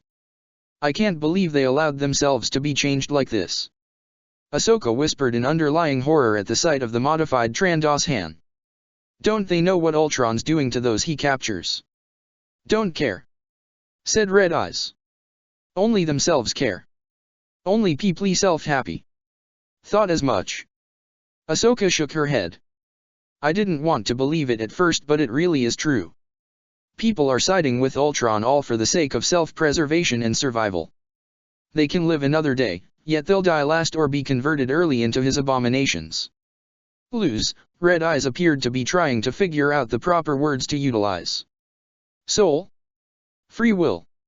I wouldn't put it past Ultron enslaving them. It may appear they have their own self-consciousness, but they're merely his literal puppets. Slave. That got a sharp look from Red Eyes, and Ahsoka nodded. Have you heard about what Ultron has been doing? Red Eyes gestured to his ear. Here, no see. Trandos Han change. It's more than just that, Red Eyes. Ultron is using all these people he converts as part of his hive mind. If you destroy one of his bodies, he just possesses another. Practically impossible to take down through normal means. Ultron, dangerous. More than dangerous. Ahsoka said with a grim look. He threatens all of life in the galaxy. His goal of evolution starts with the extinction of life like us. These Trandos Hands are just test subjects for him. They don't even know it yet, but they now belong to him since letting themselves get changed like this. Red Eyes held a deep frown now, one where his forehead had actually creased up. Have solution? Ahsoka shook her head. Only one comes to mind. My friends, the Avengers, they've faced him before and succeeded. But much has changed since Ultron's first defeat. But they're on their way to finding a new one with their friends back on their home planet. I just hope it's soon. Avengers. Red Eyes repeated. They who? They strong. More than you know, big guy. The pair soon heard trees rustling. Whirling slightly, they expected to find other Trandos Hands. To their bit of relief, it was the other Padawans. When they got closer, the four were surprised to see the dead cybernetic Trandos Hands. You took them down, said Khalifa in slight astonishment. Wasn't an easy task, Ahsoka admitted. If it wasn't for what the Avengers taught me and Red Eyes watching my back, I'd probably be getting skinned and mounted on a wall. She then shivered at that. Okay, didn't need to give myself that image. Cass patted her back sympathetically. None of us do. Keeps our bit of sanity in check. We should keep moving, Omer said, quickly surveying their surroundings. Don't know how long reinforcements may come, now that two of their own are dead, added in Jinx. Before they left, Ahsoka inspected the bodies of the dead Trandos Hands, checking their belts and pulling out several tools. Perfect, she said with a wide grin. This will make things so much easier for them. Scene cut. They've wandered around their prison for hours, keeping their sights around for any hostiles. For the most part, they didn't run into any more Trandos Hands. But the Ultron drones were a constant presence, be it seeing them overhead or hearing them from afar. As this all occurred, Ahsoka asked where the Trandos Hands compound was. All she's seen so far was them riding on their hovercrafts with the occasional Ultron drone flying through the air. The answer to that was simple, it wasn't on the island but was located in the sky. They led her to an elevated route that had a decent amount of cover for them, and Cass pointed at the clouds above. At first, Ahsoka saw nothing until the clouds parted slightly and she was able to spot the base of the Trandos Hands floating overhead. That's probably our best bet to get out of here, Ahsoka murmured. Question is, how do we get there? The Trandos Hands platforms can only be operated by them, Jinx informed. And without our force abilities, we can't persuade them with mental manipulation if we caught one with a weak enough mind. Then we're just gonna have to get a bit creative, was all the Togruta Jedi declared. Easier said than done, Omer glumly said. Let's get out of here. Walking back to their tree hideout, they hunted down some food for the evening before their rest for the evening. It wasn't much, but it would do for now. Besides, they got a bigger prize after what they acquired from the dead Trandos Hands. Huh, you're back. Ahsoka noted the convor perched at the entrance. What is that? Cass couldn't help but ask. New friend I made. Tino said, the brightly colored conver jumping from its perch and gliding down to the Togruta. You already made a friend here. Khalifa couldn't help but say in amused disbelief. I can't help it, I'm a people person. Ahsoka joked with a toothy grin, holding her arms out as the conver landed on them. Shame. Would have liked to eat one of those dash. The conver abruptly flew out from Ahsoka's arms and cuffed its wings in the face of Jinx, getting one of its feathers in his face. He let out a few spitting sounds, flailing his hands about to get it away from him, and it returned back to Ahsoka. Guess it didn't like hearing that. Jinx only made a face of annoyed aggravation at the conver, the bird puffing its feathers out in a huff. The other Padawans were unable to hold back their laughter at the expense of their fellow Jedi, who only grumpily moved past them into his spot in their tree. If you looked closely at Red Eyes, you'd see a hint of a smirk tugging his lips. Ahsoka shook her head with a smile, looking down at the bird she held. So where'd you disappear to all day? Wouldn't mind seeing you often. The conver hooted, nestling itself comfortably into her arms. It was strange how she herself felt a comforting presence from it. This was only the second time she had seen this conver, yet there was a familiarity that it possessed. She wasn't quite sure what it was, but frankly, she'll take anything good that she can have right now. You know, since I might be here for a while, I should probably give you a name. She kept stroking the bird's feathers. A name suddenly popped into her mind. House. Murray sound. The conver tilted its head up at this suggestion and then hooted happily, nuzzling its face against her own. Whoa, down girl. Looks like she likes Murray. Cass commented with a small smile, going up to the pair, rubbing the newly named owl-like creature and having it affectionately nibble her finger in return. Ahsoka only hummed, scratching the top of Murray's head. She saw the others having taken up their spots within the tree, Red Eyes getting to prepare some food when her eyes landed on the weapon they had taken from the Trandos hands today.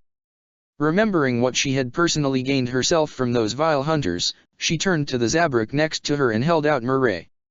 Hold her for me, she said, Cass nodding, and taking the conver out from her hands. She walked over to the rifle and picked it up.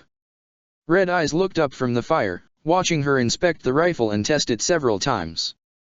Seeing that it didn't fire, Ahsoka pulled out the tools she acquired earlier and began to work on the confiscated weapons. Now then, let's see if this works, Ahsoka said aloud, not realizing that everyone was now looking at her work intently. She pried the barrel open, followed by the stock, almost dismantling the rifle in its entirety. Far easier than before, she mutters. Spares the parts better than just making simple explosives. Delving into the inner portion of the main body of the rifle, Ahsoka fiddled around on the inside of it until she froze up. A moment later, a wide grin appeared and she withdrew her hand to reveal a small disc with a red glowing center and 4 anchors. And I give you our means of turning their weapons against them, Ahsoka revealed with a fist pump. Wait, Omer sat up in disbelief. Is that the control switch?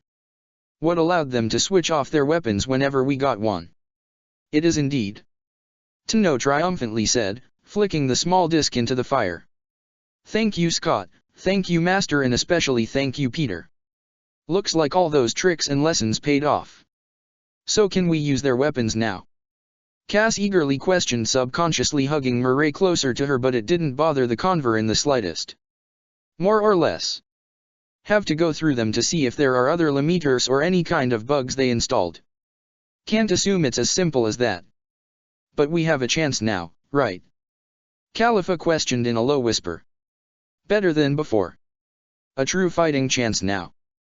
The Padawans all blinked when hearing this voice. They looked between each other, searching for whoever it was that said this, when they remembered there was one other person in there with them.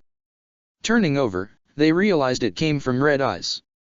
That was his voice they heard, but something seemed different when hearing him talk just now. Pouring water out of a makeshift container into a bowl, Red Eyes wasn't going to drink from it. Instead, he began washing off the dirt, grime, and mud to reveal more of his features. There was a more significant reason why he covered himself with mud. It was due to his blue skin.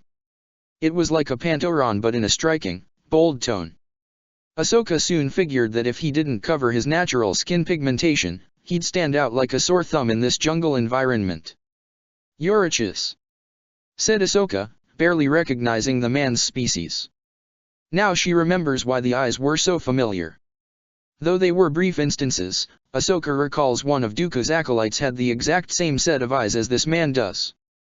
Her hair was indeed long, but it was maintained. And the skin tone was slightly darker but of the same hue range. "Chis." Khalifa parroted. "What are chis?" "Wait, I heard of them," Omer spoke up in astonishment. "I thought they were a myth from the unknown regions." "I am indeed chis, and as you can see, not a myth." The blue-skinned man smirked at Ahsoka. "At least someone recognizes my mythological people." Everyone froze up, their minds taking a moment to process what they just heard. "What?" was their collective response. For the first time, the man no longer spoke in a broken manner, but rather fluently. And his tone of voice felt otherworldly, smooth, strong and firm. Might be due to his age or something else entirely. "I do believe I have seen what is needed here." The Padawans all had their eyes on him, all widening upon hearing him speak. "My name is Mithran Uruado. Though I do believe Thrawn shall be a more sufficient name for you all to address me as. A pleasure to meet you all properly if you will." The Padawans were still trying to recoup from what they had just seen until the Togruta of the group managed to regain some semblance of herself. "You could speak basic," Ahsoka said in an accusatory fashion. "Fluently." Thrawn gave Tano a sardonic smile. "Quite, and it appears that perhaps the means of our escape is at last within our grasp. We have much work to do if we are to liberate ourselves from this predicament." Avengers Infinite Wars Chapter 94, Ceasefire. "Keep at it." Captain Rex instructed the clones, who all occupied various terminals on the bridge of the Resolute. "Commander Tano is still out there and we will find her, understood?" "Yes sir," came the collective response from the men of the 501st, their resolute tones sending a moment of bolstered confidence in the captain before the anxiousness of the missing Togruta returned. They had recently returned from a sweep through the Midrim, using their mandated patrol route as their chance to see if they could locate their lost commander. Their results came up negative, crushing the spirit of the boys, but they remained adamant that they would find her. The 501st knew that if anyone could survive whatever situation that is thrown in front of her, it would be their commander. There was an unspoken sentiment between the boys that if you could survive the missions of the 501st and have General Skywalker be your Jedi Master, you would be a force to be reckoned with. And Rex saw that in Ahsoka, seeing her growing into a brilliant warrior, fierce and strong but also as compassionate and eager to learn as when he first met her and loyal to the men as Anakin was.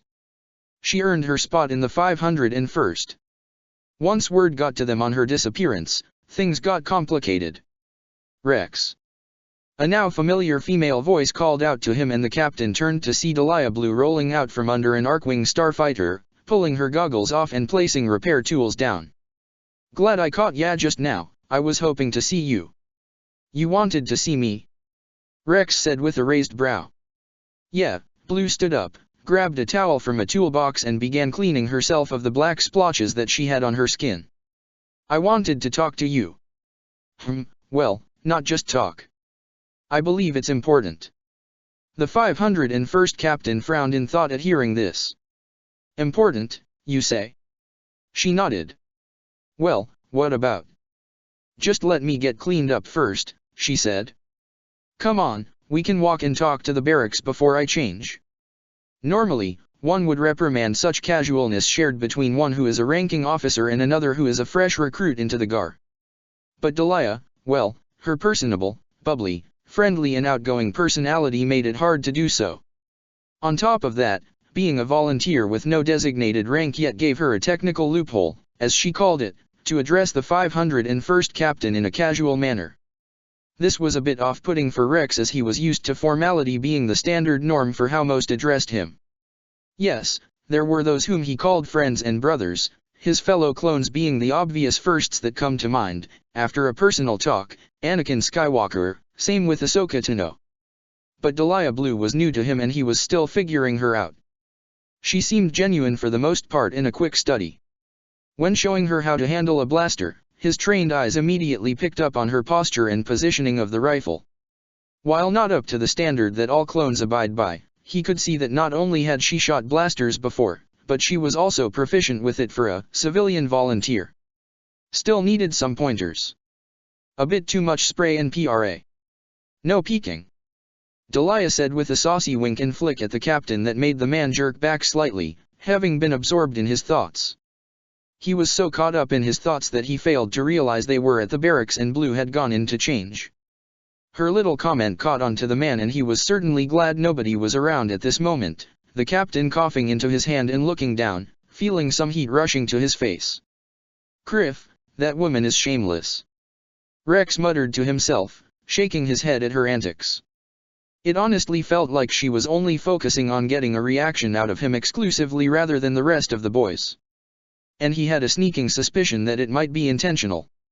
Unaware of this, Rex was absolutely correct as many within the 501st had spoken to Delia in private or gave her a quick word of encouragement to gun after the man.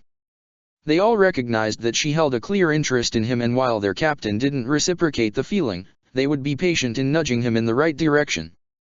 If not for a connection, then at least for some basic relief. All right, let's go. Delia cheerfully said, appearing next to Rex, looping her arm around his. He jolted from the contact and was about to pull away when she held firm. Come on now, Rex, I don't know what they taught you on Kamino, but when a lady does this, you be a gentleman and be her arm to lean on. Blue admonished as one would a child. It didn't help that she pulled his arm up against her well-endowed assets. Nonetheless, Rex regained a semblance of composure and had Delia guide him out of the hangar to small four-seater transport. Whose is this? The captain asked, having not seen this ship in the hangar before. Mine. The Zeltron answered, releasing his arm and hopping into the driver's seat. Come on, Captain, we don't have all day. Silently getting into the passenger's seat, Blue took off, flying away from the hangar and the Jedi Temple into the lower wards of Coruscant. Specifically, a district known for its quaint, simplistic yet homey and calming diners, delis, and restaurants. A place Rex was actually familiar with. Are we going to Dexter's Diner? He asked aloud, making Delia's head snap in his direction. Why, how'd you figure that out? My general took me there himself a while back. Rex had a fond and amused look, reminiscing on that day. Said that after all the times he nearly had me killed that he owed me some form of compensation. So a nice lunch or dinner would make do. Duh, that's sweet. The blue-haired woman cooed, landing in a parking spot right next to the diner. Guess that means I'm gonna have to rely on you. I've never been to Dexter's Diner. All I've heard about it from the men and Danny is that it's the place to be. I'll do what I can. Rex remarked with a small smirk, the pair walking towards the diner, seeing a line to get into the establishment. Took a bit to somewhat get in, so they can get a brief reservation on the fly. This place sure is hectic. Delia muttered in slight awe, the crowded diner bustling with chatter and activity. You'd think there wasn't a war going on out there with how everyone is in here. Dexter's Diner does that too, yeah. Rex said simply, feeling rather relaxed despite the atmosphere in the diner being packed to the brim with people. Just as he was about to turn to the droid waitress at the front table, he heard a familiar laugh followed by a boisterous greeting. Well, if it isn't the captain of the craziest legion in the galaxy. Rex shook his head, smirking at the description, hearing Delia snort right beside him. Dex. He greeted, looking up at the basilisk that hobbled over to him with a toothy grin. Rex. The diner owner briefly looked at the clone's companion. My, old Rexy, quite a fine woman you have here with you. Skywalker ain't here today. He's busy with other matters. Right. Table for two, then. Said Dex, ushering them to follow. Thanks, Dex. The captain didn't notice Delia gaping at him from the side. What the how do you get to bypass the line and get a table like that? Blue asked in a faux jealous tone. Frequent diner, close work relationship with the Avengers among several other factors. Rex dismissed casually. Don't make it sound like that. Delia pushed her shoulder against his. You're treated like VIP here. The clone captain rolled his eyes at her actions, letting out a small sigh. All right, it may also have to do with the fact that when Ultron attacked, the boys volunteered to help rebuild his diner. Expanded it even. You guys did that. Delia was certainly surprised by the gesture, seeing Rex shrug modestly. We really like it here. He now had a more indiscernible look in his eyes. Dex here always treats my brothers with respect. Blue said nothing in response, but she could feel the slight shift in Rex's mood as he said this. She wanted to ask what he meant, but they soon sat down in a booth and were handed a pair of menus. She was momentarily distracted as she saw the enormous menu. Holy nerf herders, how long does this go on? Delia almost exclaimed, seeing how many pages the menu pad had. The Avengers have supplied a lot of recipes to Dex. Rex said, looking over a section of food from an Earth country called Japan. He keeps changing it up every day to keep his palate and skills fresh. The man is probably the best cook on Coruscant other than Gurren. Who's that? Friend of Spider-Man's and associate with the Avengers. He's also in the same boat as Dex, getting Earth recipes for his restaurant. The Zeltron had a cheeky smirk when she heard this. Well then, I guess I know where we're gonna go to next for a date. Rex jerked at this. A date? Delia had a wide, sensual smile on her face now, leaning her cheek into her hand. Of course, what do you think this is? The clone stammered several times before the Zeltron threw her head back in a melodious laugh. I'm sorry, Rex, I just can't help it. Delia stated, wiping a tear away. It's just you set yourself up too easily sometimes. Rex comically grumbled to himself, looking away, which only served to make Blue laugh harder. Eventually, both got their food and dug in. Sweet Zeltros, this is amazing. Delia said, taking a bite out of something called curry. And spicy. Rather quick on these coming out. Rex nodded, chewing on teriyaki chicken mixed with spicy tuna. Dex has a lot of cooks in the kitchen. Practically working overtime to freshly serve everyone walking in through the entrance. At least this place is better than some fast food joints I've been to in the past. Blue commented, taking a whiff of some meat covered in sauce, biting it and moaning a moment later. This is so good. Thanks for bringing me here, Captain. Rex gave her a bemused look. You're the one who dragged me here. Rex, Delia shook her head, once again admonishing him childishly. I may have taken you from the base, but this is a place you know and got a table in an instant. This is you taking me out. The clone could only stare at the woman in bewilderment, trying to process what she was saying and coming up short of any answers. You're the strangest woman I think I've ever met. Well Rexy, how many women have you met that weren't Jedi, Avengers, or Senators? Blue shot back, smirking at the deadpan she received from him. His flat gaze changed a second later, eyes narrowing as he looked down at his plate with a particular thought crossing his mind. One that he hasn't exactly gotten a proper answer in. And this didn't go unnoticed by the woman sitting across from him. Rex. She spoke up. Everything all right?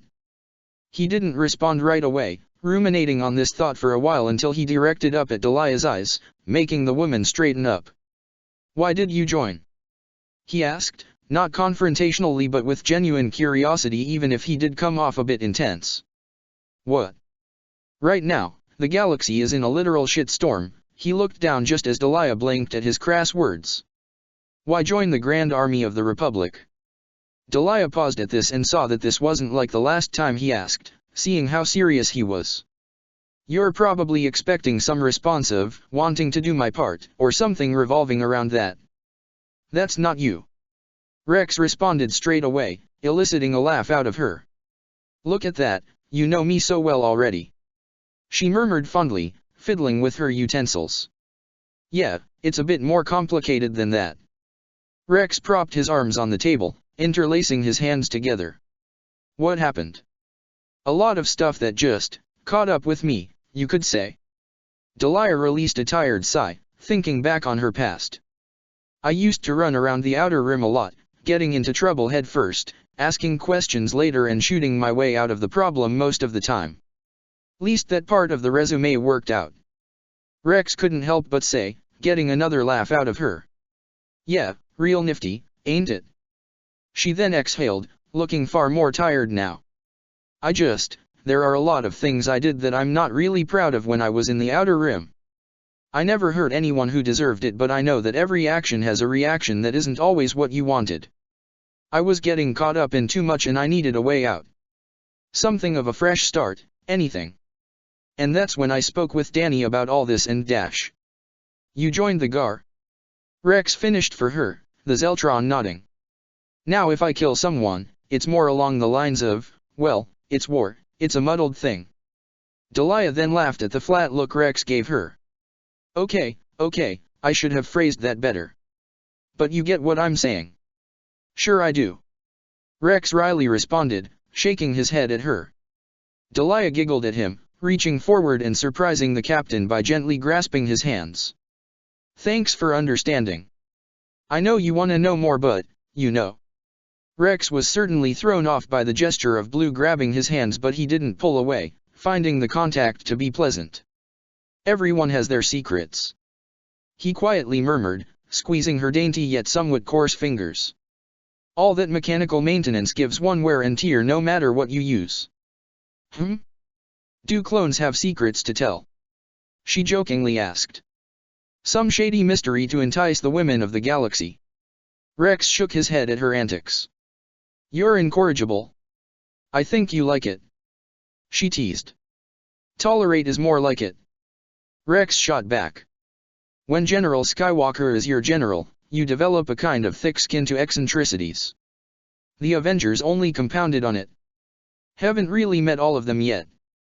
Delia remarked with a curious gaze. Met that spider kid. He's a real hoot. And insanely smart. Those Bacta web patches are incredible. He made those himself, right? Rex smiled and nodded. Peter's been a force send like the rest of the Avengers. I owe them a lot. Because of what they've done on and off the battlefield, a lot more of my brothers are around today and in better fighting shape than ever. You'll have to introduce sometime soon then. The HoloNets talk about them all the time and I want to see how much of that shit is over-exaggerated or watered down. Watered down. Rex immediately said. Everything you think you've heard and know of, it's nothing compared to actually seeing it with your own eyes. Well, now you're getting me all excited. Blue said, shifting about in her seat. The pair went on with their dinner, conversing on a myriad of topics while being served dessert and were now finishing up their drinks. To be fair, I haven't had any real opportunities to interact with anyone when I'm not on the clock.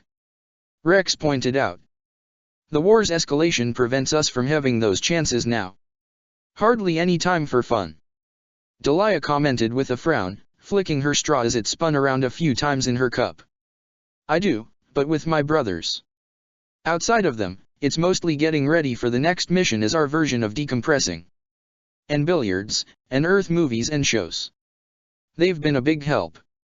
Guess I'll be joining you guys, then. Leaving the diner with their bellies full of delicious food, the pair left the diner, slowly walking towards the parked ships and speeders, the area being far less crowded now. That was wonderful. The Zeltron said with a smile. Dexter's Diner is the best place I've ever eaten at. Glad that I was able to impress you.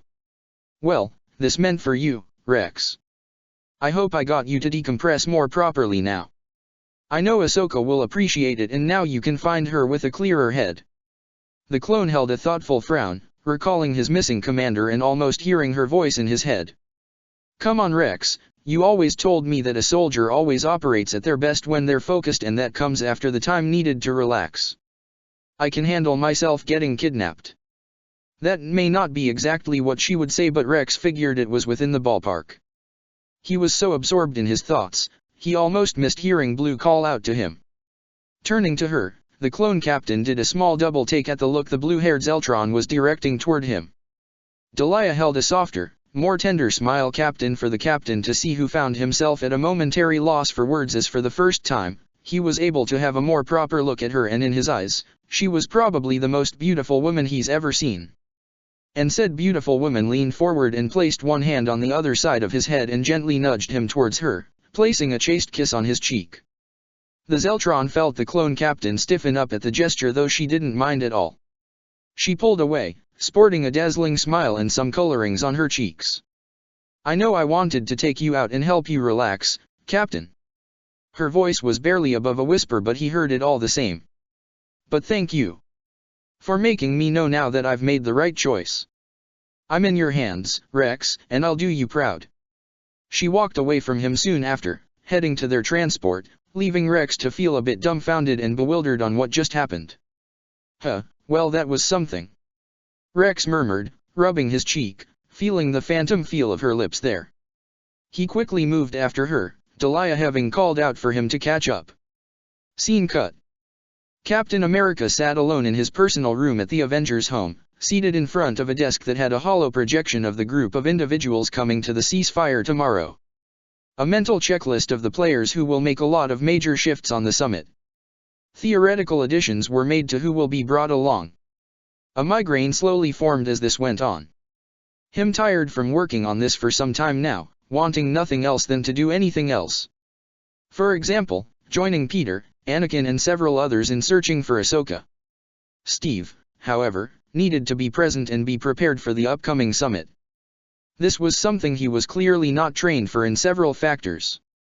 He was trained for war, forged in it. Yet the present territory he was in proved some sense of difficulty. Yes, he was a people person. Even when he was a scrawny kid from Brooklyn. Well, mostly with guys who didn't want to beat him up or women that, aside from the point, he could hold a conversation with just about anyone.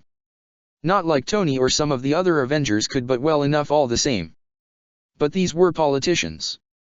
And as polite and cordial as he was to any and all he had met in the past, they were usually the ones that made his stomach churn the most. Yes, there are of course exceptions, being that of the group of senators the Avengers have come to trust as friends and confidants.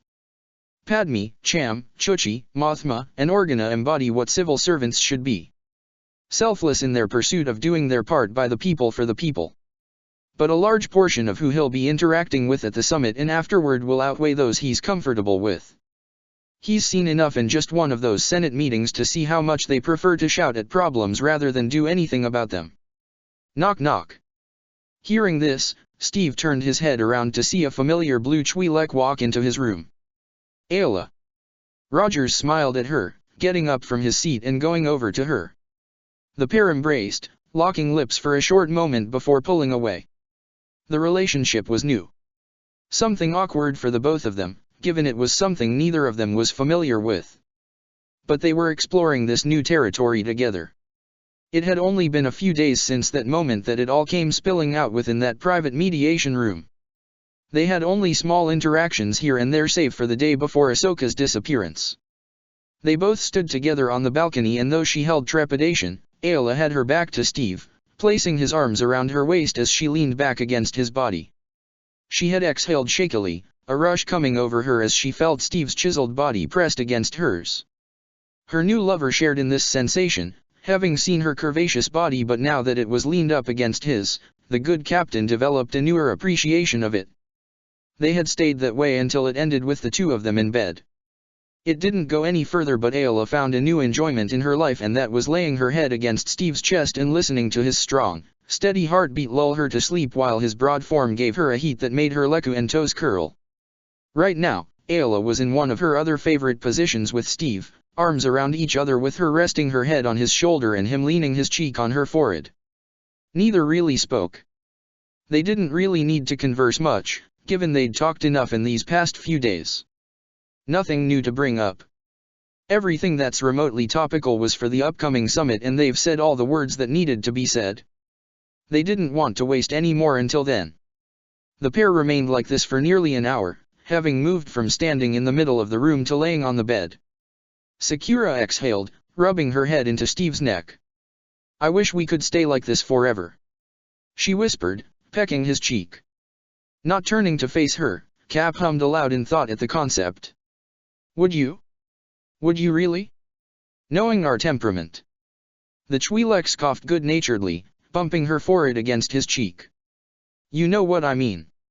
She jokingly grumped. When was the last time either of us was able to do something like this? Steve thought about this question and really wasn't hard to come up with a negative response. In the early months when the Avengers first arrived here, there was some chaos but nothing they couldn't handle. Nothing that they couldn't handle nor have moments to themselves for relaxation or just having a small instance of respite.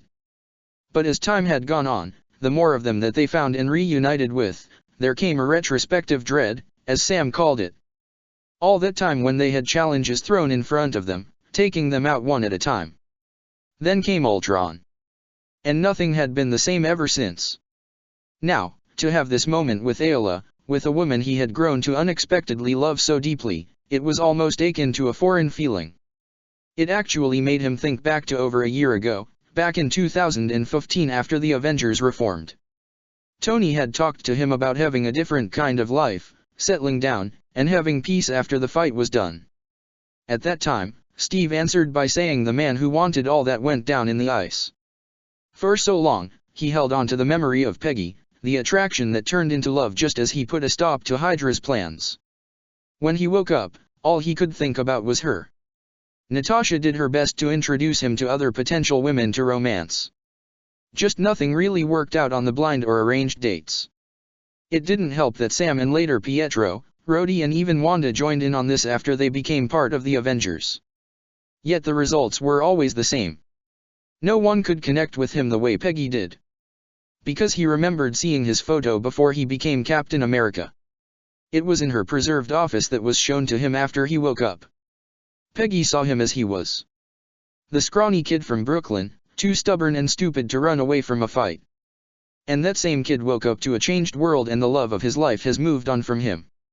Not that he could blame her, how could he? He thought he was gonna die taking down Hydra, but miraculously, or maybe it was fate, after learning about the Force and the apparent will it has. He learned that Peggy had married and had her own life with a family after she moved on. He needed to do the same, which was harder for him than others could imagine despite encouragement from Carter herself. He just never expected to find love outside of Earth. Eyes wandering, Steve saw something rather peculiar from behind Sakura's head. Ayla's Lekka were moving and the tips of her head tails crossed over twice. "I didn't know your Lekka could move on their own," he said suddenly, causing the Jedi to stiffen in confusion. "What does it mean?" "What?" "This." Steve placed his hands beneath her crisscrossed Lekka as gently as possible. "Does this mean something?" Ayla looked down and her mouth dropped for a second as she quickly had them retract back behind her head, the Twi'lek blushing up a storm. "It's a silent gesture in the Twi'lek culture," she murmured quietly, dodging his gaze which only served to amuse her lover. He waited for her to answer, knowing that his stare was getting to her. Eventually, it won out and she let out a small huff, blowing at his hair as a small form of retaliation. It means that I love you, Steve Rogers," Ayla breathlessly said, looking up at the super soldier, hazel eyes meeting blue. "I know that at some point since meeting you, I fell for you and never realized it until recently. Coming to terms with it hasn't been the easiest thing in the world, but..." Sakura took Steve's hands and moved them around her waist before placing her hands on his chest. "But I couldn't have fallen for a better man. You are everything I could have ever asked for had I ever fallen in love. My masters always warned me about love, how it can blindside you and you never see it coming. And I didn't. And I'm glad for it because it placed me in the arms of you, Steve." Well, that was about as heartfelt and sappy as one could get when explaining something on that level. Unfortunately, the corruption of snark and comments infects all, even someone like Captain America. "So, what? Are we supposed to have poems and speeches ready to declare our love for each other every time we see each other? 'Cause I went to art school to learn how to be a better artist, not to be a Shakespearean performer. Had my fill of it during those propaganda tours." Ayla pouted, lightly slapping his chest with him laughing in response, pulling her in closer, and she couldn't help but join in a moment later. "Yes, you are indeed supposed to have a speech prepared. Now serenade me, Captain Rogers." Steve only had his nose bump against hers before pulling her in for a deep kiss that took Ayla's breath away and had her move up to straddling atop the captain, her entire body lying on top of him. An electric feeling ran up and down Ayla, letting out a mewl as she felt Steve's hands on her back. The Twi'lek felt a different urge, a more primal feeling beginning to well up within her, and it was clashing considerably with her Jedi training. Her hands raked through his hair before settling on his shoulders, the pair pulling away just as that urge was starting to build. How was that for a serenade? He breathlessly asked. Sakura answered him with another gentle kiss, lifting herself with a sensual smile. Adequate, Captain Rogers, she said with a small tone of faux authority. I expect improvement as time goes on. Rogers only smiled in return, nodding. Yes, ma'am. He eyed her lekka once more with a question forming. You sure the lekka bit isn't made up? It's part of my people's customs. Ayla elaborated. We developed this as a means of silent sign language where only those who know about it understand what we're conveying. Huh, the more you know. Ayla only hummed, leaning down for another kiss, the pair staying in Steve's bed for a time before they knew it was almost time. Though the ceasefire summit was happening tomorrow, they still had much to prepare for tonight. Walking his lover to the front door of the team's home, they stood there, holding each other's hands and looking into one another's eyes. So, are you ready for tomorrow? Ayla quietly asked. Steve only shook his head. Frankly, dealing with these types of things isn't my forte, much to what people may believe. Steve sighed. But this all came about because of Ultron. Because we didn't finish the job the last time. So it's a burden we must bear and see it through to the end. Sakura didn't respond, only glancing down at their hands. Think you could be there tomorrow? She heard him ask and she shook her head. Not at the meeting, but you'll see me. Ayla assured. Just know I'll be there in the background, giving you my support. Captain Rogers said nothing, simply giving her a grateful smile in return. Hard to tell who initiates the kiss first, but the other reciprocated. It was brief but a lot could be felt behind it.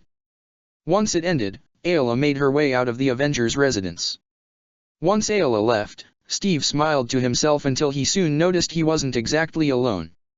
Turning over, he saw Sam and a few others looking at him. They were all eerily quiet the entire time, not sounding out anything at all. Oddly even, they were nodding their heads nearly in sync. They all received a bland look from him. Really? We're not saying a thing. Rogers rolled his eyes with a shake of his head. Don't you have anything better to do? Not at this time. Natasha airily said, holding Mara in her hands, who was quietly sleeping against her shoulder. Nice job, Cap. Rhodey said with a wide grin, leaving Steve in exasperated amusement. Is it possible for them to have kids? Scott wondered aloud. Scott. Steve flatly said. Yes, it is quite possible. The genetic makeup between humans and Twi'lek allows for reproduction with not many issues. Vision. So there will be kids in the future then. Murdoch, for God's sake. The entryway into their residence opened up. Came strolling in an exhausted Peter Parker, who was ready for bed. Despite his tiredness, he was able to pick up something. Did I miss something? Asked Peter. Yes, you did, Parker. No, he didn't. Said Steve. Whatever, I'll hear about it sooner or later. Said the young Avenger, walking past them and going to his room. Now I've got a date with my mattress. Scene cut. It was time. The Separatist delegations from the Separatists and the Mandalorians would be arriving shortly on Coruscant. Standing on a large landing pad, Captain America stood with Falcon, Daredevil, and Black Panther, representing their group, with Vision and Widow at the meeting room with Chancellor Palpatine and the rest of the large selection of representatives for this summit. To their right were Jedi and Senators standing together with a clear sign of tension, yet they managed to hide it well enough. Grand Master Yoda stood at the head of the group, flanked by Obi-Wan Kenobi, Plo Koon, and Mace Windu, and like the Avengers had several other Jedi waiting in the main meeting room. Of the selected senators, Padme Amidala, Mon Mothma, and Cham Syndulla stood amongst the Jedi, their demeanors poised and collected. Right next to them were clone commanders Cody, Pons, and Wulfa with their postures sharp and attentive. Around them were news reporters, journalists, and citizens, all waiting for the arrival of the Separatist and Mandalorian delegations.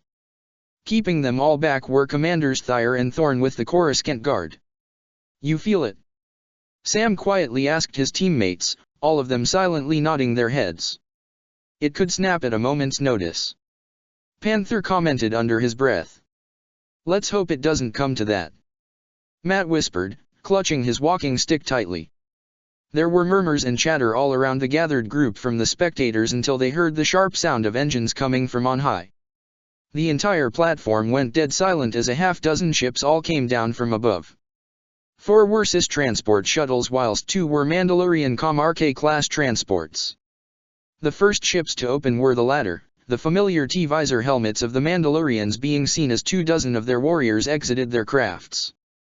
At the head of their group were 6 individuals. Mandalore Spar with Satin Kryze standing shoulder to shoulder with him. Next to the Duchess was her sister Bo-Katan and to her side was Dax Ordo. On the other side of them with Spar were Fen Shissa and Tab Idala. Lagging behind these 6 was a younger Mandalorian with a face many knew by this point. The face of a young clone. Some of the clones that were standing guard had their eyes drift over to the young man before they settled upon Spar, the Mandalore removing his helmet, ignoring the multitude of whispers and murmurs as many reporters, citizens, and journalists were all pointing at him. Boba could also feel the gazes on him. He could care less what the clones thought of him at this time. He was here to help his brother, his true brother in this important situation for their people. Despite all that, his eyes landed on someone he figured may be here, but he wasn't ready for the maelstrom of emotions that boiled over within him as soon as he saw Mace Windu standing amongst the Jedi group. Something that was not missed by the Korun Master. The Kryze sisters had their own individuals they had their sights set on. Despite herself, Satin spotted Kenobi and shot him a small smile that he reciprocated with one that was considerably strained. Even with the circumstance, that smile nearly caused the Duchess to burst out laughing as she had seen that kind of smile before.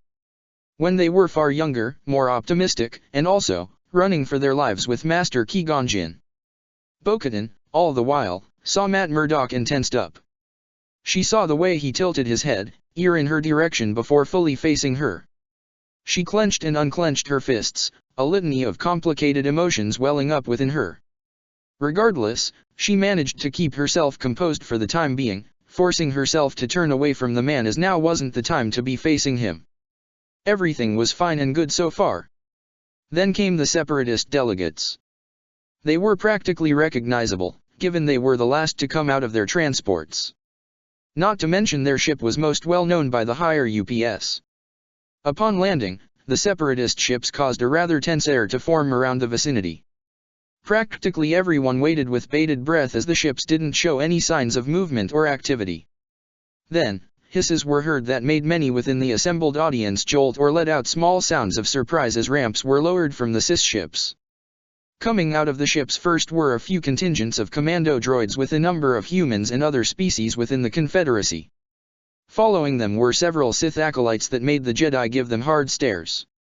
The first was the CIS member of the group. From what they could recall on reports, this was Severance Tan. Following her was a familiar Miri Allen acolyte.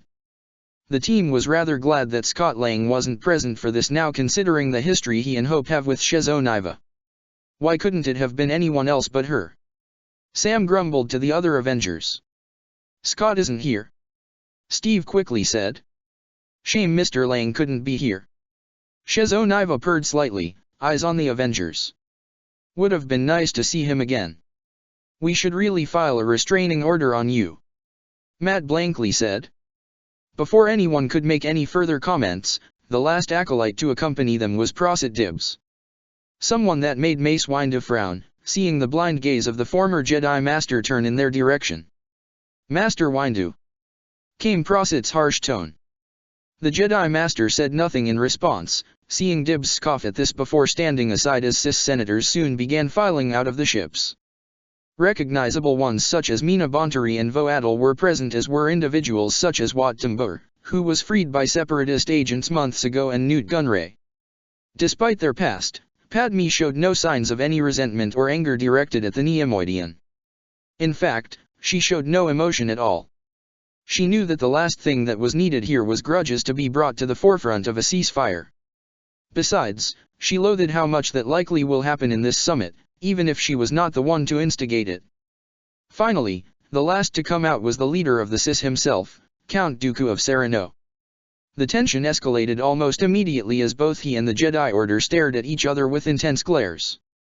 Many actually edged away as the air between both parties only added to the already tense atmosphere. Once given his fair share towards the people he used to work and cooperate alongside for decades, Dooku focused his attention on their allies. Shifting his steps, he was now in the presence of the adversaries who had dramatically changed the galaxy. Earth's mightiest heroes now regarded him warily, though many all had the same thoughts. He really does look like Saruman. The universe was strange. The Avengers. The Sith Lord of Sereno stood before them, arms behind his back and posture squared back and straight. For many months, over a year now, I have seen and heard of your exploits across the stars. At least we finally meet, face to face. This has been a long time coming, but it seems that be it fate, destiny, the Force, or chance, a proper meeting had never come about. The four men were all silent as they regarded the man they were told was Darth Tyrannus, a Sith Lord with unreadable eyes. At least it's done through present circumstances instead of the battlefield.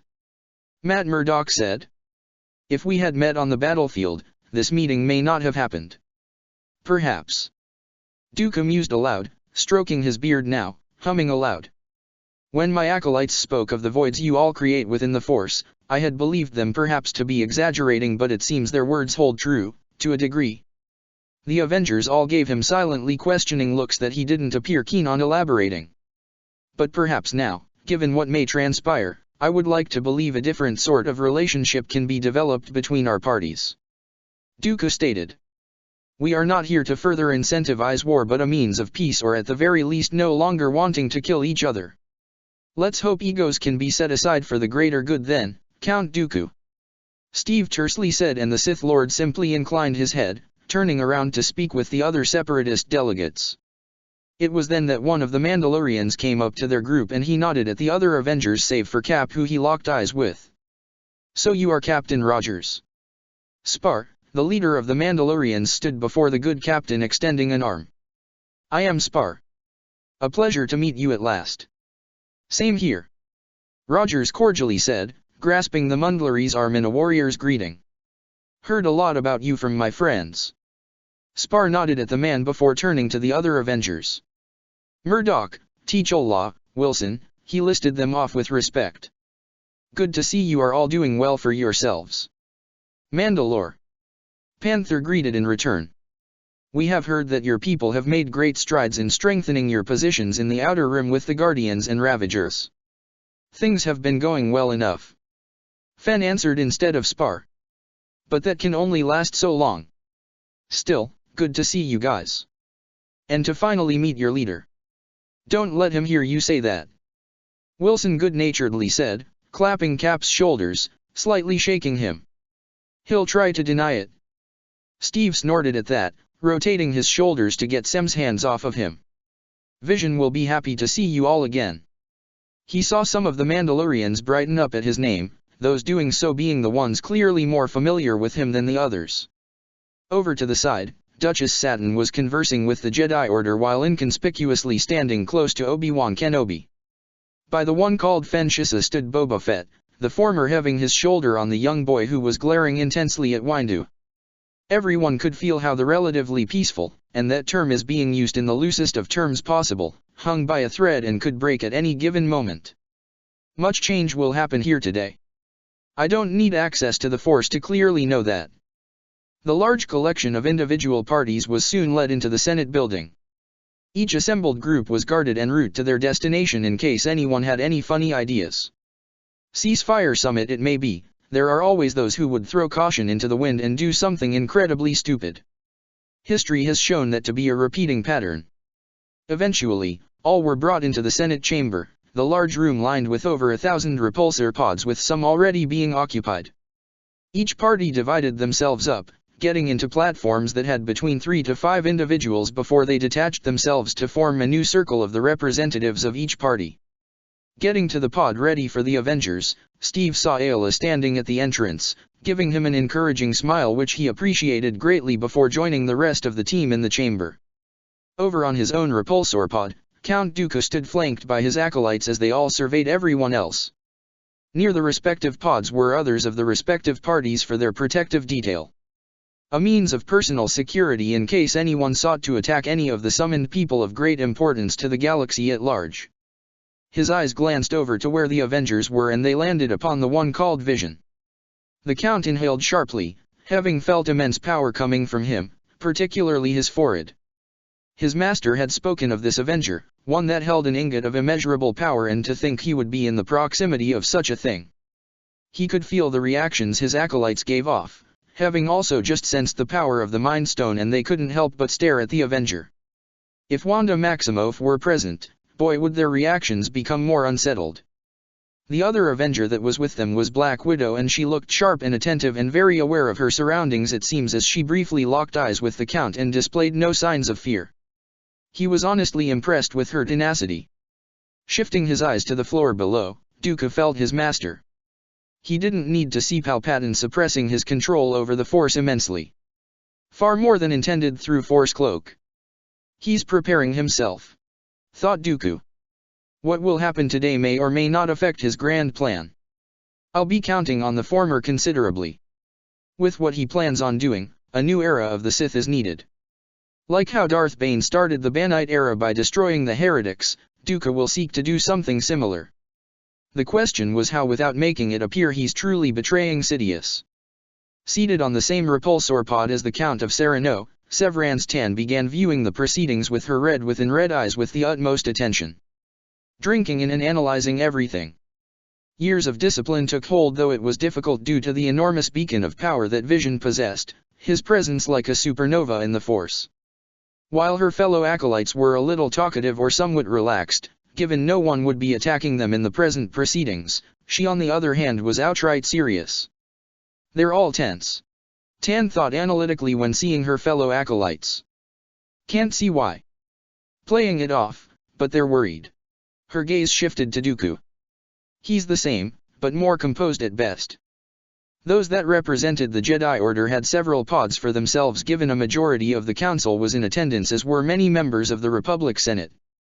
Padme stood alongside Organa, Chuchi, and Mothma, her eyes taking in all who were present, landing on her close friend Mina, the pair exchanging hopeful smiles.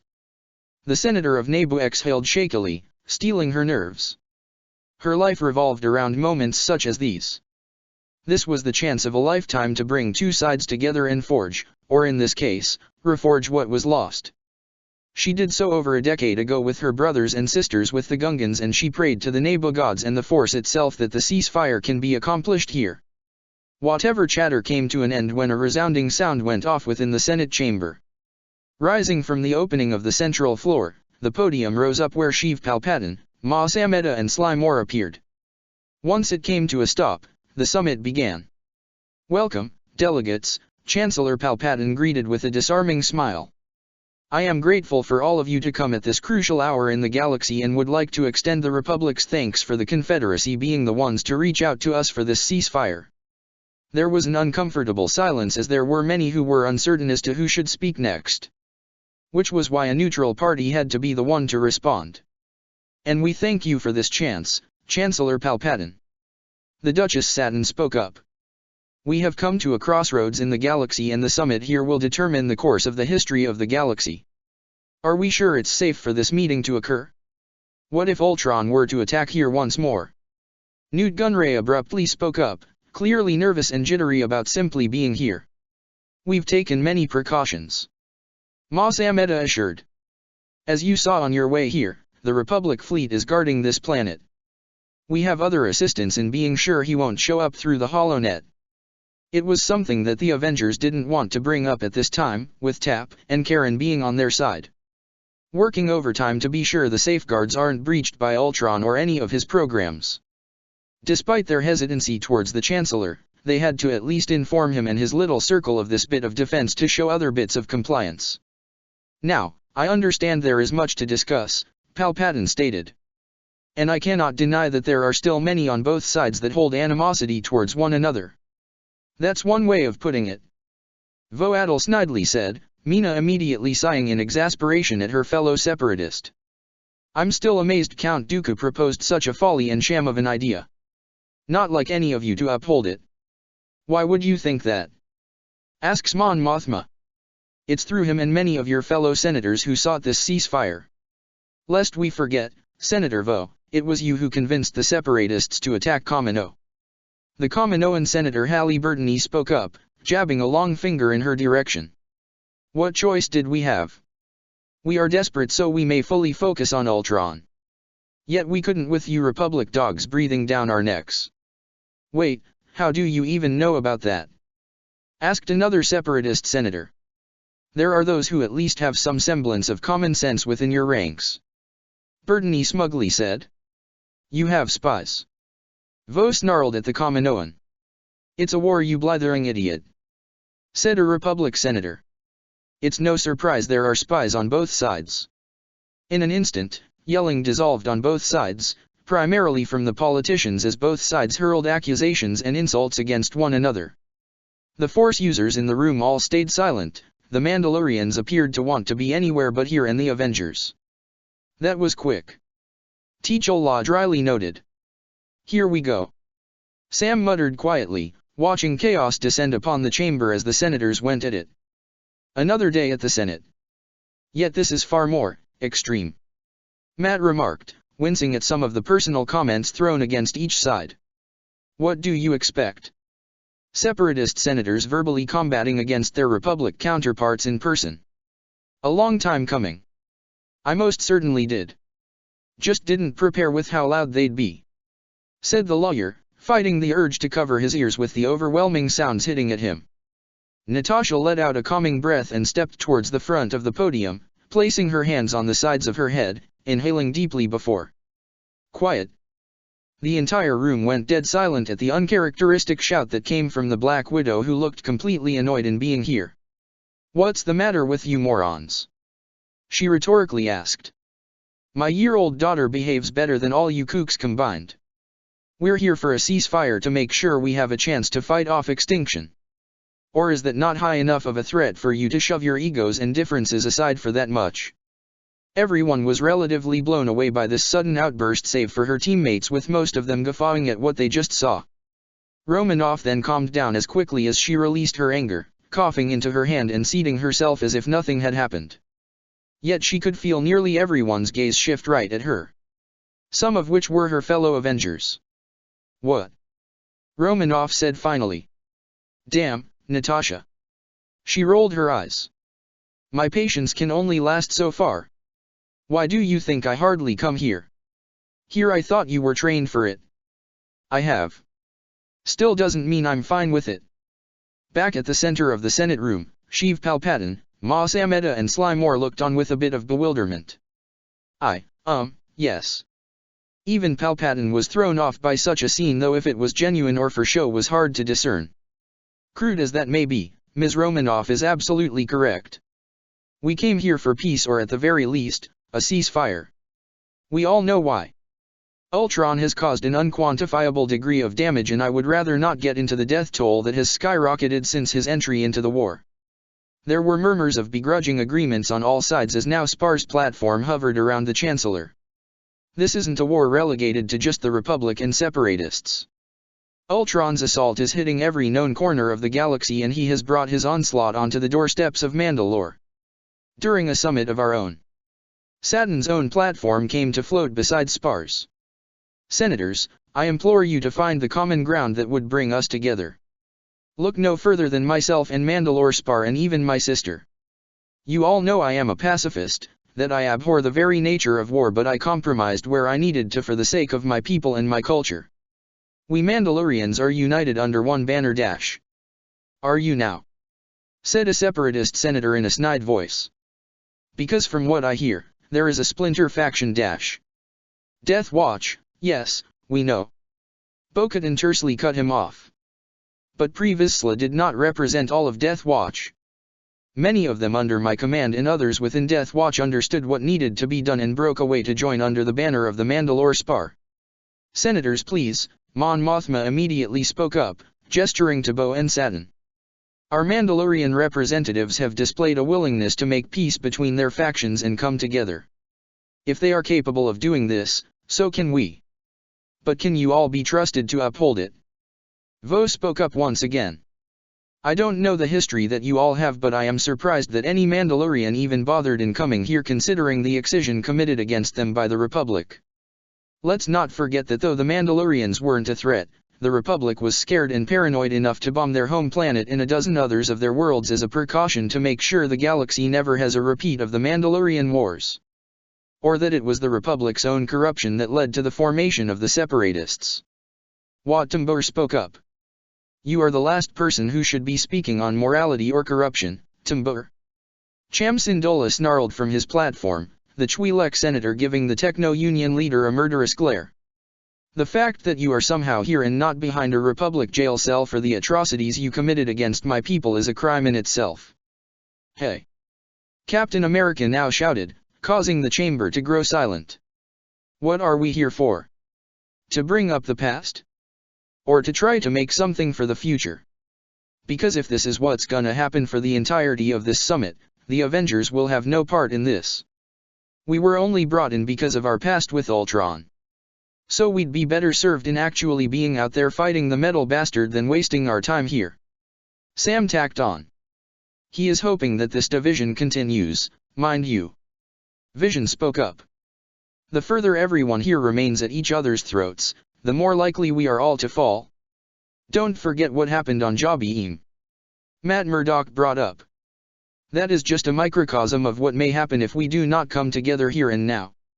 Everyone regarded their words when Dooku released a sigh. Coughing into his own hand, loud enough and making all turn to him. If I may, he slowly said. I would like to tell you all one of the reasons as to why I left the Jedi Order and the Republic. Please, I understand that this may not be the time for it, but allow me to tell you this. Help you understand the hesitation that stems from the Confederacy for this ceasefire. Were you not the one who reached out to us, Count Dooku? Organa questioned intently. If I recall, it was you personally, sending out the missive for this summit.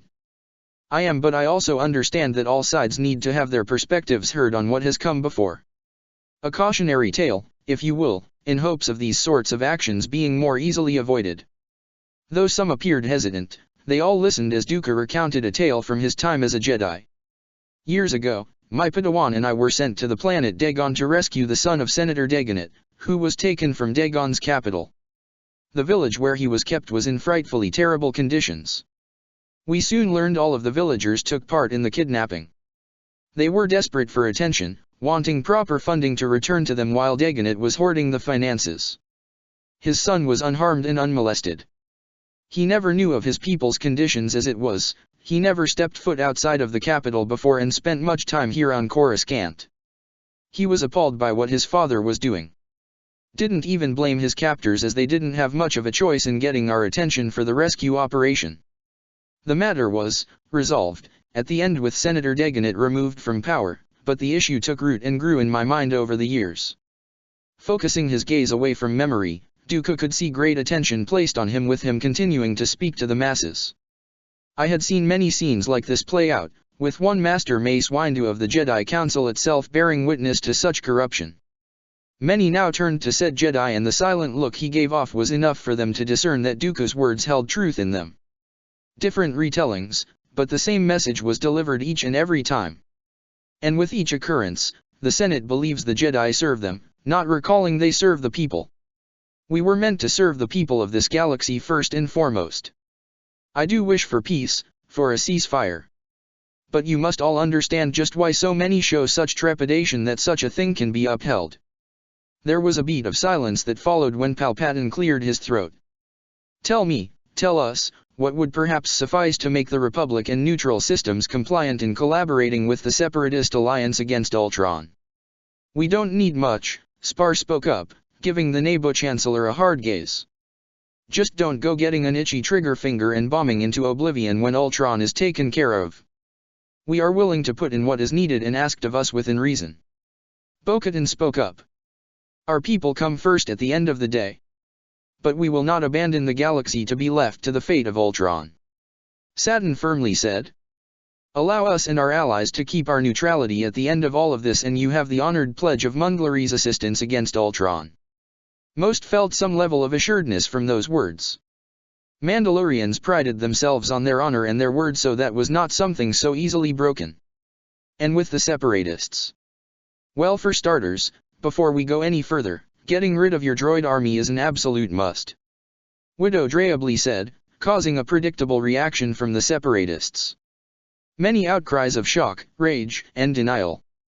You want us to dismantle our army? Are you out of your mind? Vo shrieked. We barely have a standing one as is. Gunray stated. We have only just begun conscription of our own. What's the matter, afraid your pockets are gonna get hit?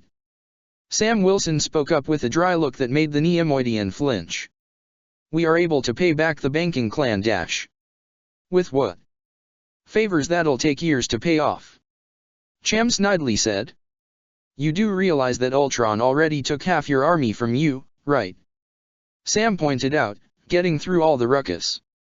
He let you keep your scrawnier droids cause they're literally cheap as dirt and equally as crappy on the battlefield.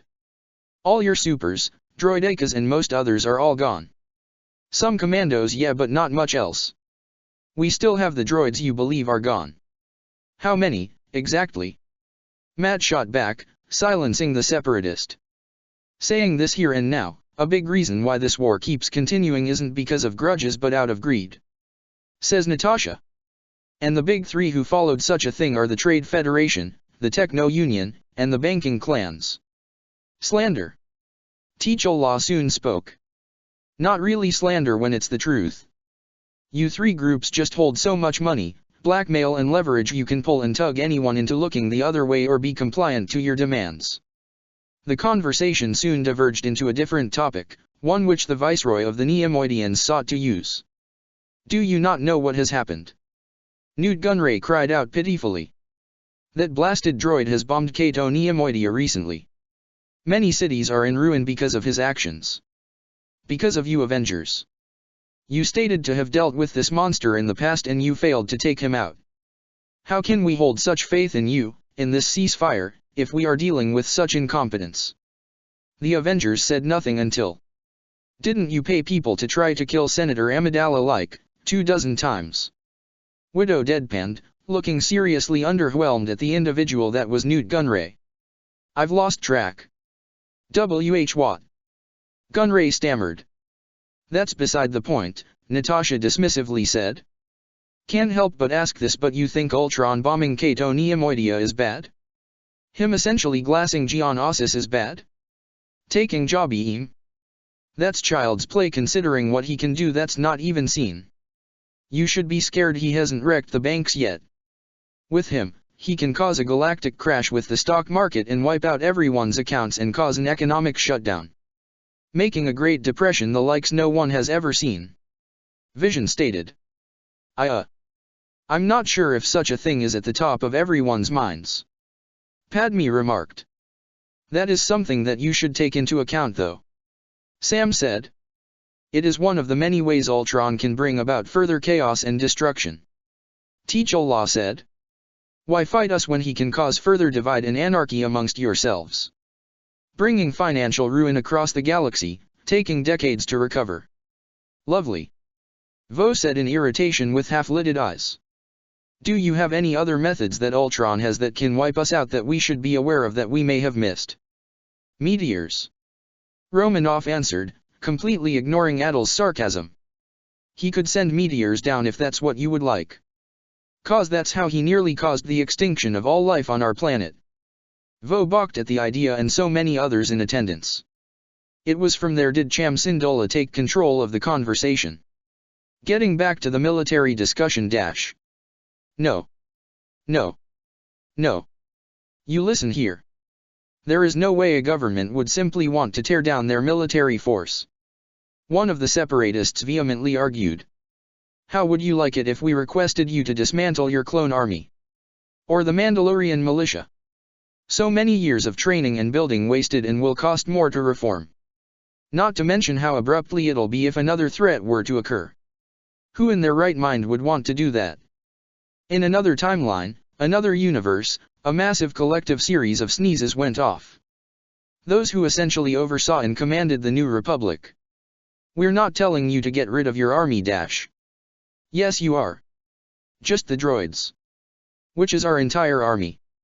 That can be taken control of by Ultron, what are you not hearing? Natasha impatiently said. Out of everyone here, your army is the biggest liability, The fact that you're all still using it is beyond me. With respect, Ms. Romanoff, Mina spoke candidly. We have already mentioned that we have only just begun conscription. Worst of all, Umbara and their people have seceded from the separatists as well recently. They had many that were within the separatist army, but now they have left as well. Wait, what? We do not have the luxury of a clone army, nor do we have the Mandalorian's warrior lifestyle. Bontari went on. Many of us are people who had to resort to such means to quickly combat the clones, who all came out of nowhere. None of us were really prepared for such a force. But an army can be trained. Sindola insisted. Yes, an army that represented the people who were oppressing many of us. Like any of you are any better. Sensing things were about to take another downward turn, Vision flared the Mind Stone, the bright light and hum of power causing many to immediately fall silent.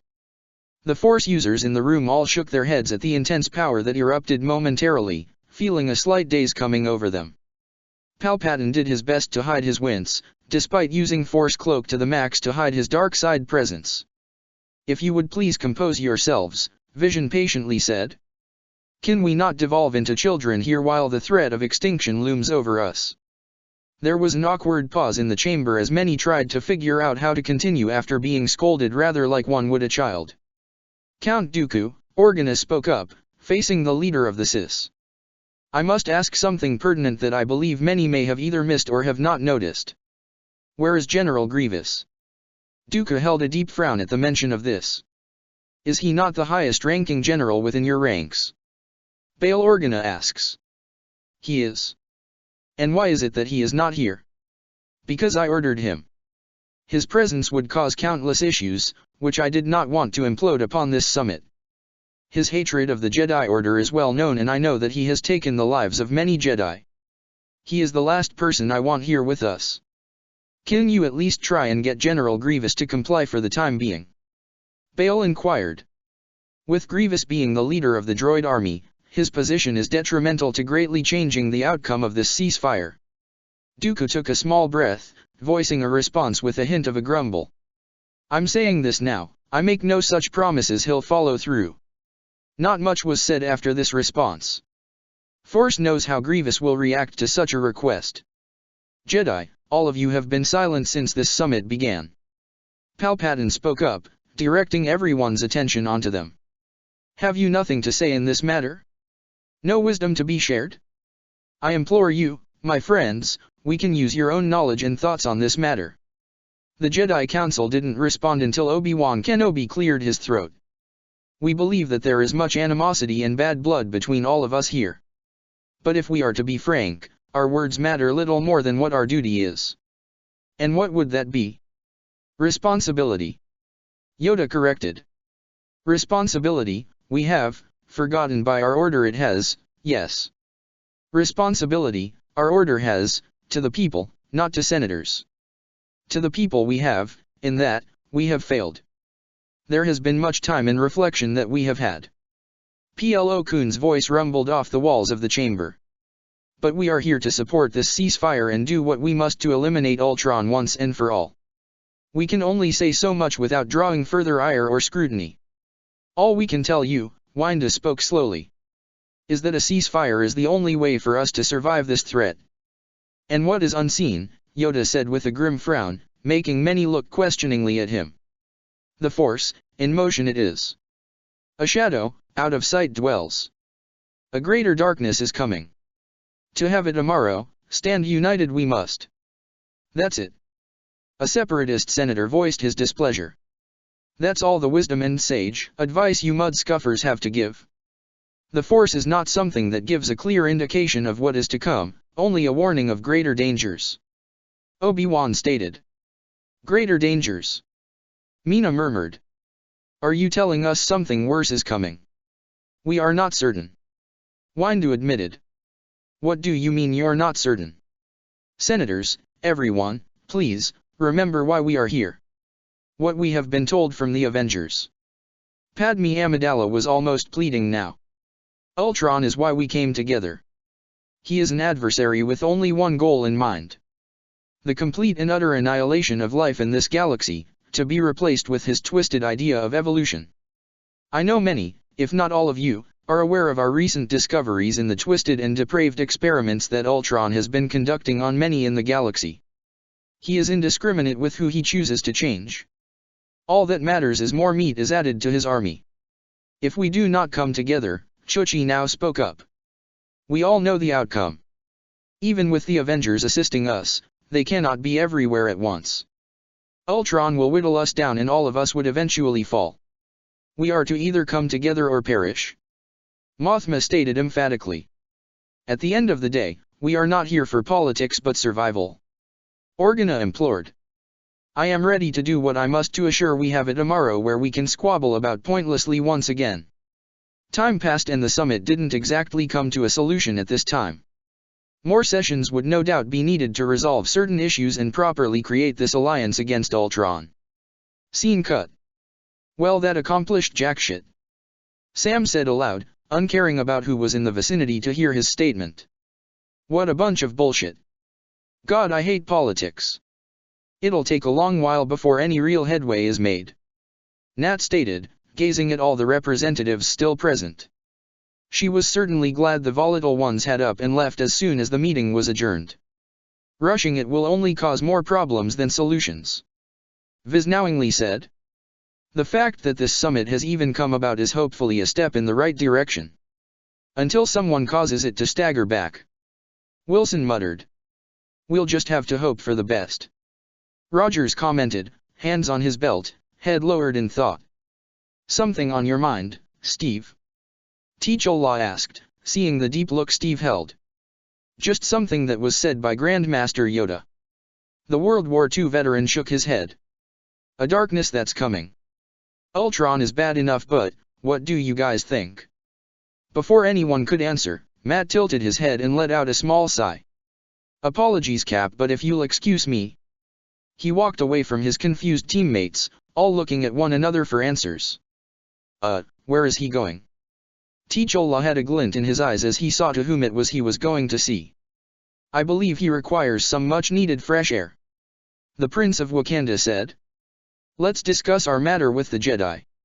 I believe their input is needed on your concerns, Captain. Walking in between the many individuals that remained within the corridor, Murdoch stopped at who it was he detected, lightly tapping his cane once on the ground, clearing his throat a moment later. Bo. He sensed her seizing up, the rest of the Mandalorians around her all regarding him with confusion. Slowly, she turned around to face him with a clear expression of conflict. Matthew, Bo slowly said. What do you want? To talk. Matt angled his head slightly. Matthew? Come now, Ms. Kryze, are we not friends that formality such as that is needed? Bo, how do you know Matt? Satin questioned from the side, looking between her sister and Daredevil. We go back. The blind lawyer casually revealed. I was her therapist, perhaps, during her imprisonment here on Coruscant after the failed assassination attempt on your life, Duchess. The blonde Mandalorian blinked at that. Oh. Bo-Katan let out an annoyed sigh, rubbing the bridge of her nose, turning to her sister. Can you tell the Mandalore I just need a moment? Satin eyed her sister intently, picking up on the demeanor she was giving off. Her posture conveyed a kind of restrained tension that all appeared thanks in no small part to Matt's arrival. It appeared there was more to the pair than she first assumed. Just so long as you don't make a scene. I won't dash. By wringing his neck. I make no promises. Bo. I'm just kidding, Satin. Bo-Katan said exasperatedly. Give me a break. Well, knowing you dash. Ladies. Matt interrupted their small argument, giving the red-haired Mandalorian an expectant look. May we? Bo let out a small grunt before nodding. Fine. Duchess. Matt said with respect before walking away with Satin's sister walking after him. The pair walked down the hallway away from the crowds that were still near the Senate chambers entrances, their chatter becoming distant and indiscernible.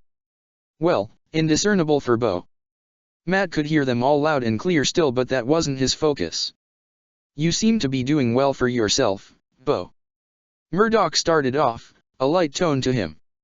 It is good to see you're in better spirits. The Mandalorian said nothing in response, only grumbling to herself, which made the blind Avenger huff in amusement. Nothing to say to me? What do you want me to say? Well, not yet at least. Not until I ask you the obvious. He could sense her body temperature rising, the man already knowing she knew exactly what he was referring to. So, what was that back on Manda? I don't know. Murdoch raised a brow at her response midway through his question and regarded her carefully. His enhanced senses picked up on her heightened emotions, her heart rate increasing with a haggard breathing pattern. You don't know? He asked in response, and she rounded on him with an angry look. You heard me, I don't know. She nearly shouted. That was. God, it hasn't been long enough for you to annoy me like this. Matt hummed at that, rubbing his chin thoughtfully. And yet, here we are. Why is that? I'm still trying to figure that out myself. Bo-Katan grumbled quietly. Daredevil was silent for a few moments, feeling the conflicted emotions radiating off the red-haired warrior. I wasn't thinking really, I just... She hesitated. It just came out, all right? I wanted to scream, shout, slap the hell out of you, but that's what came out. Okay? That's all there is to it. Is it? Bo now glared slightly at him. What do you want, Murdoch? Did you just pull me aside to needle at me again with your incessant questions? Is that it? You did come along when you could have denied my offer. Matt countered, hearing her grind her teeth at that. But I am still curious. He could feel her gaze on him. That still was not something I expected, and the New Yorker released a self-deprecating sigh. It seems my taste in women hasn't changed. Bo-Katan narrowed her eyes at the man as he now turned to fully face her. Look, I'll be fine if it was merely some heat of the moment or just getting it out of your system since the battle was long since over. You don't need to get so worked up on it once that's admitted. Then why ask? Matt had a flat look in response that silently said, You're really asking me that right now? She only scoffed in return. He let out a small sigh before shifting the conversation. It is good to see that you at least have a modicum of peace with your choice. What? Aligning yourself with the Mandalore and Duchess Satin. Matt clarified. You may not realize it, but there is a certain, I would say, confidence or perhaps peace with the decision you made. Bo rolled her eyes at that. No thanks to you. You've made me rethink everything I thought I understood about myself.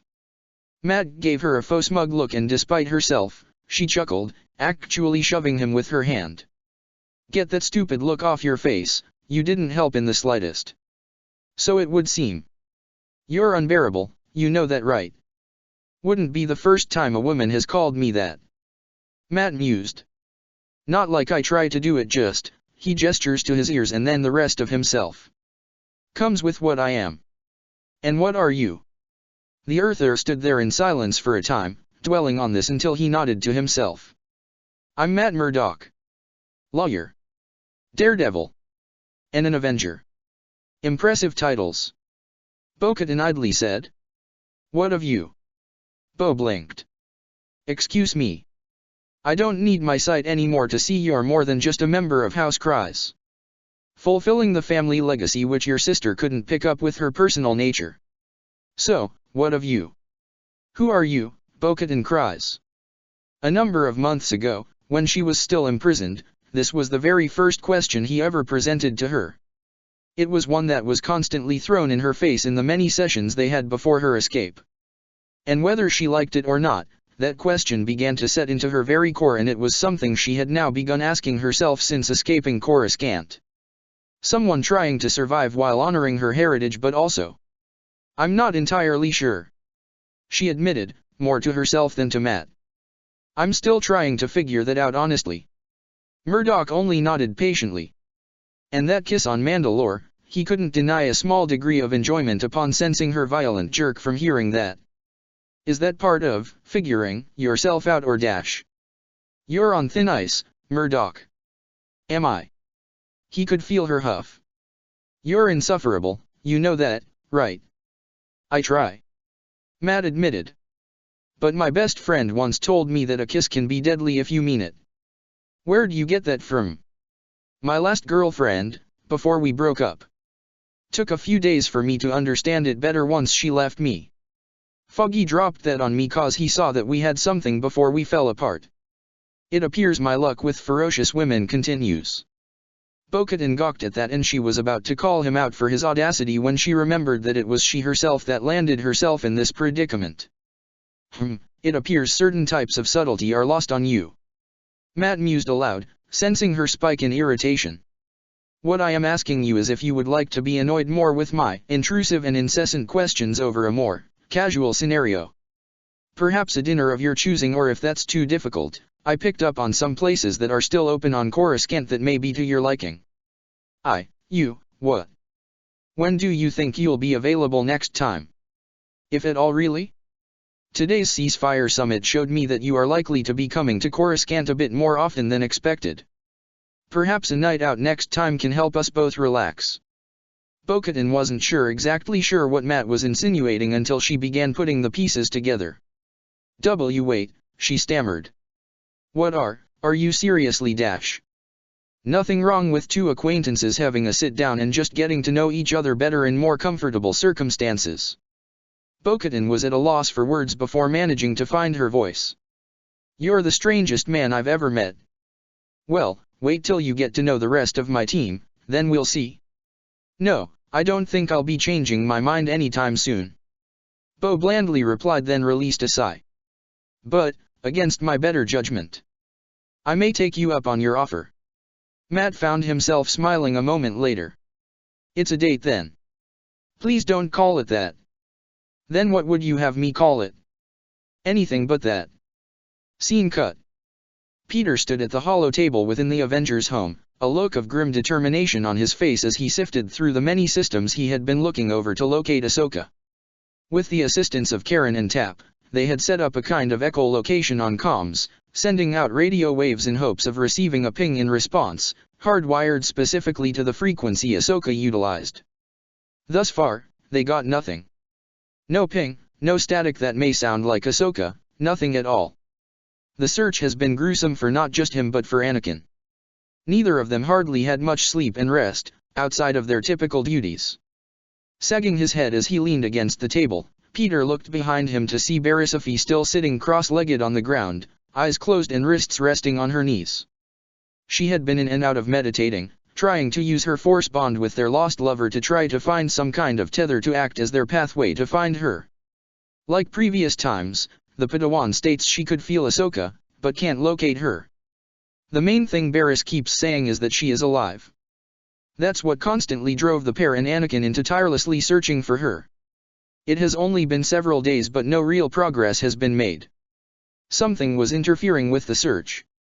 Something was blocking any proper attempts, repelling their advances. Yet, something unusual had occurred since Ahsoka's disappearance.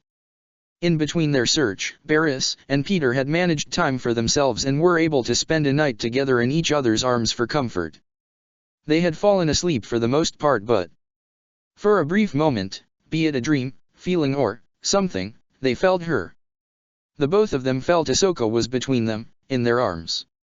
They could hear her and they could have sworn she heard them. When they awoke that following morning, they both felt a buzzing sensation they couldn't quite explain. For Barriss, she believed it may have been the Force, but Peter pointed out something that didn't make sense. How could he have felt it if he didn't have the Force? There was something going on. And had it been any other situation, Barriss and Peter would have tried figuring out just what this meant. But it wouldn't be the same without their girlfriend. That day only galvanized their efforts, the pair practically sleeping at their stations in hopes of finding the lost Togruta. It was the men of the 501st who found them like that, and rather than took them to bed, set up 2 mattresses for them and took over afterward. Peter, Barriss. Glancing over, the Queen's native saw T'Challa come into the home. Hey, T'Challa. Parker greeted him with a strained summit. Your Highness. Barriss said, getting to her feet and bowing. Please, young Barriss, no need for such formalities. The Prince of Wakanda implored, placing a gentle hand on her shoulder. We have been through far too much for such titles. The Padawan appeared conflicted, but the look T'Challa gave her made her acquiesce to his request, albeit reluctantly. You missed out on the summit. Panther said, facing Peter again. The young Avenger shrugged. Yeah, figured. How'd that go? Complicated. Not everything was settled today. More sessions will happen in the future. Peter hummed. Lovely. Seeing the acolytes must have been fun. It was. Teachola said sarcastically. If we didn't have other priorities to focus on, I would have asked about Blackout. Barris stated. First off, I doubt Duca or his people would openly reveal such information. Second, don't assume that the man you all faced is associated with him. Thirdly, you'll have plenty of time with later visits. I guess. Peter murmured. But I don't think I'd contribute much to anything political with those meetings. I'm just a kid. With more wisdom than a good chunk of those senators. Even if you don't contribute, attending these summits will give you experience for later occurrences. I think I'll stick to friendly neighborhood work, Teachola. Peter said good-naturedly. Of course. Still, wouldn't hurt. Can't solely be ignorant to politics all the time. Well, I figured that much. But if all they're gonna do is just yell at each other. The prince chuckled at that. Cannot fault your argument there. He then looked up at the hollow table, seeing several highlighted systems that were red. No luck. Nada. Peter groused out, teeth clenched in frustration. Just one dead end after the other. Barris said nothing, only slumping slightly as a show of confirmation with the Wakandan frowning at this. A most peculiar occurrence. He muttered, crossing his arms in thought. Peter. Barris. I know this may seem redundant by this point, but I am curious. Did you think of everything in terms of what may have led up to Ahsoka disappearing as she did on Onderon? The two teens shared a look with each other, unsure of this matter but still decided to give it a try. It's just that everything was relatively fine. Yeah, the attack on the Capitol was reminiscent to the Battle of New York with the Chitauri and Sokka Arans going after everyone. Peter said to the Wakandan prince. Barris picked things up from there. When Ahsoka left, she was with other rebels. A Trandoshan was the one that saw it end up being taken into Dash. Wait. Teachola sharply cut them off, pointing at the Mirialan, startling her. What did you just say? About learning King Dendup was taken. No, not that. Teachola shook his head. You said you learned of Dendup's departure from Trandoshan's, correct? A bewildered look was present on both teenagers. Yes, why are you Dash? The Black Panther said nothing, instead turning to the hollow table in an instant. You said you saw Ahsoka leaving with Trandoshan's, yes. He didn't wait for a response as he sent out a transmission. Trandoshans who are known hunters in the galaxy. The two teens frowned, a troubled look appearing on their faces. What do you mean? Barris inquired. Are you referring to the culture of the Trandoshans? I don't mean to assume that every Trandoshan follows the same aspect. It's just my relations with the Wookiees Dash. Just as he was about to finish his statement, his hail was received and on the hollow table flickered the image of a large and imposing Wookiee.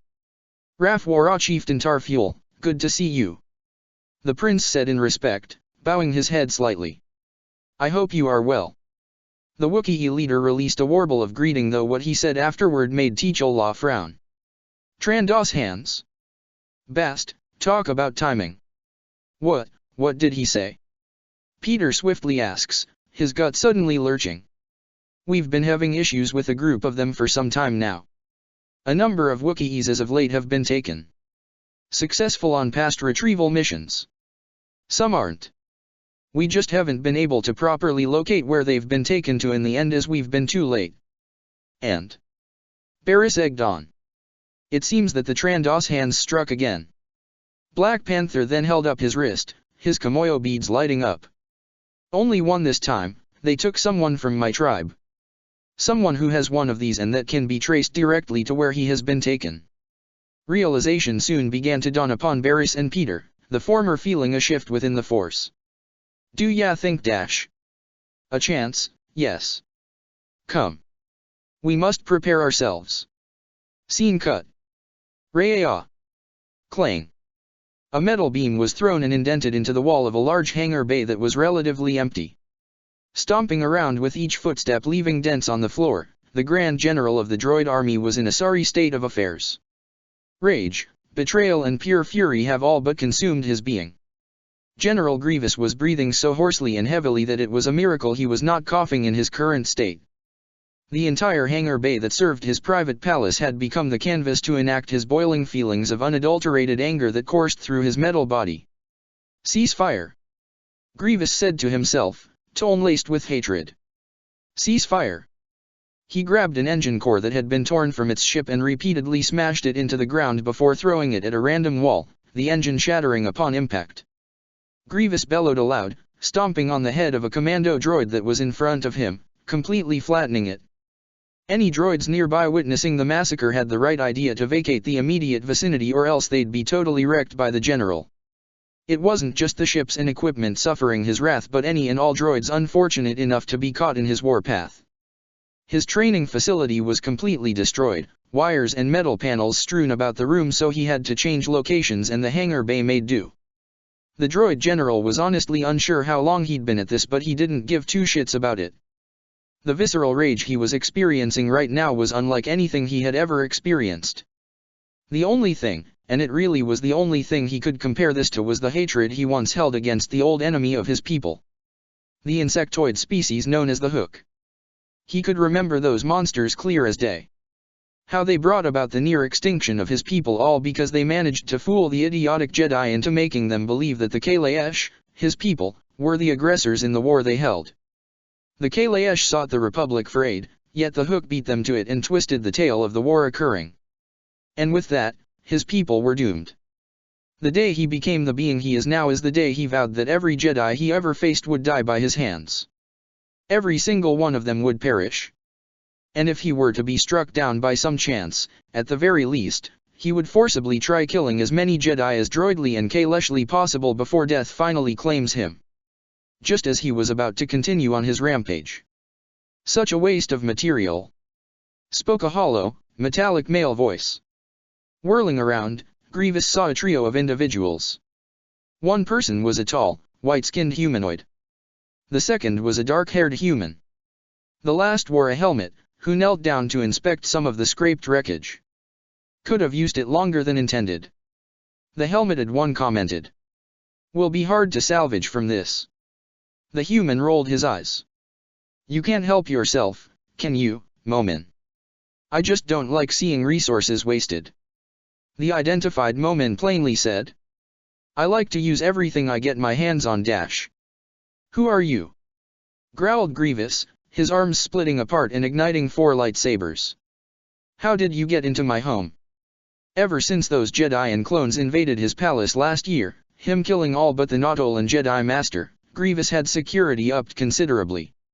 No one would come here all so easily. But how was it that no alarms were raised? A ship would have been spotted once it came into the system. But for these 3 to just appear out of nowhere. Assumptions were soon made upon inspecting the trio. Assassins were one thought, but Grievous soon spotted the lightsabers on the smaller duo of the trio. Neither of them had the appearance or air of the Jedi, which resulted in acolytes. Grievous' eyes promised nothing but murderous intent. "If you think you'll drag me back to Dooku, you're in for a rude awakening." The Kalaesh cyborg ignored Dooku's calls and summons. His mentor and benefactor had repeatedly sought him out for compliance, but Grievous all but severed his ties with him with his present actions. The response he received from the newcomers was not one he was expecting. "Fascinating," Momin commented in clear intrigue. "You are a work of art, aren't you?" Broken down yet terror incarnate. Though thrown momentarily by this compliment, the droid general remained on guard. "Flattery will not get you anywhere. Now answer my question." Grievous snarled, spinning his lightsabers around. "I believe you are mistaken, General Grievous." "Who said we were with Darth Tyrannus?" said the dark-haired human. Grievous paused for a moment yet shook his head. "Are you trying to play me for a dash?" "We are not with that pathetic excuse of a dark side user," the tallest of the 3 interjected with a bored voice. "What we are here for is you, not your benefactor and his master." Grievous kept his lightsabers out, but he slowly lowered them now. Me? Why have you come for me?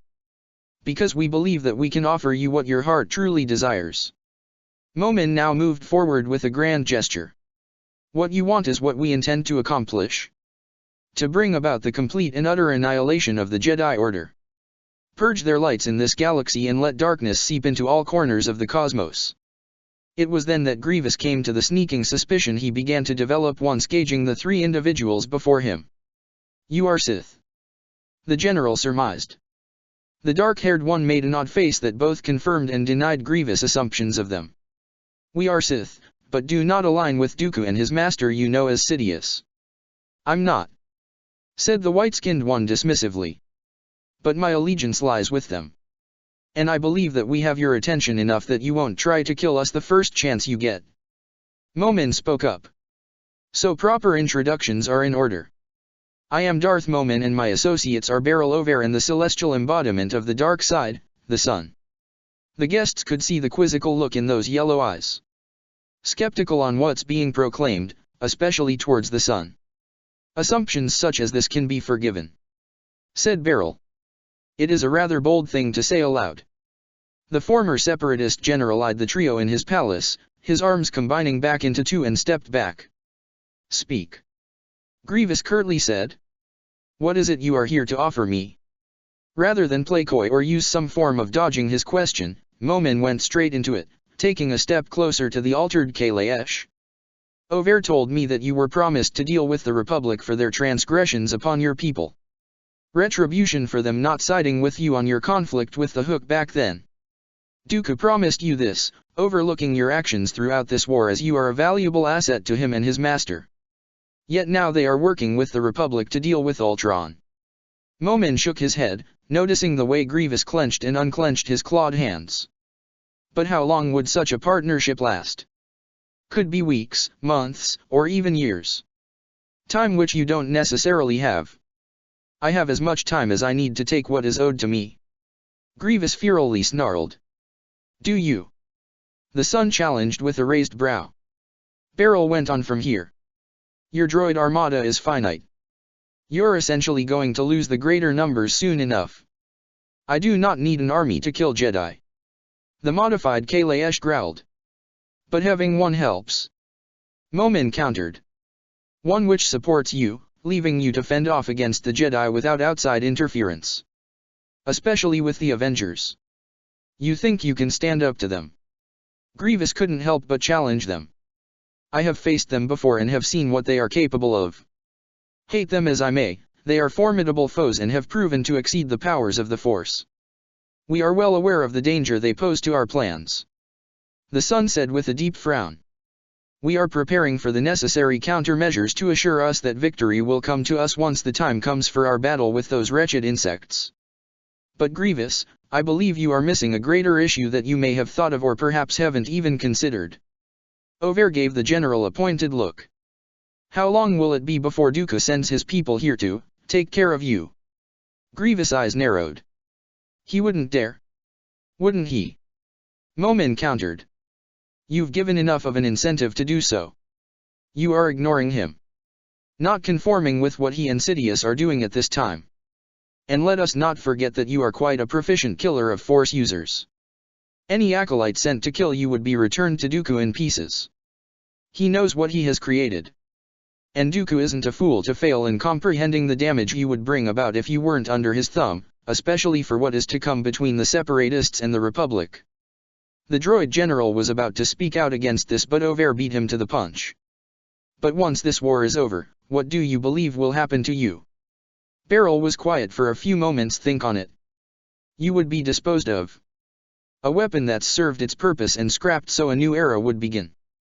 This is what Sidious intends to do with you. What you were always meant to be. And there's a part of you that gladly would do so long as you could kill any and all Jedi in your path. But there's that other side of you, the part that refuses to ever be thrown aside again and be left for dead.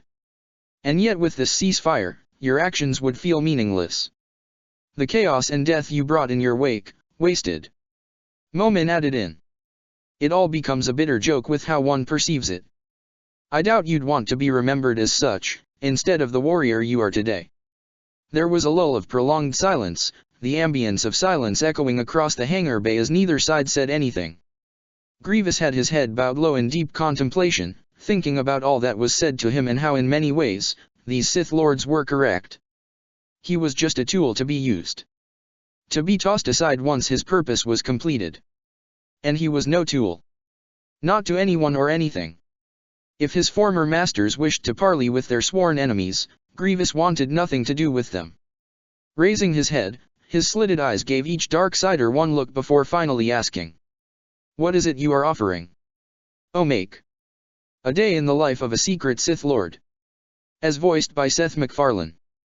A series of unfortunate, alternative moments for Sheev Palpatine upon feeling the return of Freedon Nad. Along with other situations, courtesy of the Avengers, Ultron, and others. Alone in his office, Darth Sidious aka Chancellor Palpatine aka Sheev aka the Dark Lord of the Sith aka Dewitt and aka Lil Palpy was hard at work politicking. Pretend politicking was a lot like real politicking. Just a whole lot of bullshit wording mumbo-jumbo to emotionally appease a few morons when nothing really gets done. Maybe the Sith should have done this sooner. Palpatine raised his head. I sense something. A presence I haven't felt since, never, what could it? Palpy's eyes widened as the dark side wave struck his body. In particular, it hit him with a fabled note long believed to have been lost to the annals, or in this case, annals of time. Oh God no, not the brown note gaya. Sidious shot up and out from his seat, his head banging against the ceiling as a brown stream exuded itself from the deepest recesses of the Sith Lord's bowels. He then fell into the middle of his office, his ass up and robes coated in excrement. I hate Mondays. Palpatine grumbled before passing out. Static screen change. A number of senators, Jedi, clones and Avengers stood around the body of one Chancellor Palpatine that appeared to have had every bone in his body broken. So. Anakin looked around. What happened to him? Bail Organa, having witnessed the fall of the Dark Lord, coughed into his hand. Well. Wavy screen transition. Walking on a hover platform, Sheev was chatting with several other politicians. Then I was like, that's no moon, that's yo mama. Oh! Exclaimed some of the senators whilst the rest laughed. Palpatine was riding high in life. Literally. The platform they were standing on was transporting them across the cityscape of Coruscant. And then came the dark side wave from Freedon Nad's revival. What the fuck was oh shit? Inadvertently, Sidious had taken a few steps back after feeling the wave of the dark side. In doing so, he lost his foot and fell from the platform. And just as he was about to right himself, a speeder struck him. Followed by another, and another, and another one, and another one after that, and that one, followed by 2, no wait, 3 4, now it's 5, okay I'm just gonna stop counting wait, he's falling now and ouch, he just bounced his head off a billboard and he got rammed by an LAAT gunship there we go, now he's reached the ground. Wavy screen transition. After hearing this, the audience was silent on how to respond to such a revelation. Peter raised his hand up, not sure what to say until a janitor with a mustache and a grumbling face to boot walked by with a broom in hand. Where the heck do these things keep falling from? Like seriously, what are they doing up there? Static screen change. Count Dooku walked to the center of his personal office on Sereno, getting down to one knee as an enlarged holo transmission of Darth Sidious appeared. What is thy bidding, my master? My bidding? How about I bid thee to stop ramming those ships into asteroid belts? How about that? Or how about actually succeeding in many of my plans, for once? Can you do that for me? Dooku frowned. I'm trying dash. There is no try. There's do or fuck up royally every other day of the week. And you fucked up royally, Dooku. For that, I'm hiring bounty hunters. Sidious pulled out a flip phone and dialed a number. That's how bad it is that I can't trust you or the acolytes on this fucking assignment. But dash. Shut up, I'm already making the call. Sidious stood there, waiting for someone to pick up the phone while Dooku remained awkwardly down on one knee. I honestly don't know what bounty hunters will accept. So many of them are flocking to these guardian schmucks that I'm basically gonna scrape at the bottom of the barrel. There was a pause of awkward silence, Palpatine glancing down at his apprentice and snorting. I bet that knee is starting to hurt. The Dark Lord smugly said. Yes, my master, it do, for God's sake, Dooku grumbled, seeing his master hold up a middle finger. Ha, yeah, bet yeah, didn't see that coming. The Chancellor chortled to himself at his own joke. The Count only hung his head, shaking his head as his master finally contacted a bounty hunter. What? What do you mean there's a surcharge? I got down payments on a bunch of crap already, you bastards. This was gonna be a long phone call. Avengers Infinite Wars Chapter 95, Padawan Found. Within the interior vine tree that served as their makeshift base, the 5 Padawans sat on one side of the fire as their newly identified 6th party member had revealed himself to be far more than a simple captive like the rest of them. His red within red eyes was far more striking now in comparison to his sharp blue skin that clashed with his irises. A few days have passed since Mithran Uruado, or Thrawn as he called himself, made his reveal to the Padawans. They had found themselves in this sort of situation every night since, with them looking at him with a measure of distrust and curiosity. He had been parading himself around as one who is only just beginning to grasp the concept of basic only to turn things around and speak it fluently. All after Ahsoka showed the ability to reactivate the Trandos handguns so that they could now use them against their hunters. When they heard him speak, they demanded some form of an answer, and Thrawn coolly replied with, I wasn't certain I could trust you, to be frank. I wished to observe and see just who I was working with. That didn't really do much in endearing them to the Chiss, but Ahsoka soon squashed any form of dissent. Much as they wanted to grill the blue-skinned man on just who he was and all that jazz, Tano understood that such questions needed to be asked after they survived and got off this planet. It wouldn't do any good prior to their departure. Right now, they needed a plan of some kind. Be it to attack their pursuers head-on or trick them, commandeer a ship and hightail it out of the system. They're aware of what we've been up to by now. Jinx said. The Ultron drones have been accompanying them since Thrawn and Ahsoka killed 2 of their own, and they've been trying to track us down. We can barely leave the vicinity without them flying by. They'll be coming after us in here. Khalifa dejectedly said, knees propped up for her to rest her arms on. It's only a matter of time. Ahsoka dwelled on this eventuality, knowing that her fellow Padawan was right. They could only stay hidden for so long, mud or not. The Trandos hands will eventually find them and take them out, so they need a plan of action now. As a last resort, as initially planned since Tano first accessed the pilfered weapons, use a lot of the converted bombs to destroy their compound with the Trandos hands and Ultron drones inside and rendezvous elsewhere. But the issue was the enemy hideout was up in the sky, out of their reach. Taking their weapons was one thing, but they knew that if they commandeer one of their platforms, the Ultron drones patrolling the area would be on them in an instant. The Padawan's use in the Force was non-existent, only limiting them to their natural skills. Ahsoka had taken it upon herself in that time to show a few moves and pointers the rest of the Padawans could utilize for the time being.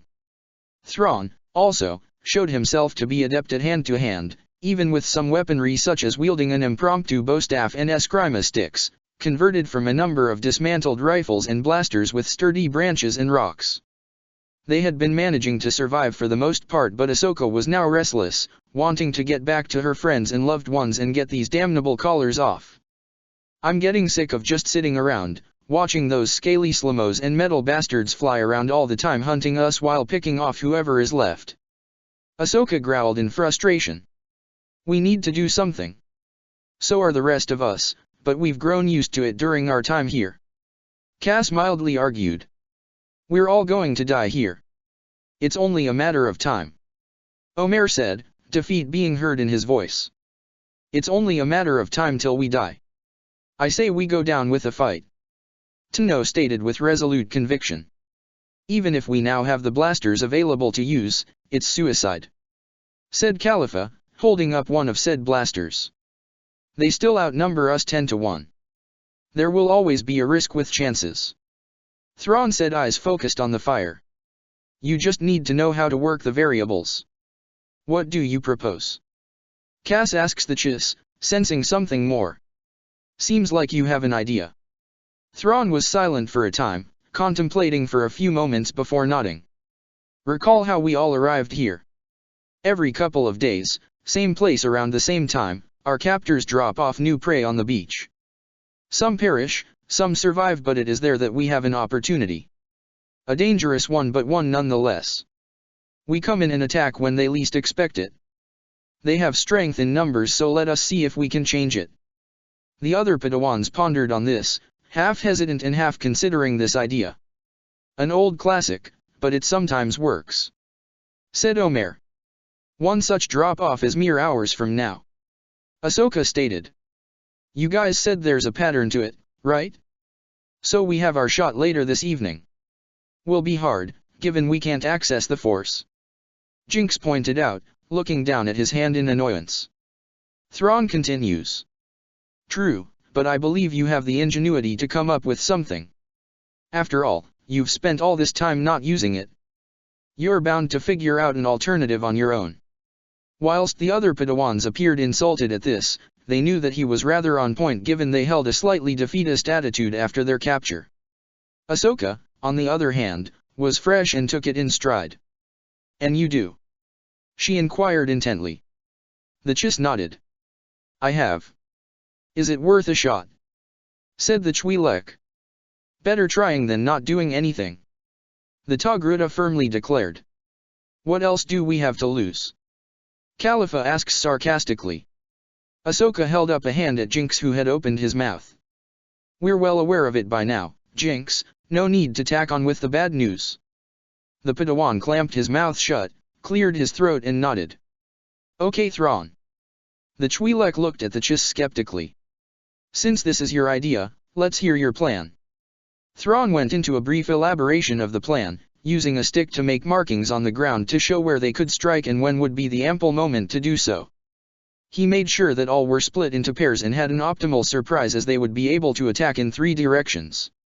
Once the planning was done and an agreement on said plan was made, they broke off into their pairs to ready themselves for their attack.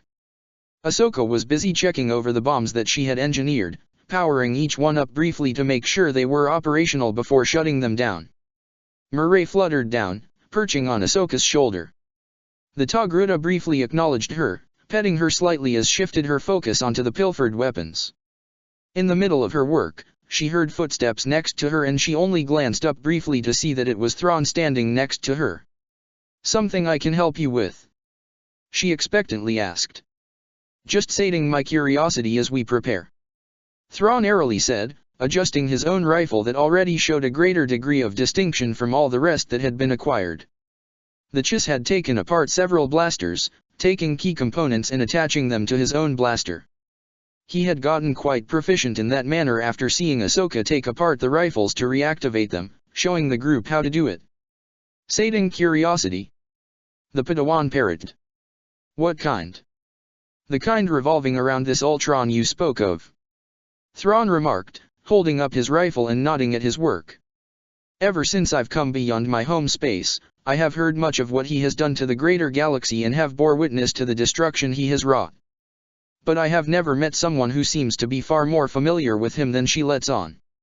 Like I said before, I have good relations with the Avengers. They're the ones who really know him. The only interactions I've had with that clanker is seeing him kill many of our troopers and my Jedi kin. And then there was what he did to Peter. Ahsoka clenched her eyes shut momentarily at the memory of Jabim. I only know so much. The Avengers are the ones you're gonna need to ask when you meet them. Perhaps that might be the case. Thrawn mused. Depends on the perception. Since you hold a clear relationship that sounds more of a friendship than a mutually beneficial partnership, through close association, Ultron would consider you a bit more important.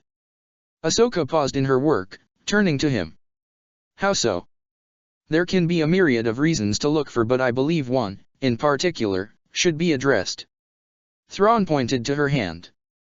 Recall how you defeated that one Trandos Han. You did something that should be impossible with that collar around your neck. You managed to repel him with the Force, something that clearly disoriented the Trandos Han and caught him off guard. That was. Ahsoka adopted a contemplative expression. I don't know what that was. The Chiss cocked his head slightly. Was it not the Force? The Togruta shook her head. No, at least, it didn't feel like the Force. Thrawn's expression hardly changed. Him being unfamiliar with the concept to some capacity, only knowing through certain facts and comparisons. The Chiss eyes glinted with obvious intrigue. How did it feel like, exactly? Ahsoka contemplated the question, thinking back to when that power came up. It was so brief and sudden that at the time, she really didn't dwell on it as she had more pressing matters to attend to, being that they need to get the hell out of there before more Trandos hands, or worse, Ultron drones came down upon them. Now that she had this moment to think about it, she tried recalling the moment that power came out and described it to the best of her ability. I guess, you could say it was stronger. Primal, I think. Hard to really describe. She exhales a sigh. I can't exactly tap into it very well, after what happened. It just did end. I dunno, that was something new. This was the first time that ever happened. It felt like the Force, but at the same time something else entirely. Like I could tell there was an ocean right in front of me but kept my eyes on the shore. Does that make any sense? Perhaps. Was the Chiss' vague response. Could be something innate you've never considered finding before. The Padawan shrugged. Wouldn't know where it came from, even if I could tell you. The Trandos handbird rubbed her head against Ahsoka's, letting out a small hoot with the Togruta shooting it a small smile, scratching the side of her face. A hum escaped Thrawn's throat while checking the weapons a bit more. If I may, Ahsoka Tano, regale you with an adage from an old tome from my people. Seeing no harm, she ushered him to begin. One is born with a unique set of talents and abilities. One must choose which of those talents to nurture, which to set for a time, and which to ignore completely. Sometimes the choice is obvious. Other times, the hints and proddings are more obscure. Then, one may need to undergo several regimens of training and sample different professions before determining where one's strongest talent lies. This is the driving force behind many life path alterations. There are a few sets of skills that match only one specific job. More often they are adaptable to many different professions. Sometimes, one can plan such a change. Other times, the change appears without warning. In both instances, one must be alert and carefully consider all options. Not every change is a step forward. A sense of pondering encompassed Ahsoka for some moments. Even what you say is true. I doubt I'll make a repeat of that by miraculously using whatever innate power I possess at some desperate moment. Highly doubt it'll come more freely while facing these Trandos hands. Such a thing takes much time to work on, which we don't exactly have. Time will come afterward. Thrawn assured. Once we make our escape from this world, you'll have all the time you need to explore this newfound power. Ahsoka released a mirthful snort, shaking her head. I don't know if you forgot, but there is a genocidal clangor we first have to deal with. One step at a time. Thrawn countered, and at that, the Padawan openly laughed. Scene cut. It was time for the drop-off. The plan was gone over several times now, cementing what needed to be done. At the forest's edge, the group awaited the Trandos hand carrier to arrive. Thrawn and Ahsoka are in the middle, Omer and Cass on the right and Khalifa and Jinx on the left. They all stayed low, either hiding behind or beneath the root-like trees of the jungle. All were silent, keeping each other within eyesight. It was tense, to say the least, as all waited with tense breaths. Several were really doubting their plan in coming here, but knew that by this point, they couldn't really opt out or complain. They were here, so they needed to commit. If only the ambient silence mixed with the sound of the jungle in the background didn't set them on edge. Moments later, the group heard it. The sound of a ship coming in from on high. Get ready. We'll have to be swift. Ahsoka said aloud over the noise, knowing that the ship's descent would drown out their voices enough that only they could hear each other within the area. Our window is fast approaching. Thrawn muttered, getting up to one knee. The drop point isn't far. But our markers will be. Seeing the lights in the distance, the time had finally come. Now. Ahsoka said aloud, chopping her arm forward as the go-ahead. Running out of their cover, the sets of pairs went to their assigned markers. The aforementioned markers were large bones of some unknown beast to pieces of debris sticking out of the sand. With makeshift grapples on hand, Ahsoka and Cass ran up their markers and leaped off their highest points. They threw the grapples as hard as they could soon after, having them connect and snag against some part of the ship's hull as the two Padawans dropped. Both jerked from the connections before seeing their comrades leaping, snagging the ropes and making the climb. By the time Ahsoka and Cass made their way up to the ship, they saw the others get into positions. Just in time too, as the Trandoshan ship lowered itself to the ground to release their fresh batch of prey to hunt. Before either of the cybernetic Trandoshans flipped the switches, they saw something appear on the windows. What the dash one of the brown-scaled Trandoshans. The one piloting the ship used his cybernetic eyes to spot the individuals attacking them. It's one of those blasted Jedi whelps. How'd they get up here? One of the Trandoshans soon saw one of them pull out one of the rifles and began firing at the windows. That was certainly a shock for the hunters, who actually jolted back at this. Better yet, how'd they get them to work? Once this was said, the windows broke open as Ahsoka and Cass dived at them. Kill those Kree Gurk. A blaster bolt struck the Trandoshan pilot in the neck and he slumped off the chair, the ship angling downward. One of the other Trandoshans on the ship hastily managed to grasp onto the controls, jerking the ship back up.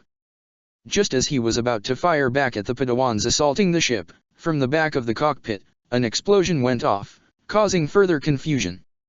Outside of the ship's hull, Khalifa and Thrawn had set off the power pack charges, destroying the lock mechanism. Opening the hatch, they went inside as Omer and Jinx stayed outside to watch for incoming assailants. Back inside the cockpit, the fighting went on with Thrawn and Khalifa joining Cass and Ahsoka that had gotten inside as well. Get the prey out.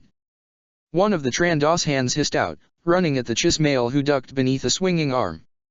Putting all his effort into a rising strike, Thrawn grabbed hold of the Trandoshan's robotic arm and with all his might had his shoulder crack the appendage in two. His scaly foe reared back in shock, letting out a scream of pain. This was certainly a surprise for the Chiss to hear, but he discarded that thought. Pulling out a blaster pistol, Thrawn shot the Trandoshan point blank in the head, watching him fall to the ground. With Khalifa, she was hoisted up into the air by her throat. She tried blasting her opponent, but her weapon was smacked out of the way, making her resort to punching the Trandoshan's arm as much as possible. Just when the human Padawan was smacked against the wall, Cass grappled the cybernetic Trandoshan from behind and began shooting his head. Several shots didn't go in right away, but the continued amount had him finally collapse and die in the process. As for Ahsoka, the Togruta was dealing with the final Trandoshan. She weaved through the assault with his sloppy punches to when she had to back away when his arms converted into shotgun blasters. What is that thing? Move left and duck. Ahsoka did just that, just in time for several shotgun bolts to sail over her. Right and backflip. She moved again out of instinct. Actions that were hard for her to tell at this time. But for some onlookers, they were more acrobatic. And Ahsoka didn't have time to dwell on what was occurring, cause she needed to survive at this very moment. Shots continued to go all over, making things difficult for the others, who sought to properly commandeer the carrier. Before long, Ahsoka landed right up and close to the last Trandoshan. A welling pulse came through her arms and sought their release. Going through the motions, the Togruta Padawan thrusted forward, delivering a double punch right at her opponent. The force of the blow sent him flying out of the broken window. The consoles. Focusing back on her surroundings, Ahsoka saw sparks jump and fly all over, courtesy of the blaster shots severely damaging the equipment. Oh, this ain't good. Outside, Jinx and Omer were doing their best to hang on as the carrier was spinning and turning, due to the fight in the cockpit. Both were forced to jump off and make their landing on the sandy beach below. Coming out of their recovery landings, the two male Padawans saw the carrier was sparking with some explosions going off. What is going on in there? Jinx muttered out loud. I don't know, but they've gotta leave or else, said Omer. Back inside the ship, the three female Padawans and Thrawn were trying to salvage what they could of the transport, but it was no use. Time to go, Cass hurriedly said. But the prisoners, they'll die, Ahsoka reminded her. Hit the release. Hurry, Khalifa shouted, pointing to the sparking controls. Rather than rush over to it, Ahsoka picked up some metal and threw it at the controls, hitting the release button. Ha-wa. Her small self-celebration was cut short by Cass grabbing her and yanking her back towards the open floor hatch that they all dived into. Everyone jumped out of the ship, making their own landing strategies. Some were alright, others weren't. Regardless, they were all out in time to see their plan go up in flames. Literally. In the end, they saw the exploding carrier crash into the beach. That could have gone better. Jinx flatly said. We lost a ship, Khalifa murmured dejectedly. A shame, really. Thrawn said passively, with a mild bit of frustration in his voice. We'll find another way, I suppose. If those drones don't hunt us down. Omer reminded, holding his blaster up in case any of those drones opted to come in. He was a bit surprised and weary that none of them had. Their attack nor the crashing and exploding ship was anything but subtle. Any survivors? Cass inquired, looking at the crashed site and feeling a pit in her stomach forming. She may have seen Ahsoka hit the release button. There wasn't exactly a guarantee of any of the freshly captured individuals having made it out of the ship in time. But no sooner did she think that did they soon hear a gruntled roar coming from the wreckage. What was that? Khalifa warily asked. Followed by another warble, Ahsoka's eyes narrowed, finding the sound to be familiar. Sounded like a Wookiee, she surmised. One of the prisoners, I bet. Jinx said, a tilt of hope entering his tone. Coming to the wreckage, they saw the survivor walk out. This was a tall fellow. A head taller than Thrawn. A discernible feature about him was the bandolier worn across his chest. When some moonlight shined upon the Wookiee, the light shows the belt was emptied of its original contents. It saw them and immediately growled at the sight of them when Ahsoka raised her arms in a placating manner. Hey there, we mean you no harm. She quickly said. We're Jedi Padawans and we've been captured like you by the Trandos hands. We came here in hopes of saving any recent captures by them and found you. If you wanna live, you gotta come with us now. Khalifa insisted. As much as they wanted to converse on the beach with the survivor, they all needed to vacate the premises or else more Trandos hands and drones will appear. Neither of them would want that anytime soon. Back at the tree base. Once settled, the Wookiee began speaking with Ahsoka and Cass having to translate. Your name is Chewbacca. Ahsoka asked to make sure, the Wookiee nodding at her. Chewbacca, does anyone even know you were taken? Omer asked intently. Hearing more grunts and growls, Cass gave the response. Not yet, but he says his home world is very close. Jinx let out a scoff. That's great, but it might as well be Coruscant, as far as I'm concerned. We've got no ship. But he said not yet. Thrawn pointed out. There is a likelihood that the Wookiee tribe he is a part of will be coming after him. But how will they know where to look? Khalifa asked and everyone turned to Chewbacca, who instead had his eyes set on the Trandos hand bird huddled up next to Ahsoka. The avian merely looked back at the Wookiee, cocking her head in confusion. Eyes shifted back to Chewbacca, who licked his lips. Seeing this, Ahsoka placed a protective hand around her convor and nudged the bird closer to her and wagged her finger at the Wookiee. Now, Chewbacca, Murray ain't food. She's a friend. Chewie only warbled out, complaining about being hungry and in spite of their situation, Cass giggled slightly. Thrawn cleared his throat, facing the Wookiee with a piercing gaze. If you would, Chewbacca, care to elaborate on this confidence you possess in your tribe coming for you? The Chiss gestured and Chewie chuffed in smugness. All Chewbacca responded with was holding up his arm, pulling back some of his fur to reveal a bracelet with something attached to it. He plucked it off and held it up for all to see. What's that? Khalifa asked. A marble. Jinx surmised. How is a marble supposed to help us? All the others could only look at this small orb in confusion. All but the Togruta Jedi who stared at it in deep concentration. Wait, is that a? I know that thing, it's a. Ahsoka was snapping her fingers, straining her memory to remember just where she had seen that until it finally came to her. That's a Kamoyo bead, right? Chewbacca let out a bark of surprise, inquiring how she knew what this was supposed to be. She now had a wide grin, a giddy feeling now growing within her.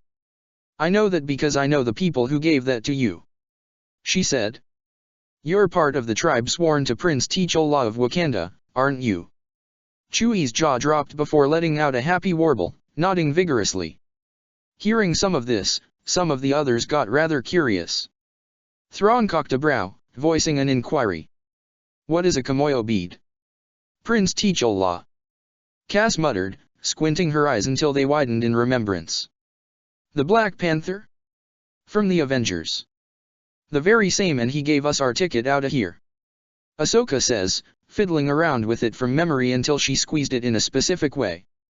Seeing it light up and give out a small, rhythmic pulse, she practically leapt in joy. I knew it. We're being tracked at this very moment. Help is on the way.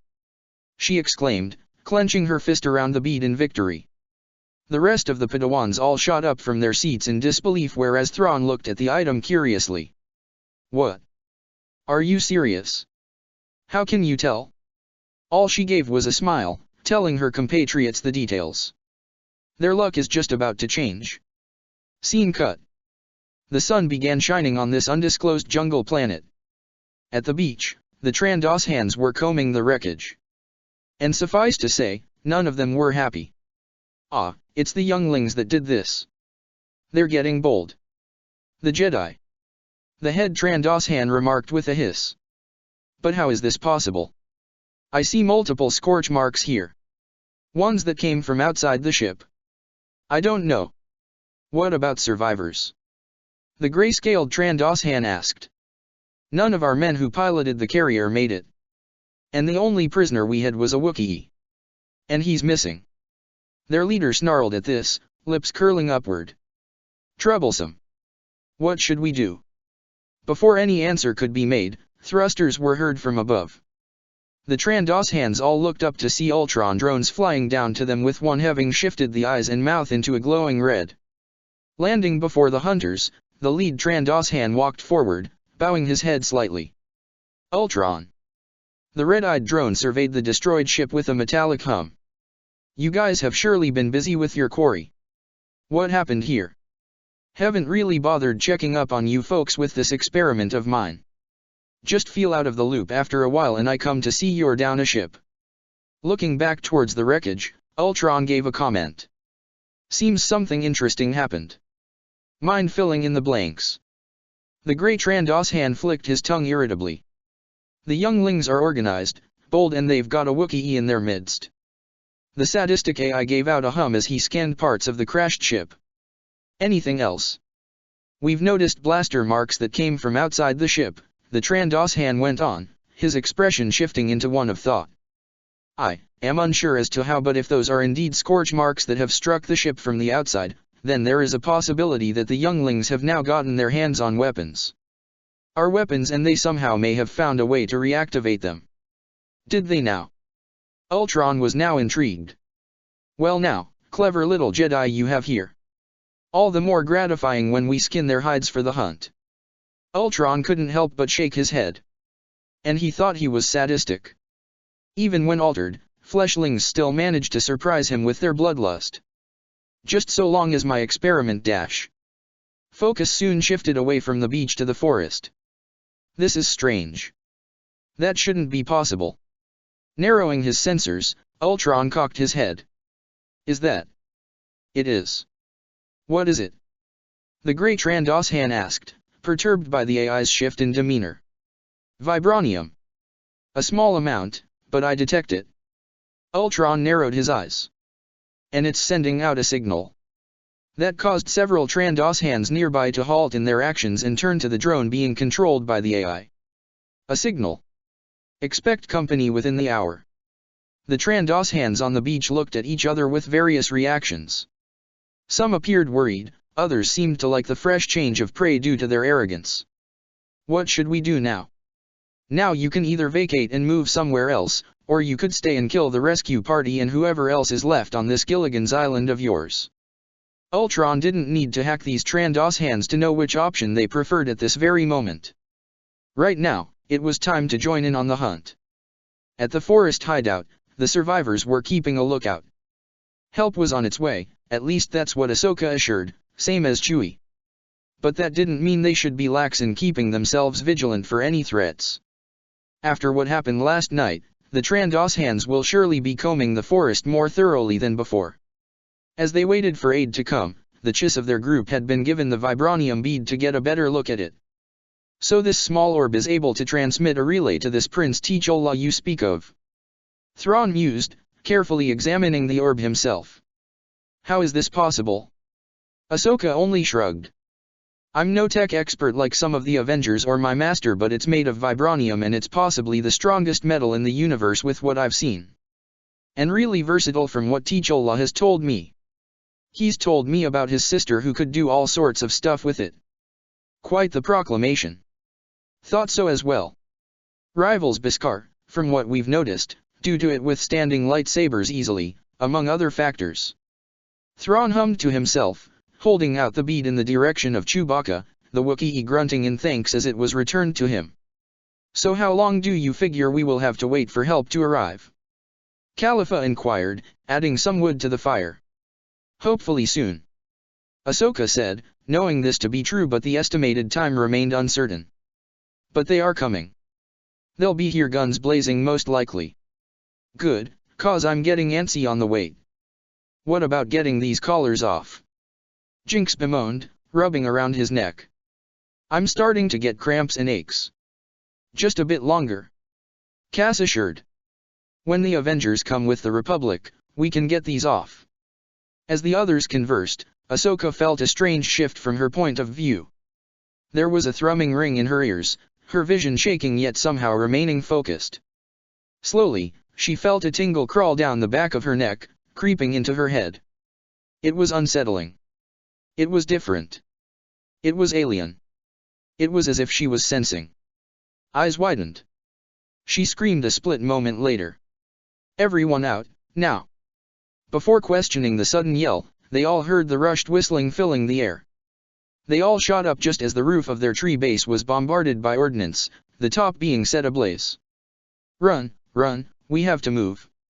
Ahsoka shouted and they all bolted from the burning tree, taking the weapons that they could and jumping out of the tree. The large vine entrance served as their slide, all of them sliding down to the ground, looking back to see Ultron drones that had surrounded the tree now chasing after them. Reaching the bottom of the vine, they all stumbled as they collided with each other, yet the adrenaline pumping in their veins made them shoot back up and sprint off just as the drones came down upon them. How'd they find us? We've been so careful. Khalifa shouted over the commotion. Thrawn was quick to respond. We can ask later. Now we flee. They all did as the Chiss stated. Running through the jungle, they did all they could to buy themselves time. On occasion of their escape, they fired back with their own weapons. Shots were hit and miss as they ran, jumped, and slid. For some bits of distraction and cover, they threw some explosive power packs and shot at them, using the explosions to hopefully take out a good chunk of their adversaries to using the smoke screens to cover their movements. While it was effective against the modified Trandos hands, it didn't exactly work against the drones. They appeared to be far more resilient, if not outright dementedly determined in getting to them. In order to get the people out of hiding, the drones and Trandos hands began burning the forest. What is with these drones? Jinx asked aloud. They weren't like this before. A clear change has occurred. Thrawn surmised, spinning around to shoot two drones down before having to roll away from an explosive missile. One that we can only guess. Probably a response to our attack last night. Omer grunted out, ducking from a drone nearly tackling him. Doesn't matter, we keep moving. Cass shouted, throwing an explosive in her wake, catching a Trandos hand with several other Ultron drones. Some close calls happened when the enemies came in too close for comfort. Each survivor had to look out for each other's back. Shooting anything that came within their perception, keeping them away. Didn't help with the fires growing more and more, making things difficult of their potential routes being blocked off. One drone surveyed the forest, flying about to track down any of the survivors. It came to a halt when spotting a particular individual. Recognizing them, the drone notified its creator, who promptly took over. Ahsoka Tano. The Togruta whirled when hearing her name being called out by a metallic voice. The drone slowly lowered itself, landing on the ground with a light thud. Interesting to find you here of all places. Ahsoka's eyes zeroed in on the drone with the red glow, the bot standing atop the destroyed remains of some trees.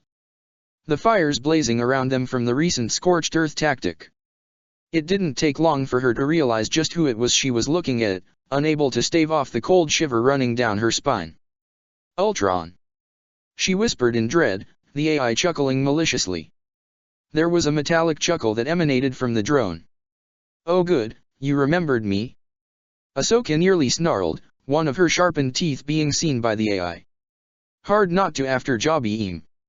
I did quite the number on your spider pal and spotted you with him behind enemy lines. He saw her seize up. Yeah, spotted you on Raxus, short stack. Not as inconspicuous as you and your friends would like to think you are. The Padawan's fists clenched tightly, the cold sweat she had only intensified. I say, I find it funny seeing you here on this literal backwater planet. But at least you're taking part in my experiment. That made Ahsoka pause worriedly. Experiment. Seeing how long you Force sensitives handle not using your well-known gifts before your inevitable demise in harsh environments. With them taken away, you're forced to change and adapt. Not just this, but forcing you to step down from your high rise and stand alongside many who you look down on. Look down on? We don't do that. Our job as Jedi is to help people. She fiercely rebuked. But do you? Do you really? Ultron shook his head. Well, not you, in particular, but so many of your colleagues. Both Sith and Jedi. Your arrogance with your power blinds you, thinking you're better than the normies. Making it all so unfair as you abuse your power on anyone you deem lesser. But once your connection with the Force is blocked, you would realize how insignificant you are. I mean, ask yourself this, what are you Jedi hypocrites without the Force? That actually made Ahsoka freeze up and genuinely contemplate on that question. If the Order up and lost the Force suddenly, who were they? Teachings, philosophies, and influence only go so far. No one really pays attention to them if they don't have a special package with them to really sell it. Ahsoka shook her head and glared defiantly at the AI. Yeah, you know what, you're probably right about us. She gritted out. Without the Force, we really don't have much, but I've come to learn that I don't need to have power to do what's right, to help and protect those who can't do it themselves. I have the Force, I have this power and I will use it for the sake of others at every chance I get. It's my responsibility. If Ultron was in his advanced body, his optics would have narrowed right now and he would have sneered at her. Typical. He said in disgust. That sounds like Avengers rhetoric bullshit. Worse than the Jedi. You have the bark, but do you have the bite? With that said, the drone zoomed right towards her, prompting her to immediately shoot right at it. Her senses tingled and flared, making her leap over the drone and quickly land on it. She began doing everything she can to take it out as best she can while taking on a crazy ride. I'll show you bite. She said, jamming the blaster into an opening in the drone's head and firing. With the head wrecked, the drone lost control and proceeded to crash. Ahsoka leapt off and landed in a recovery roll some distance away before obtaining any significant damage. Great, Thrawn was right. She thought before realizing she was near one of her fellow survivors. Ahsoka, come on. Cass said, holding her hand out which Tano immediately grabbed onto. She was hefted up off the ground, Thrawn having ran up to help cover their blind spots. We need to keep moving. He urged. Into the thicker parts of the jungle, we may be able to lose them. They heard a loud roar, turning around in time to see Chewbacca grabbing a Trandos Han, lifting him up off the ground. A moment later, the Wookiee swung and slammed the age-old enemy of his species into a nearby tree, a sickening crack being heard followed by the Trandos Han falling to the ground dead. More drones incoming. Omer shouted, his rifle having run out of shots and he now used it as a blunt weapon. We have to get out of here now. Jinx yelled. They all began sprinting away again, the drones and Trandos Hans pursuing them. Using what bombs they had left on hand, they tossed them all back sporadically, creating explosions that served as distractions and cover to help keep the distance from them. It worked for the most part, but their pursuers had the numbers advantage. Any that were taken out by an explosion were replaced immediately with more flying in. When will they end? When we're dead. Great Jinx, real motivating. Guys. Ahsoka admonished. Not now. They wanted to apologize, but it was a bit of a hard thing to do with their lives on the line. So they could only keep on running. Chewbacca suddenly roared, pointing ahead of them. In the direction the Wookiee was gesturing to, they saw a thick brush ahead, the spaces to get in small enough for them and not for their hunters. Quick! Ahsoka shouted, hoping they can speed up. Through there. They all felt the strain on their legs but pushed through the pain, forcing themselves to run faster. Just as they were about to reach the thicket, Khalifa felt a cold shiver down her spine. Glancing back, the lone human Padawan saw some drones closing in on them and they were about to pounce on her comrades in front of her. At the last second, Khalifa lunged forward and shoved Cass and Jinx back with all her might just as two drones came down on her. The young Jedi released a cry of pain and struggled against them, and the others saw her plight. Khalifa! Ahsoka shouted, turning around to run for her. Hang on. No, Ahsoka, wait. Thrawn yelled out to her just as more drones came down to intercept the Togruta. Chewbacca let out a savage roar, rapidly firing his weapon at the drones, taking out some whilst evading the receiving shots. Khalifa was flailing, trying to free herself, but the two drones holding her produced tendrils that quickly bound her arms and legs, and one grabbed her head, wrenching it back. And no, please. Khalifa said in pure fear and desperation. Deactivating the collar around Khalifa's neck, the Ultron drone pried it off and tossed it aside. Coming out from a hand compartment was a tampered kyber crystal. Ultron's voice was soon heard from it. Time to join the Horde. With one swift movement, the drone thrusted its hand into Khalifa's chest and implanted the crystal. Khalifa inhaled sharply, pain running up and down her body, touching on every cell. The last thing she was able to do in her life was release an ear-splitting scream that rattled the eardrums of the others. The Padawans, Chiss, and Wookiee could only look on in horrified disturbance of the mechanized horror before them. Of the human Padawan screaming and becoming something not of her nature.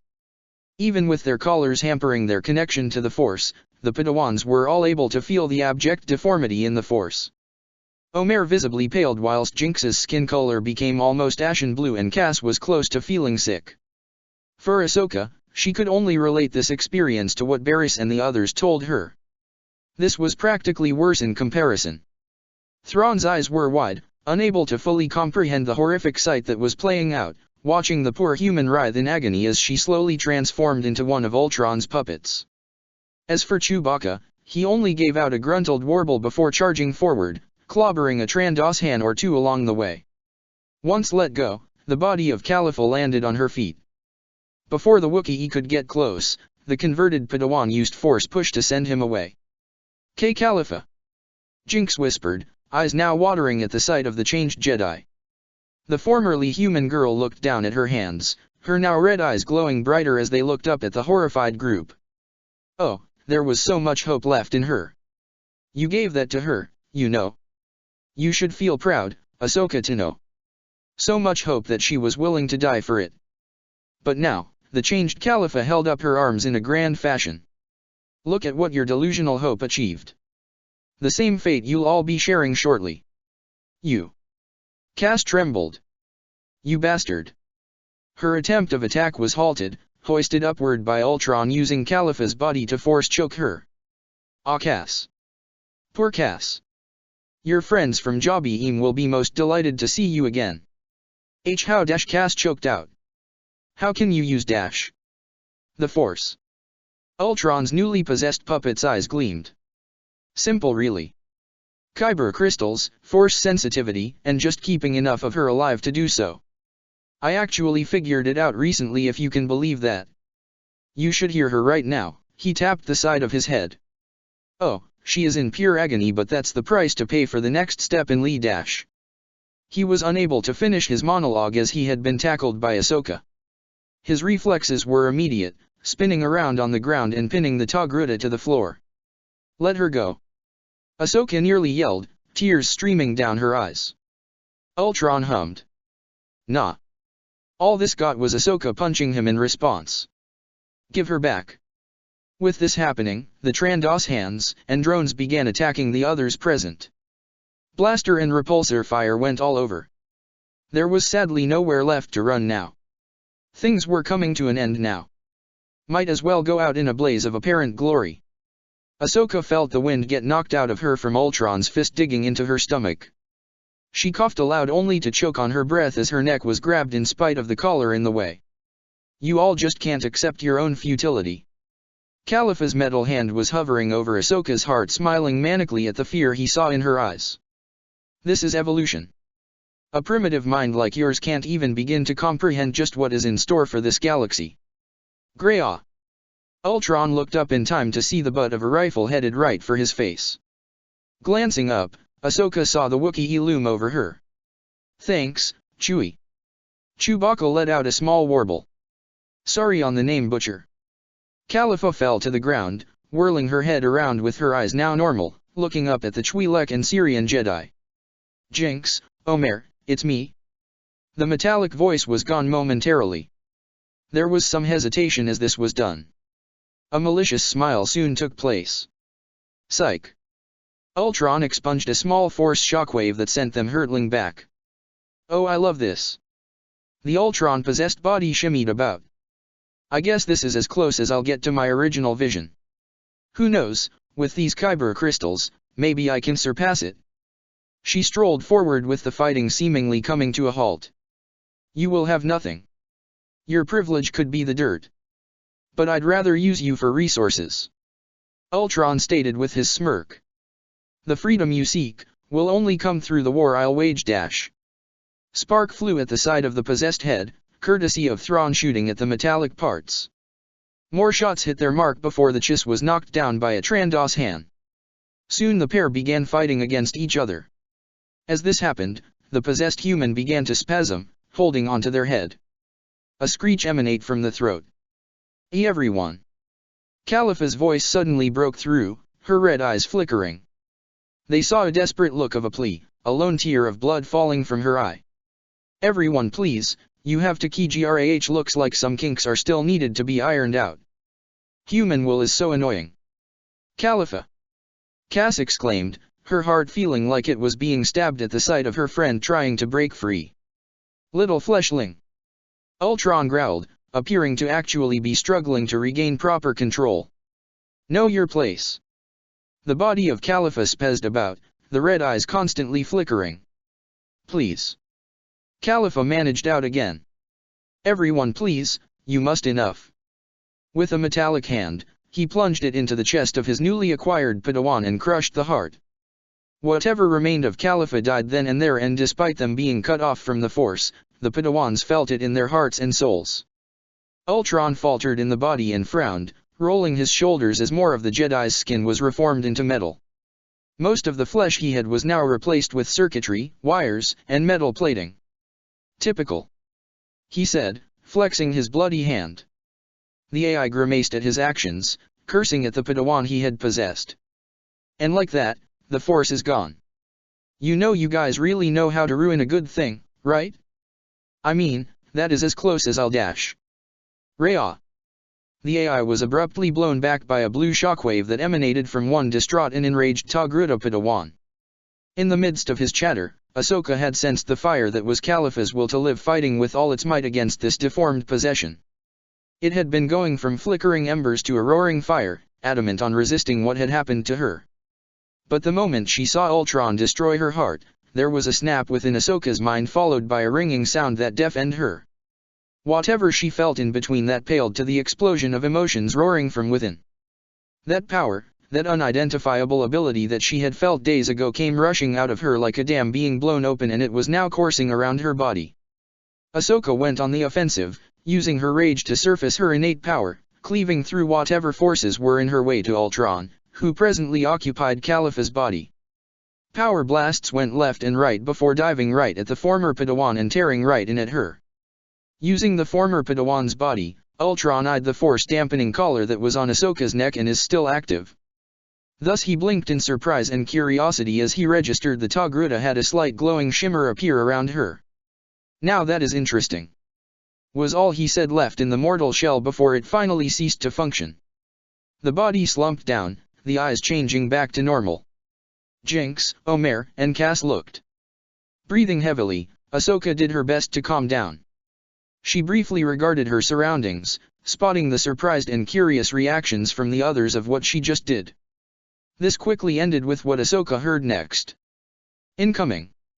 Cass shouted, and everyone saw even more Ultron drones coming from the Trandoshan's hovering stronghold, the base itself actually lowering itself towards them. "You've gotta be kidding me," Jinx said, teeth clenched tightly. "It appears the fight is not over just yet," Thrawn grimly said, readying his weapon with Chewbacca roaring aloud defiantly.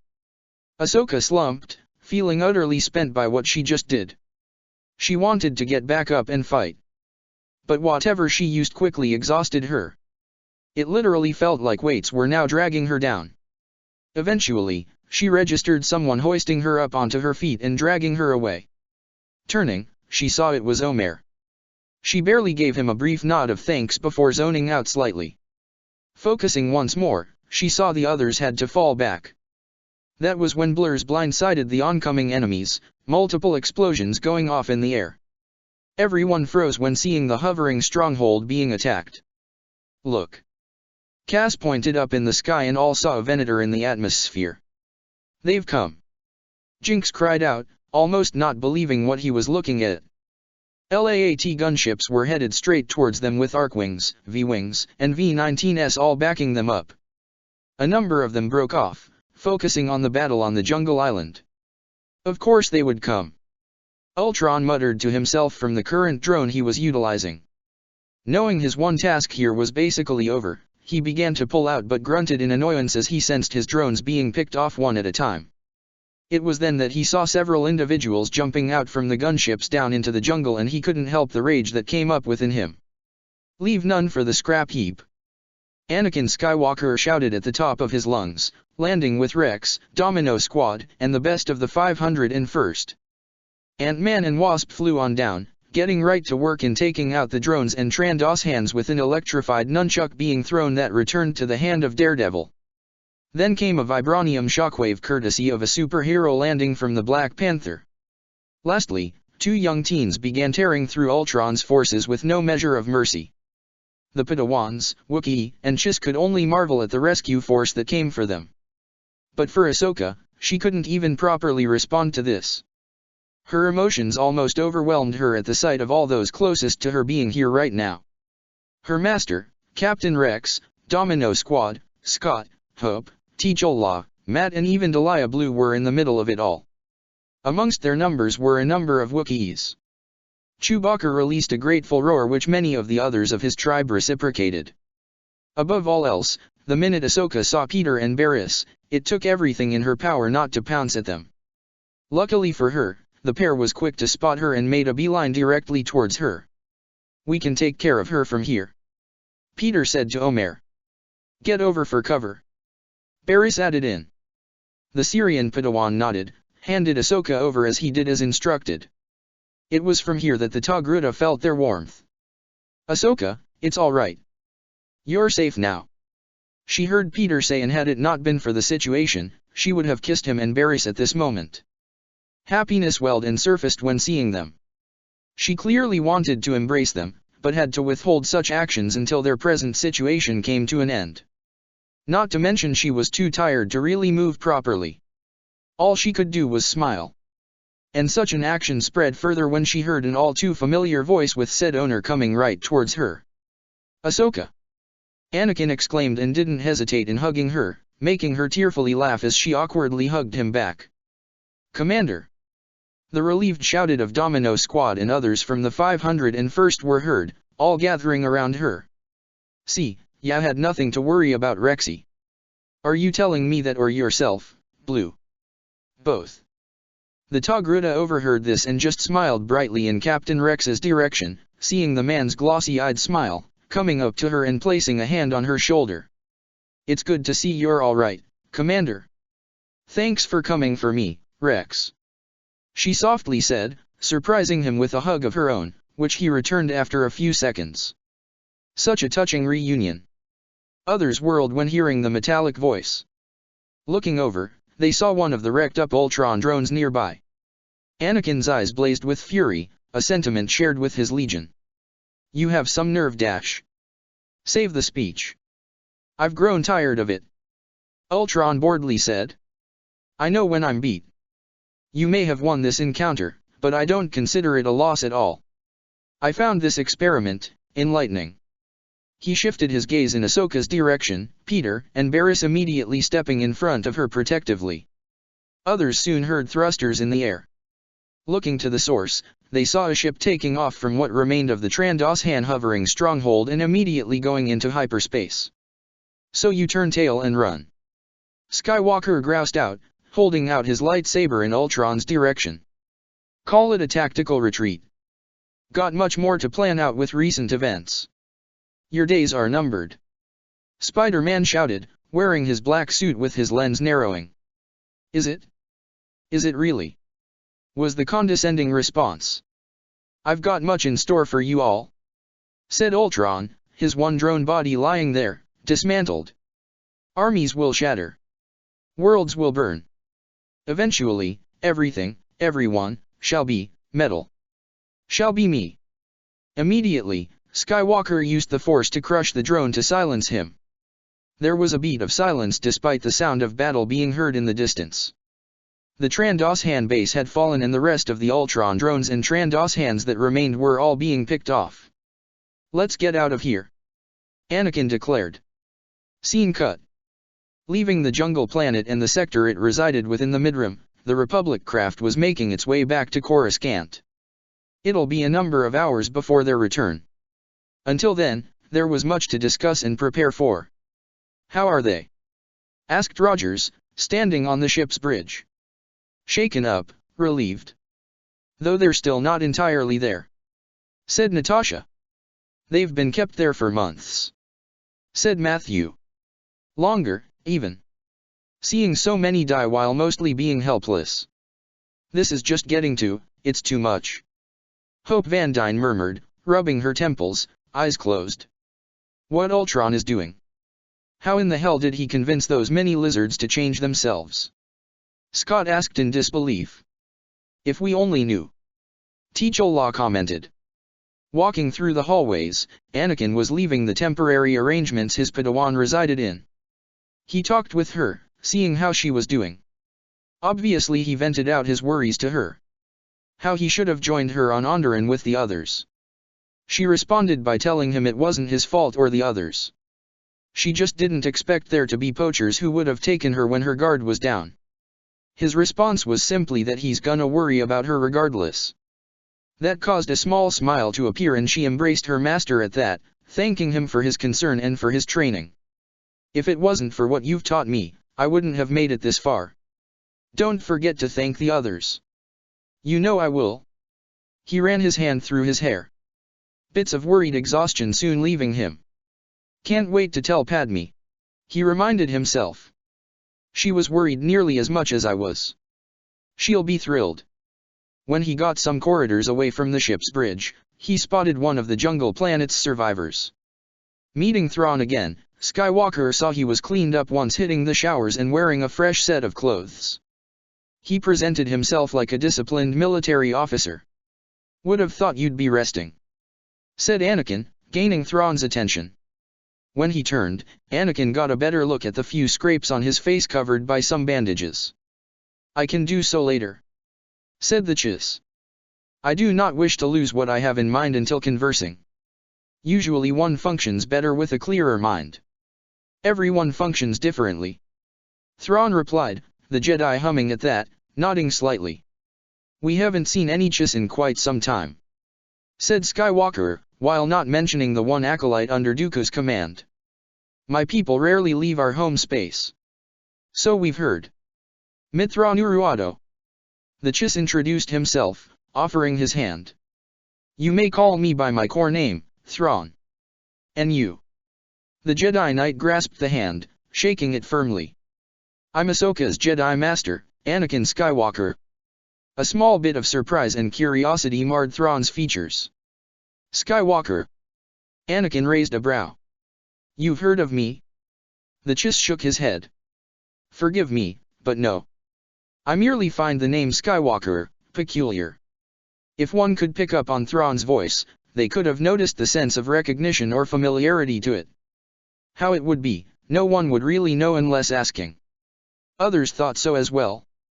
"Anakin, are you in? Oh, sorry, didn't mean to interrupt," said Captain Rogers, who had walked in with the rest of the team. The blue-skinned humanoid immediately turned to them, eyes glinting with intrigue. Taking note of their respective presence and attire, soon recognizing who they were. "So, you must be the rest of these fabled Avengers young Ahsoka Tano has spoken of during our time together," the male Chiss remarked, holding out his hand. "Thrawn. Captain Steve Rogers." The two shared a firm handshake. "And who are the rest of your teammates here?" Thrawn inquired, gazing at the others present. "Yeah, this is Natasha, Scott, Hope, Matt and T'Challa," Cap said, the Avengers he introduced all nodding or shaking the Chiss hand. "The others are back at Coruscant in our home planet." "A pleasure. I have heard a great deal about you from the Padawans, especially from Ahsoka. She sings the praises of all of you." "And none about me?" said Anakin, wearing a mock pout. "I feel insulted. She spoke of you, naturally. She just never referred to your last name," Thrawn smoothly said. "Of how many times the two of you nearly perished had it not been for you, what was she called them again?" "Harebrained schemes." "She what?" Anakin squawked out, the Avengers all chortling at this. "Harebrained. Oh, like she's any better." The Avengers all chuckled at this reaction while the Chiss didn't give much of a reaction, only turning his attention onto Earth's mightiest heroes. "I've seen you and your people gather up the drones and what dead Trandos hands back from the jungle planet," Thrawn commented. "For what purpose?" "You wish to study them, perhaps." "Once we purged the systems, yes," Hope revealed, nodding at him. "What are you hoping to find?" "Trying to figure out possible next steps Ultron has planned," Rogers said. "He's been busy building up his forces from what we've seen lately and how he's going about it. He hasn't done anything drastic that doesn't involve orbital bombardment of a planet or those twisted experiments he's been conducting. While the latter was understandable, given what he's seen firsthand earlier that day, Thrawn voiced a comment. That's rather specific on the former. 'Cause that's what happened recently," Nat grimly revealed. "The planet of Cato Neimoidia was bombarded. Several cities were razed to the ground. And Geonosis is practically glassed."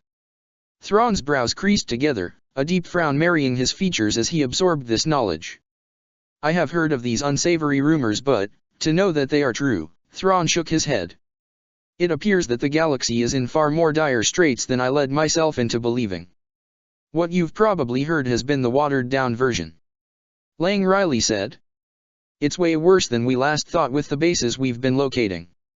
This only served to further unsettle the Chiss, his frown deepening, thinking about this fact, so to speak, about the current state of the galaxy. Things appeared far worse than he initially led himself to believe.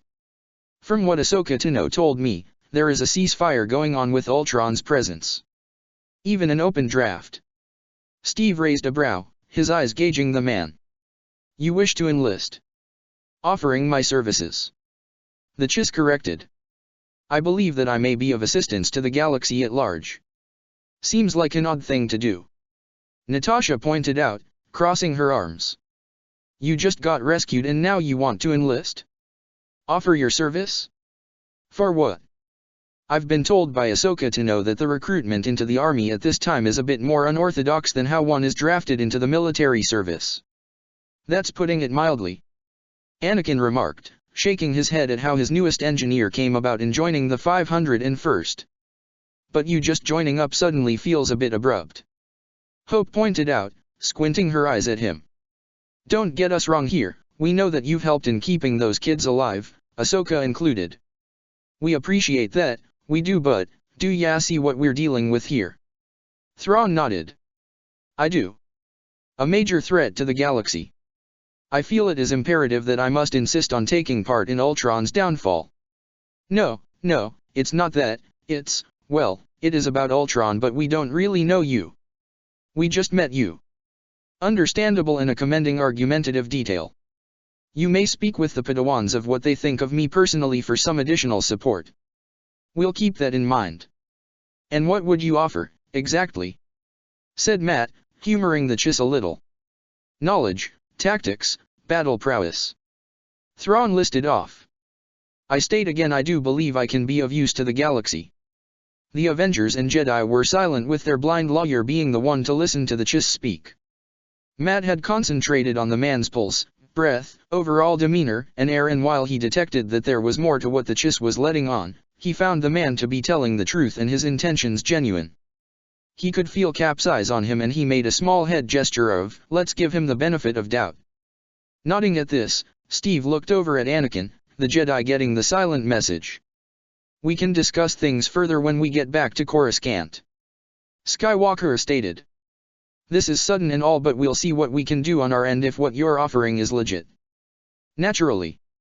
Thrawn said with a gracious bow of his head. I'll see to it that I'll meet your expectations. Scene cut. At her assigned quarters, Ahsoka was lying on the bed situated between Barriss and Peter. She was just physically and emotionally drained after everything. She sought comfort from her lovers, which they easily reciprocated, due to them just being so happy to have her back.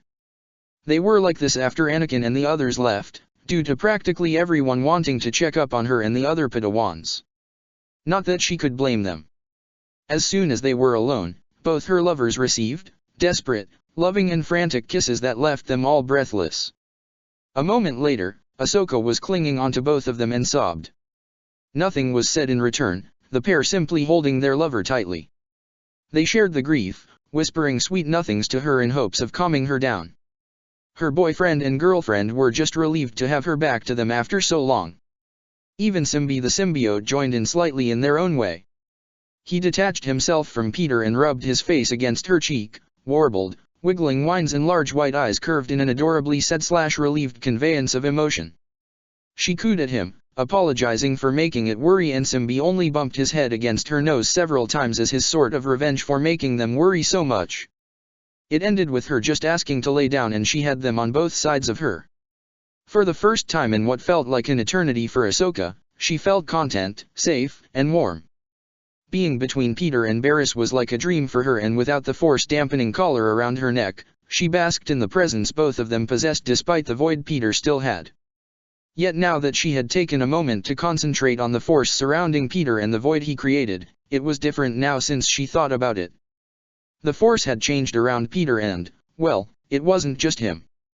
Everything around her with how she perceived the force was different now. She knows Mortis was the catalyst to this change, but after Onderon and especially with what she had experienced recently, it has only grown. Several thoughts came to an abrupt halt when hoot hoot. The trio heard something within the resting arrangements. Peter's head lifted up slightly, looking around the room. What was that? He blearily asked. Hoot hoot. They then looked towards the nightstand, spotting the green and white plumaged Trandos hand bird. When did we get Hedwig? Peter inquired, thrown off by the conver seated upon the nightstand, looking at the three of them intently. A conver. Barriss murmured. Though the feather coloring is unique. From between the Mirialan and human, their Togruta girlfriend got out from their embrace, getting onto her knees to be at eye level with the conver. How'd you get in here? Ahsoka said in clear surprise, reaching her hand forward only for the bird to nibble on her finger affectionately. Who's this, Snips? Peter asked, now sitting on the bed with Barriss, watching the interaction with curiosity. New pet. Murray. Ahsoka answered, stroking the feathers of the conver. A new friend I made. She's gorgeous. Comments Barriss.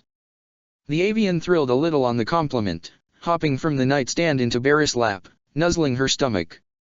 Uffy giggled at this, rubbing the top of Murray's head. Yes, you are quite a sight, aren't you? My little companion while I was away. Keeping me company while I was down in the dumps. Little companion, huh? Peter reached his hand out and Murray looked at it inquisitively before nibbling on it in the same manner as she did with Ahsoka's. The New Yorker chuckled, feeling tickled by the motion as Murray now jumped into his lap. Well, can't deny you're adorable. Murray hooted happily upon hearing that, loving the scratches she was getting on her chin. "Thanks for Bainsnip's companion," Peter said, the conver preening at the compliment, hopping into the arms of Ahsoka. "She means a lot to us. Now we'll need to know how to take care of her properly." "Isn't she a bird?" Peter inquired. "Can't she take care of herself? She seems intent on following us back to Coruscant," Ahsoka noted, holding the conver to her chest now. "I don't want her to go flying about in a place like that, dive bombing and stealing food. She seems to be more intelligent than we may think," Barriss commented, noting the way the conver reacted to them all. How Murray paused, considered their actions and seemed to enjoy the compliments given to her. "Actually, I want to know how she got in here in the first place," Peter spoke up. "'Cause I'm pretty sure we're in hyperspace right now and I don't think Anakin's boys would miss something like Murray flying into the hangar bay. Let alone the fact it snuck into the ship undetected before taking off." Ahsoka looked down at the conver in her arms and saw Murray look right back at her. Without the Force-dampening collar on her, Ahsoka now felt something stranger, yet more familiar with the Trandoshan bird. This bird, it had the Force. A powerful tether to it that she was unable to detect it before. The Force was calling to her. Be it through this conver or through something else, she felt a pull from the Force. And she had a hunch that she possibly wasn't alone. "Barriss, you feel it, don't you?" Both of Ahsoka's lovers looked at her quizzically. The Togruta said nothing, instead locking eyes with Miri Allen and silently conveyed to her what she meant. Frowning, Barriss slowly turned her head down in deep thought. "Having had time to ponder on it now. Something different than I'm used to. But I feel the Force, but something else included," she quietly murmured. Have you been feeling the same thing, Ahsoka?" Her girlfriend nodded. "For a while now. If I can pinpoint it, it started on Mortis." Tano saw Peter shifting in his seat at the mention of this Force nexus in the galaxy. When he heard Ahsoka bring that place up, he felt Simbi tremble slightly at the memory at the place, something he could sympathize with and he. What is that? Peter abruptly blurted out, getting both his girlfriends to look at him. Peter. I know you guys are having a Force thing but... Peter scrunched his face up in uncertainty. "I've been feeling kinda weird myself lately. There's been this weird nudging I keep feeling in the back of my head and it gets a lot stronger when I'm with the two of you." Barriss and Ahsoka shared a look which broke when they heard Murray hoot, flapping her wings slightly to get out from the latter's arms. The conver flew up, perching herself on Peter's shoulder and nudging her head against his. "What?" he said in bewilderment. "What is it?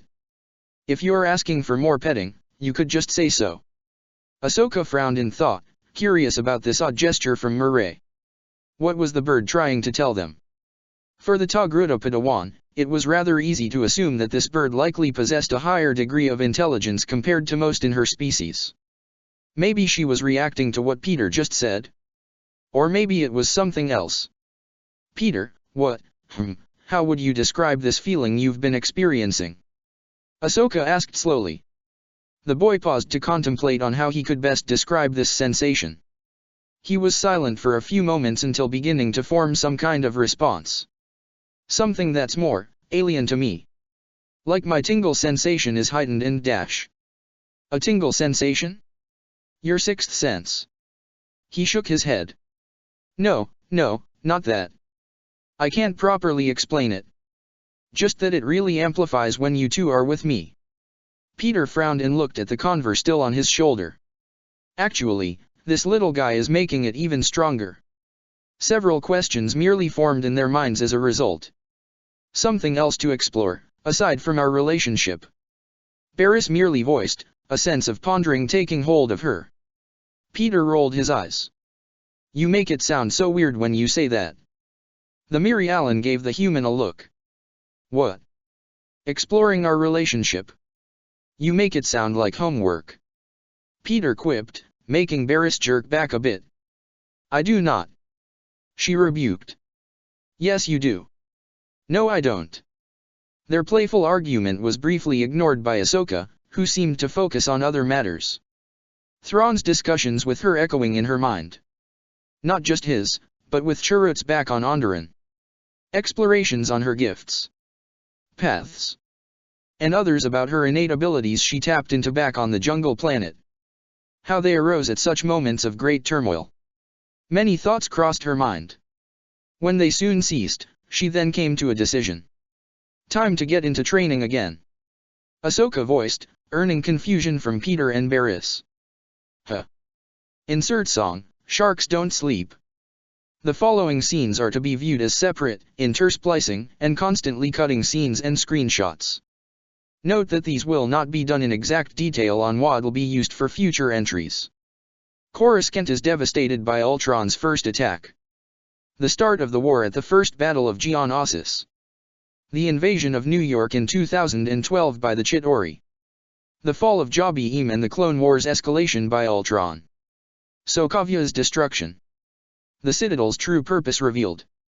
When we first got here, we didn't realize what we would be bringing with us or what we would be getting ourselves into. Captain America's voice was heard over these scenes.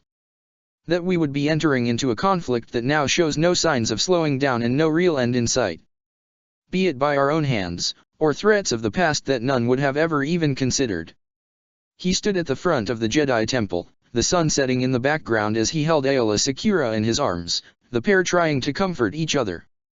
Iron Man stood in front of a large Venator with Shuri, Hank, Peter, and many other gifted minds as large ants with machines strapped to their backs worked tirelessly on modifying this warship. The new Avengers from Earth all walked within the Jedi Temple in awe and wonder.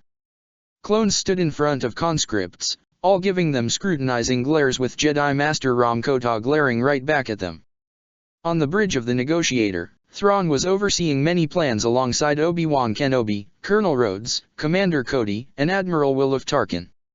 Nothing has ever been the same since the raid on that Hydra base. Now we have another galaxy involved in our mess.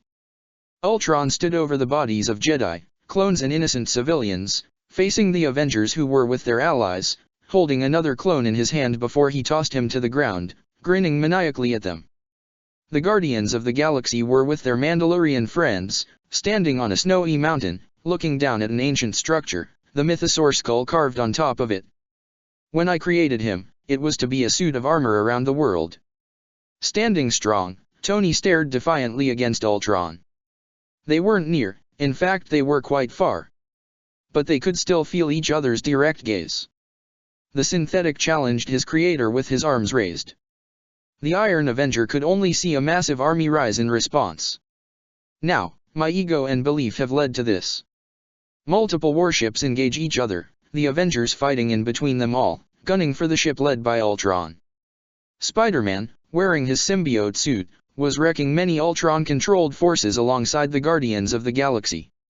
Shang-Chi was whipping his 10 rings around as Wanda Maximoff had 3 lightsabers around her, slicing apart Ultron drones left, right and center. Hawkeye stood next to the Bad Batch, shooting Crosshairs a look as he took out a dozen enemies with a single arrow without even looking at them. Anakin and Obi-Wan ran through a hangar bay with Captain America and Iron Man, the 4 men decimating everything coming their way. Back to back, Ahsoka and Barriss were cleaving through the synthetic hive mind, doing their best to protect the wounded. Not just using their lightsabers, but unconventionally having to use blasters.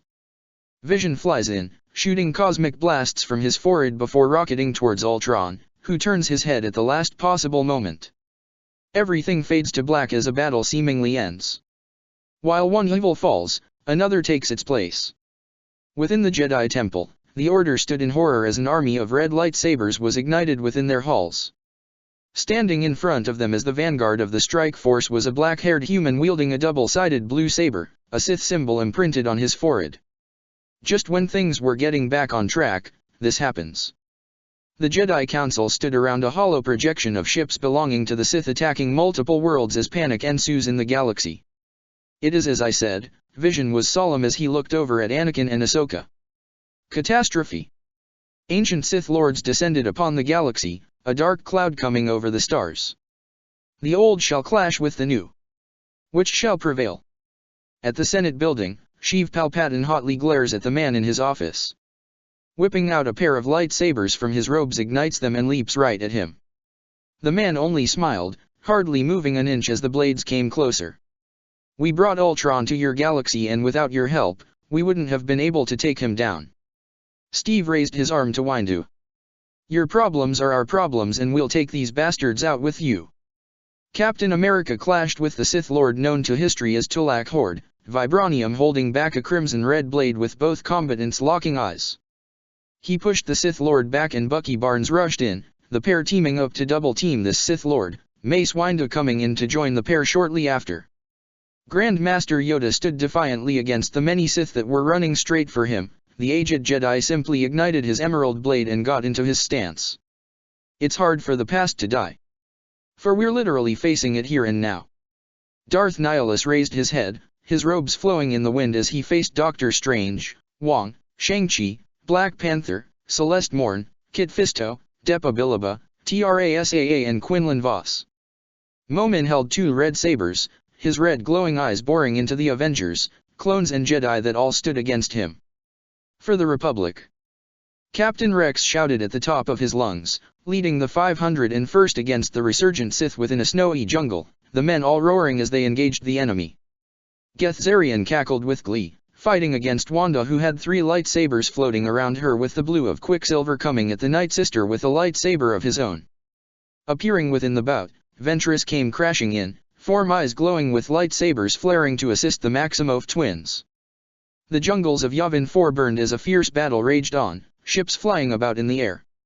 Thor unleashed his lightning against the Sun Zone, the 2 powerful beings roaring at the top of their lungs as they let loose all the power they had. Are we fighting to save the galaxy? Or just because that's all we know what to do now? Kenobi asked quietly, hanging his head with Saturn placing a hand on his back. Peter writhed in pain, screaming in pure agony as both his arms and legs were bound. Ahsoka and Barriss also restrained and crying in anguish at the sight of their boyfriend's torture. The Sith surrounding him with the sun all held out their hands, unleashing torrents of red Sith lightning, the symbiote barely able to withstand such pain in protecting its host. I've never seen such raw strength before. I'm afraid to see how it becomes once refined. A glowing and desperate Ahsoka releases a force scream, shattering her binds and sending everyone away. Others weren't so lucky, for they disintegrated. The power behind it all destroyed the entire complex. Barriss looked at her hand in astonishment, seeing the force flowing around her hand in a manner she had never seen before. Anakin Skywalker felt a deep connection with the men of the 501st as he fought at the head of the charge, feeling a link between him and his men as they fought on. Plo Koon raised his arms, bright blue force lightning dancing around them. Yoda placed his 3-clawed hand on a door, closing his eyes and unleashing a force pulse that turned the door into dust. Even when we think there's an out, the universe course corrects what we believe. The Guardians of the Galaxy were assisting the people of Relith as the world around them fell apart. Clones with their new brothers and sisters in the army all yelled in defiance, throwing their fists and weapons into the air as the many famed commanders and captains rallied them. We were made for this. Trained for it. But this is far beyond our pay grade. Captain Rex ran with the 501st on a darkened planet with War Machine and Falcon flying overhead. He then was stepping up to a Basilisk Jedi Master, the two glaring at each other with the rest of the 501st backing their captain. Things are only getting worse. Thrawn was on the bridge of a ship, barking out orders with everyone in a mad scramble to take on the oncoming enemy forces. The galaxy is barely being held together. Padme wept, clinging onto Anakin, who held a solemn gaze, feeling the loss his wife was experiencing. From a private chamber, Maul stood, arms crossed with several others, watching Savage Opress struggling to get adjusted to his new power and armor. Ashla and Bogan. Dark and light. Good and evil. The Zabrak listed off. Those are just concepts for those too short-sighted to see a greater picture. A greater purpose. Next to him, Frieden Nad gave him a scrutinizing glare. And what is this greater purpose you speak of? Balance. Across the galaxy, multiple radios were going off, all calling in a panic as a new enemy was attacking, one they couldn't identify. A great darkness descending upon the closed-off galactic society, the likes no one has ever seen before. We just need that spark in the darkness. Just one. And hope will grow and burn like wildfire. Standing proud, grasping the hands of her master and lover, respectively, Ahsoka began to glow as the oneness flowed through the three. There will be stories about this. Let's live long enough to hear them. The Hutts were all in deep discussion before they heard the sound of heavy footsteps. The room went quiet as from a dark hallway came a sole human male, garbed only in black with a white skull on his chest. Got a lot of cleaning up to do, were Frank Castle's only words, hefting 2 guns up and unloading everything they had. Anakin stood in front of Frieden Nad, his azure blade in one hand and a crimson red in the other, all while the ancient Sith Lord cackled maniacally. Iron Man narrowed his eyes behind his helmet, staring intently at Maul, who spun his double-sides red lightsaber. Avengers, Steve quietly said into their comms, speaking to the entire team who were fighting on multiple ends, looking worn and battle-damaged. I know we're at our lowest point. So I need you to do something for me. I need you to assemble because everyone is counting on us. To fight the battles no one else could. To guarantee that we will give them a tomorrow. So please, let's show everyone why we're Earth's mightiest heroes. Avengers, Infinite Wars Season 4. Oh make. Once more, the voice of Chancellor Palpatine will be voiced by Seth MacFarlane, and the scenes are meant to be portrayed in the style of Robot Chicken. Stepping out of a transport alongside many other passengers, Sheev was grumbling to himself. Soon approached by the Vice Chair of the Galactic Republic, Palpatine continued walking as the Chagrian spoke. How was the flight, Chancellor? It was a fucking nightmare, Mas Ameda. My stupid tray table broke, having a gallon of coffee burn my crotch and some dipshit Wookiee that kept shedding with all its fur on my soaked robes. I swear, this is the last time I ride public transport. Palpatine would have gone through a private flight, but his ship was going under sudden maintenance. Needing to return to Coruscant in a hasty manner, he was forced to go through public transportation after so many years. And now, he had to endure the ordeal of waiting for his luggage to come out like the rest of the common folk, with Ameda standing beside him. Is that your dash? No, it's not. For the last time, it's the same stupid black bag with the white stripe. Mine doesn't have that. It's like that stripy bag is mocking me. Sheev hatefully glared at the bag, flipping at it with disdain. Fuck you, stripy bag. It could be at another baggage claim dash. Nope, it's been sacrificed to the airport gods. Force knows what actually came of it. And it'll take forever to get my actual robes flown in. Palpatine balked. Fuck. I just remembered, I put my lightsabers in there. When taking his private flights, security wouldn't need to search him and his personal effects. He would keep his lightsabers hidden inside of his robes as a result. But with public transport, he was forced to hide them in his luggage. Now he's lost them. And boy, if someone searched through them. But before that, something caught Palpatine's eyes as it moved right by him. A modified surfboard made for pod racing. Wow, for real. He couldn't help but say in an impressed tone upon seeing this. Now at the Senate building, Sheev needed to take care of some things at his office. He expected to deal with it right away before focusing on other matters. Easier said than done. What do you mean the elevator is broken? Palpatine asks aloud irritably. It's going under maintenance, Chancellor. A clone with a construction helmet stated. Then fix it. Fix it now. We are doing it right now. The clone said, thumbing to the elevator where other clones were currently working. Is there another one dash? Down the hall, Chancellor. Said a nearby Senate guard. Ugh, at least some good news. He made his way over to where the direction of the other elevator was supposed to be and made it just in time to see a clone trooper from the 187th Legion entering the lift. Wait, hold on. Hold the elevator. He called out to the trooper, who began pressing the door close button on the elevator. Practically seeing the doors closing, the secret Sith Lord seethed. I'll remember this, trooper. What's your ID number? It's 1142, eat my ass. Was the last thing the Chancellor heard as the door closed on him. Angry but also exhausted of all options, he must. Ding. Oh, maybe luck was on his side, as there was a second elevator. And it was filled to the brim with Quarren. Yeah, he'd rather not have his newly furnished robes smelling like filet fish from a fast food joint. He already had the hot drink stain on his robes, he didn't want the caked smell too. They can be offended all they like, they just needed to let it go. Now he has to undergo something he dreads taking. The escalator. Exhaling a sigh, Sheev dealt with the long, annoying wait to reach his level. He released a sigh as he stepped on the escalator, shaking his head at this predicament. Chancellor. Clone Trooper. The secret Sith Lord said in respect. Chancellor. Master Jedi. Chancellor. Senator. Chancellor. Jedi. Chancellor. Senator. Chancellor. Yup. Chancellor. Chancellor. You. Chancellor. Chancellor. Palpatine let out a groan. Clone Trooper. Chancellor. Jedi. Chancellor. Clone Trooper. Chancellor. Senator. Chance dash. Clone Trooper. Palpatine began interrupting, his patience beginning to run out now. Chancel dash. Jedi. Chancellor dash. Clone Trooper. Senator. Jedi. Blah blah blah blah. He was alone again, going up the escalator until. Chancellor dash. Ewek. Chancellor. Go fuck yourself.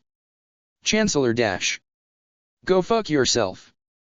Chancellor dash. Go fuck yourself. Chancellor dash. Go fuck yourself.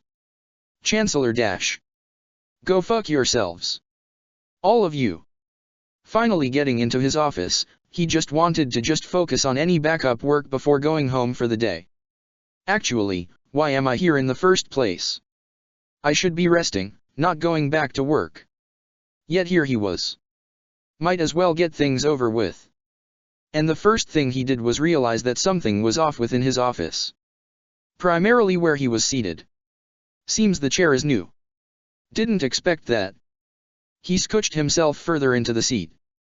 Rather comfy. Looking at the armrest, he saw a button. What's this do? With his curiosity quickly taking hold, he pressed the simple button and felt the chair vibrate. Oh, a massage chair. Me likey. Palpatine moaned out. Why I never thought of getting one brought in is beyond me. At least there was some good. What the dash? Palpatine then spun around without prompting his chair to do so. The chair began to twist and turn erratically. What the hell is up with this rotating chair? He complained aloud, trying to get his seat under control. Who the hell gave me an automatic chair? More twists and turns occurred, making him hold on to dear life. Can't believe I'm saying this, but I need a Jedi and a Padawan. He began whipping about, almost flying off and slamming into the office window or his desk a few times over. The dark side compels you to cease. The power of the Force compels you. The chair finally stopped spinning about and Palpatine leaned forward.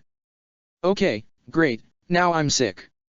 Then came a phone call and subconsciously, Palpatine slapped his hand down to answer it. What? Had a fun ride. You gave me the chair, didn't you? Sidious growled in pure aggravation. That I did. Replied the smug synthetic voice. I don't know who you are, but I will track you down and have you executed. I'd like to see you try, Sidious. Sheev froze, finally recognizing that electronic voice. Fucking damn it. Enough with the hollow calls and tampering with the electronics, Ultron. Leave me alone. Nah. Also, thanks for the lightsabers. I'll be sure to use them. You fucking NERF herder. It was you the whole time. Static screen change. It has been a long, strenuous day being Chancellor of the Republic and secret Dark Lord of the Sith. He felt exhausted but had a little pep to his step as he made it to his private residence here at Coruscant. One may wonder why he seemed a bit giddy due to a scheduled arrangement. Because today, or rather tonight, was gonna be a very special night. At his private home on Coruscant, Sheev was planning on getting down and busy with his one aide, Sly Moore. For years, she has faithfully served him. Working as his body double by posing as his Sith identity while he did his previous senator and now chancellor duties, just to throw off suspicion. Not just that, but she helped get his rocks off on occasion, due to how oddly obsessed she was with him. Meh, don't waste a good opportunity. With all the stress going on, he really needs a way to relieve himself of such things outside of the Force. After all, a man such as him has needs too, you know. Not just for galactic power, but to get some pleasurable release. Now that he was here, he could sense Sly getting closer, so now was the time. With a flick of the wrist and some Force manipulation, the lights dimmed to an appropriate setting and some music turned on. Cheesy, space jazz was playing in the background, setting the mood for what Sheev and Sly would get into very soon. Moments later, in walked Sly Moore, the Umbaran giving him a coy look as he smirked at her appearance. "Sly, my muse, my mistress, so glad of you to finally join me." "But of course, Chancellor," Moore sensually said, removing her robes to show off the lingerie she wore beneath. "Hot mama, you brought the goods tonight. Only for you." Sheev could practically feel a lot of blood rushing through him. Primarily towards his lower half. "Oh yeah, come to your lord and master," he said, quickly disrobing as he's now in a mere speedo. He lied on the bed, posing for his aide while eyeing the young and succulent piece of ass its owner was slightly shaking. "I've been dying to ride you all night long." Sensually walking towards him, Sly was about to get in close and begin tonight's embrace. Bam! Then Spider-Man, of all people, landed on his window. "Hey Chancellor, I got a message for ya from Annika. Oh my god, I'm so sorry. I didn't mean to interrupt, Chancellor." "What the Parker? Get out of here, ya menace. What the hell are ya even dash?" Message from Anakin and the Jedi." Peter quickly replied, hands over his eyes as he held up a paper letter of all things. "Here, take it, bye." And Peter swung off at breakneck speeds, needing to get home and scrub his eyes out with alcohol and probably bleach his brain, as he now knew the wrinkly old man still got busy and with that creepy Moore woman of all people. Palpatine exhaled through his nose, eyes briefly flashing his acidic yellow hue before they returned to normal, and he looked back to his muse with an awkward smile. "So, Sly, baby dash." But she was already putting her robes back on. "Sorry, my lord, but the moment is ruined. We'll have to pick this up another time." Palpatine could only stand as still as a statue, hands outstretched and mouth open in disbelief as Sly gave him a bow and departed. No. No. No no no no no no no no. I am not getting blue-balled here," were Sidious's desperate thoughts just as the door to his residence closed. Whipping his head back to the window, Sheev looked towards the retreating form of Spider-Man in the distance. "Curse you, Spider-Man!" he bellowed out loud. And like that, ladies and gentlemen, were how Spider-Man inadvertently saved the future from the sequel trilogy. Don't ask how or why, just roll with it. Check the description for the links to the author.